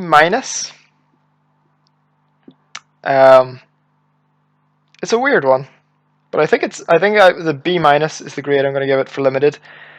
I think it's very reasonable that it's going to be slightly undercosted the turn you play it, but then from turn 6 onwards, it's going to likely be like a 5/5, or even if it is just a 4 mana 4/4, that's good. Like I would never rarely cut 4 mana 4/4 from my black decks in limited, and if this is ever 4 mana 5/5, it's kind of good.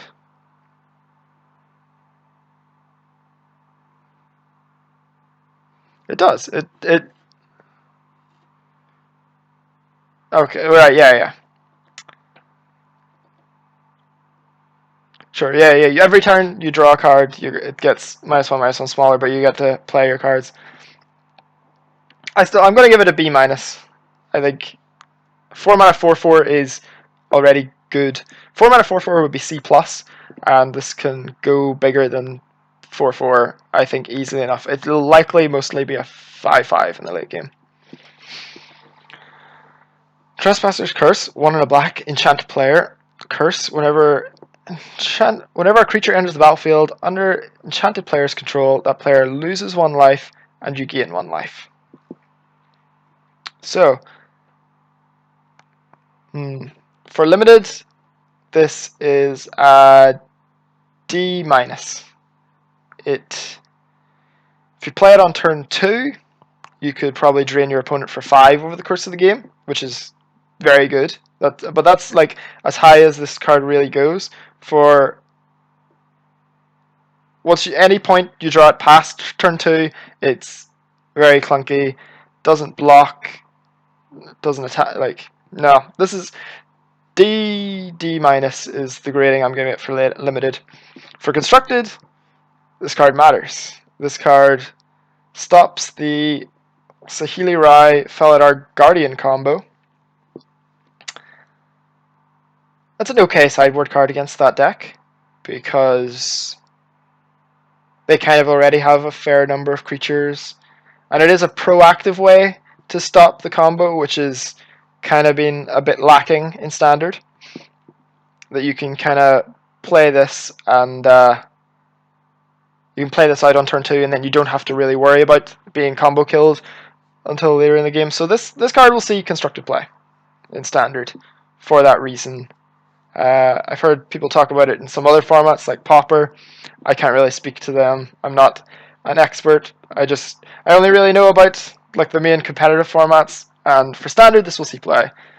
Fringe sideboard play. For the other formats, I'm not so sure. Dread Wanderer, black for a creature zombie jackal. Dread Wanderer enters the battlefield tapped, and 2 and a black. Return it from your graveyard to the battlefield. Activate this ability only if you can cast a sorcery, and only if you have 1 or fewer cards in hand. So for limited, this card is quite good. This card, a 1 mana 2/1 ETB tapped. We already kind of saw that in Theros with the Tormented Hero, I think was the card's name. That's fine. 1 mana 2/1. It can't block the turn it comes in. Can get in attacking. Yeah, this card is fine. And then the recursive ability is very easy to pull off. Like, you don't have to, like Scrapheap Scrounger, you don't have to be exiling cards to your graveyard. You just need to get your hand down low. This will be good in limited. This is probably a B minus to B in limited, because its body doesn't matter so much. Like, your opponent will have just have creatures in play that kind of negate this, but this does in the late game enable some sort of, like, as a reassembling skeleton type of interactions where you can kind of just block with it and return it every turn. You can be sacking it to something. That's good. B minus for limited. For constructed, this card's quite good. I mean, any of the we've seen by Scrapheap Scrounger, any of the cards that keep recurring back from your graveyard, Scrapheap Scrounger, Bloodghast, Gravecrawler, they're all good. This is one of the easier ones to activate. Not as easy as Bloodghast, just playing a land. That's very easy. But yeah, you can get your hand down low enough if you're like a low to the ground aggressive deck, that this card will put in some work in constructed. And for the guy who was asking earlier for me to review cards for Cube, I think this card will be quite good in Cube as well. I imagine. Most cubes have like aggressive black themes, and already have the like I want to be able to sacking things themes, and this kind of plays into both of them. Soul Stinger, 3 and a black for a creature scorpion demon. Just a lot of weird demons in this set. So 3 and a black for a 4/5. When it enters the battlefield, put 2 -1/-1 counters on target creature you control. When it dies, you may put a -1/-1 counter on target creature for each -1/-1 counter on Soul Stinger. Alright. This is a common. This is a lot of text for a common. I haven't seen this card before, but this is quite exciting. So, if you play it as a 4 mana and put 2 counters on itself, it's a 4 mana 2/3 that whenever it dies, it puts 2 -1/-1 counters on a creature. That's quite good. That is quite good. And this has other interactions, like you can just put the counters elsewhere if you just want a 4/5. You could use your other cards that are putting counters on stuff to pile cards on this, and eventually it'll die and then take something with it, like kill a 5/5. So yeah, this is probably an important synergy piece for a lot of the black decks in this format. I imagine this card, like on its base level, it's probably a C+, and it probably goes all the way up to like B if you have a number of other things with these type of effects. Yeah, this is probably C+ that goes all the way up to, maybe it'd even be a B- on its own, because it's 4 mana 2/3 that when it dies it gets to -2/2. A creature is That's very good. It might even be B minus, and it goes all the way up to like B plus if you're building around it, or maybe up to B. It's not constructed playable though, sadly. Scarab Feast, black, instant. Exile up to 3 target cards from a single graveyard, and cycling for black. Well, in limited, this is a sideboard card. You can board it in if your opponent is heavy Embalm, and your opponent somehow ends up with like 2 or 3 Embalm creatures in their graveyard at once. You could kind of like nail them all at once. That's not bad. But it's got cycling, so I guess situational sideboard cards with cycling is kind of gives you some freedom in main decking them. But for limited, don't pick this highly. It's D minus. It's a sideboard card. When you board it in, it's not even going to be that common that your opponent's going to have a super heavy Embalm deck that you're going to want to board this in against. And even when you do board it in against them, like you're kind of only you're not even it's not even that strong, because you're still in the case where there 3 Embalm creatures die or 2 Embalm creatures die and you exile 2 of them from the graveyard at once. You're still down a card to do this, so this is only okay. Be skeptical of boarding this in. You need a really good reason, but because it cycles, you can kind of free to do so. For constructed,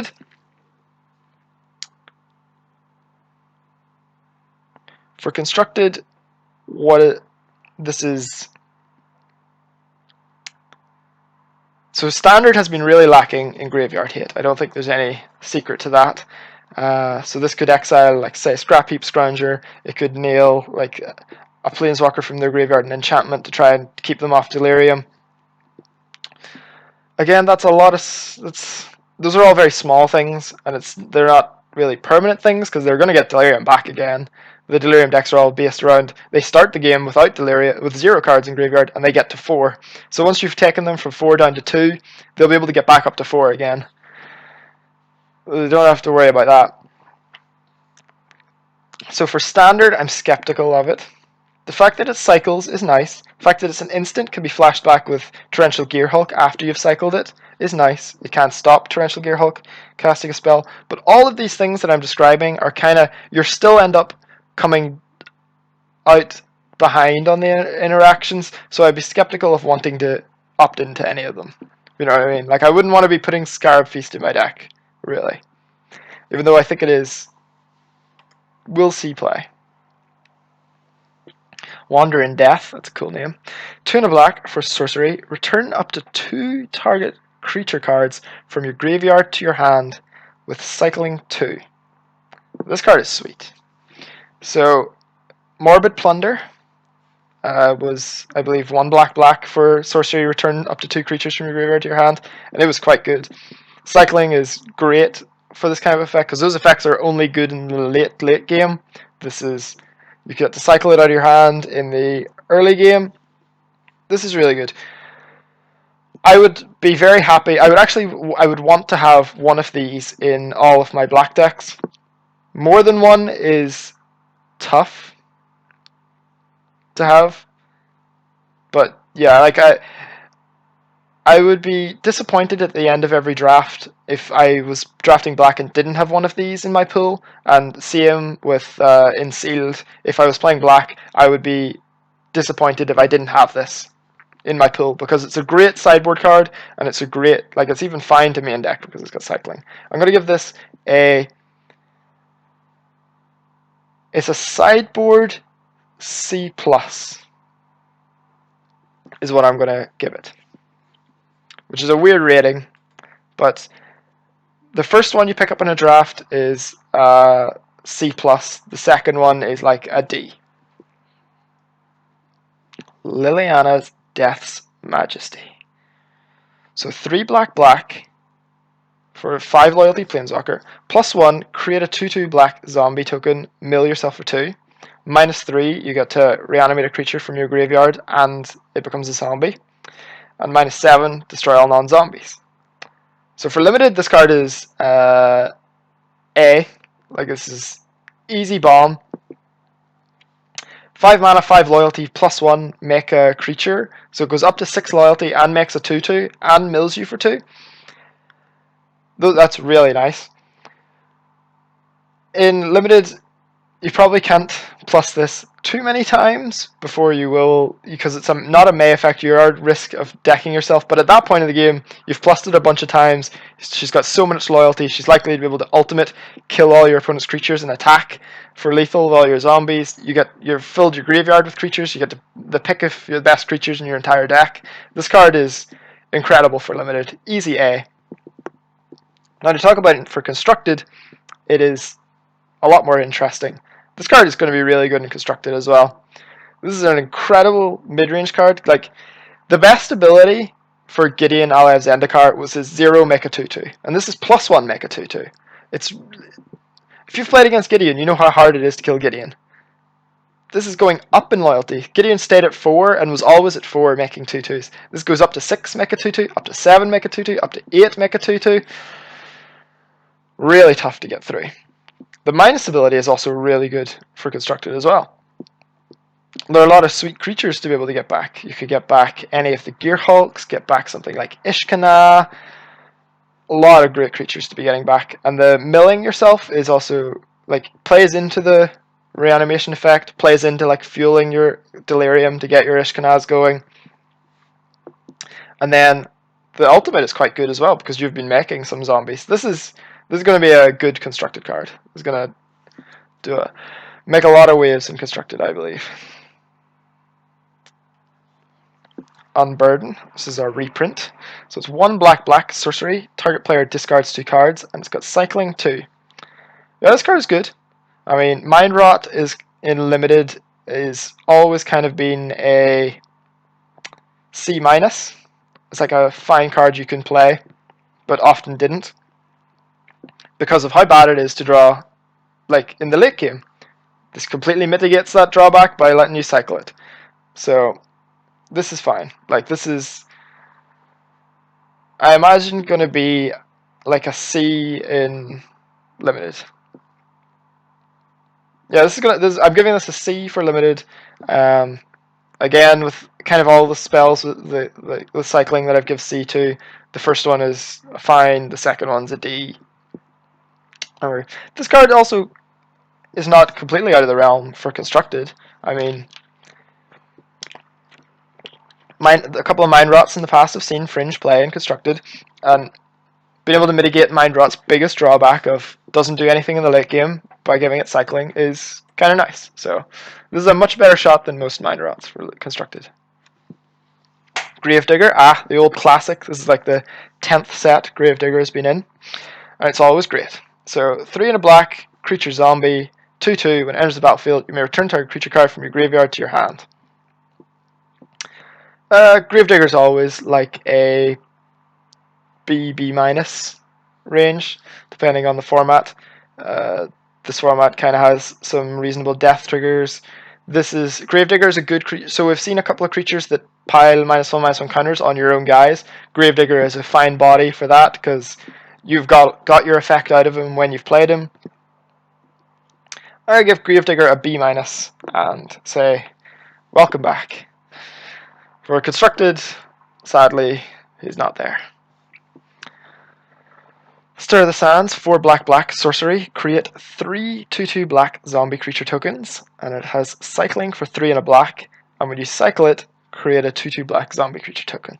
So I talked about this before with, well, I'll talk about it for limited first. For limited, this card's very good. Well, it's good. Very is a bit much. 3 and a black for a 2/2 draw card is, like, very good. We've seen like Striped Bears. We saw, there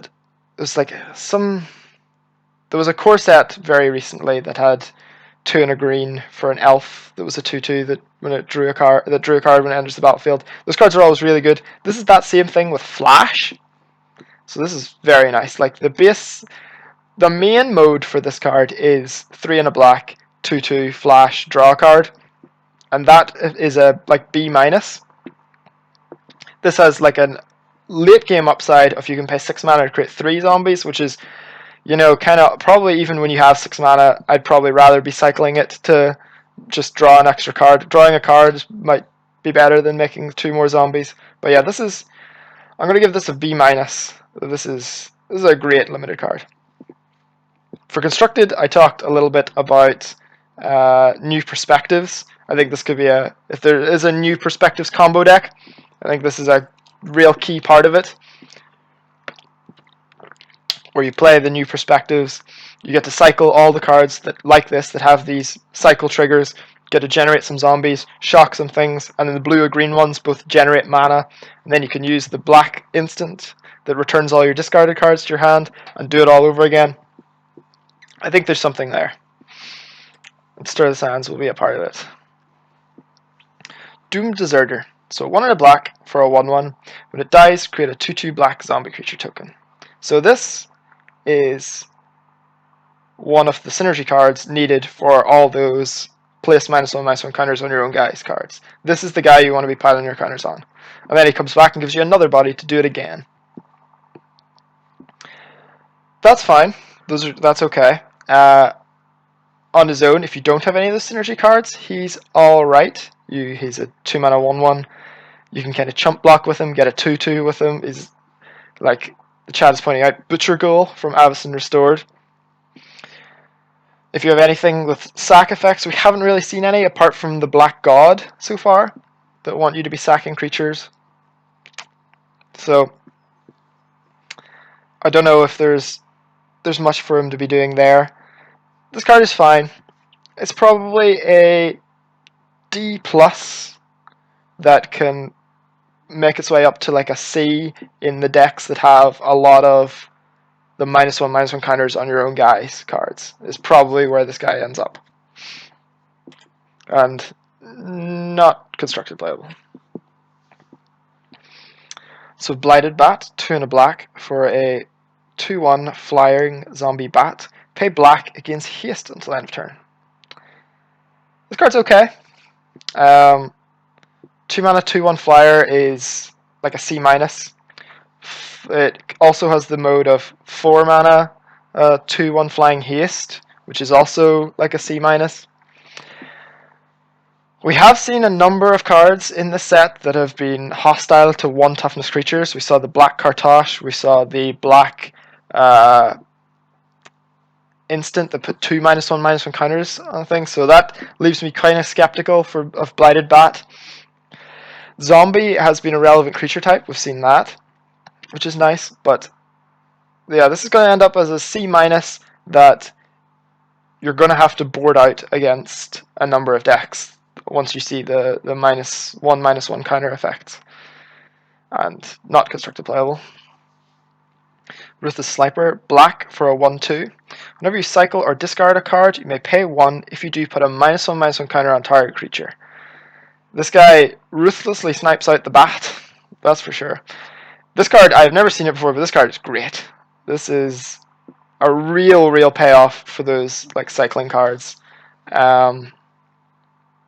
Yeah, if all your cycling cards get to put a -1/-1 counter on a target creature, that is a big payoff. So this card is probably, it's a build around. Like, you can't play it without any cycling cards. It's an F.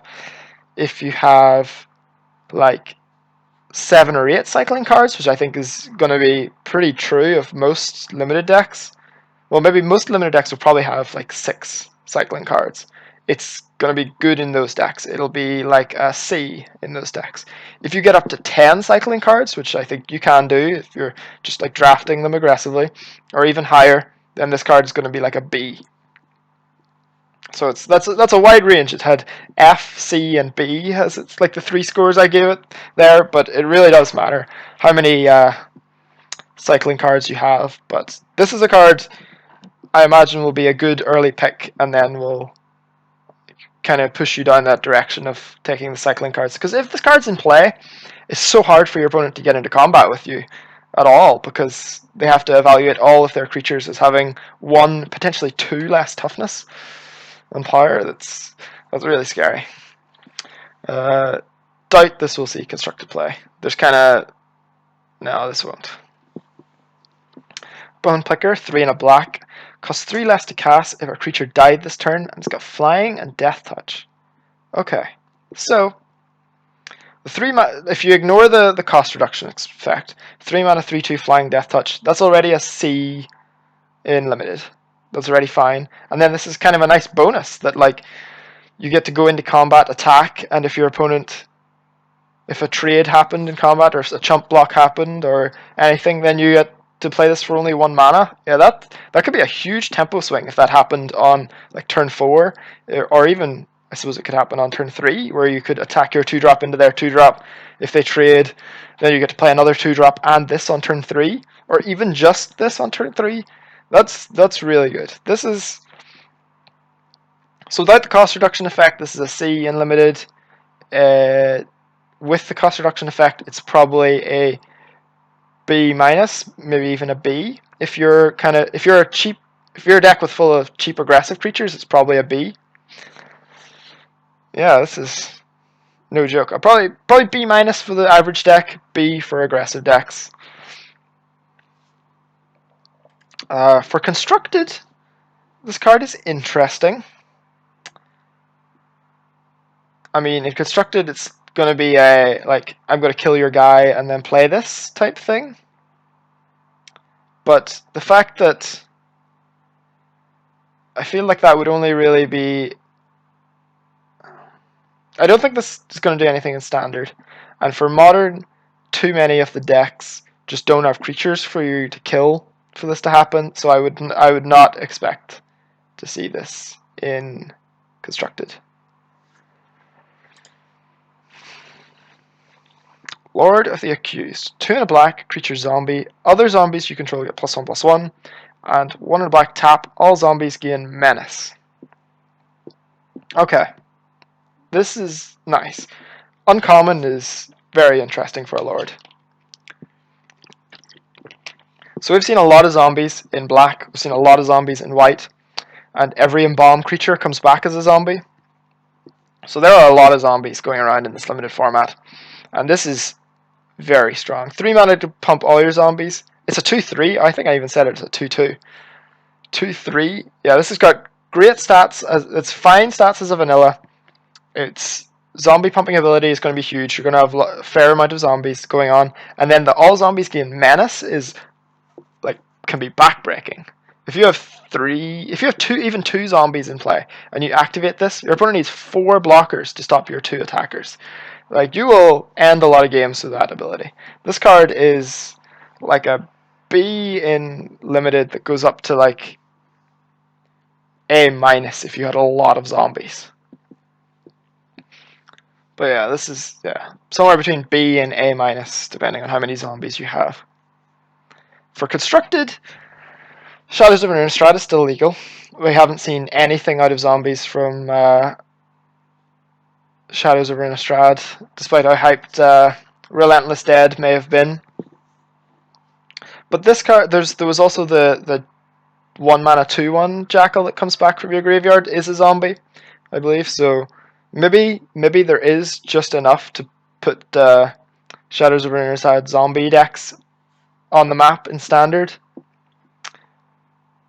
Maybe. I'll be skeptical and say no.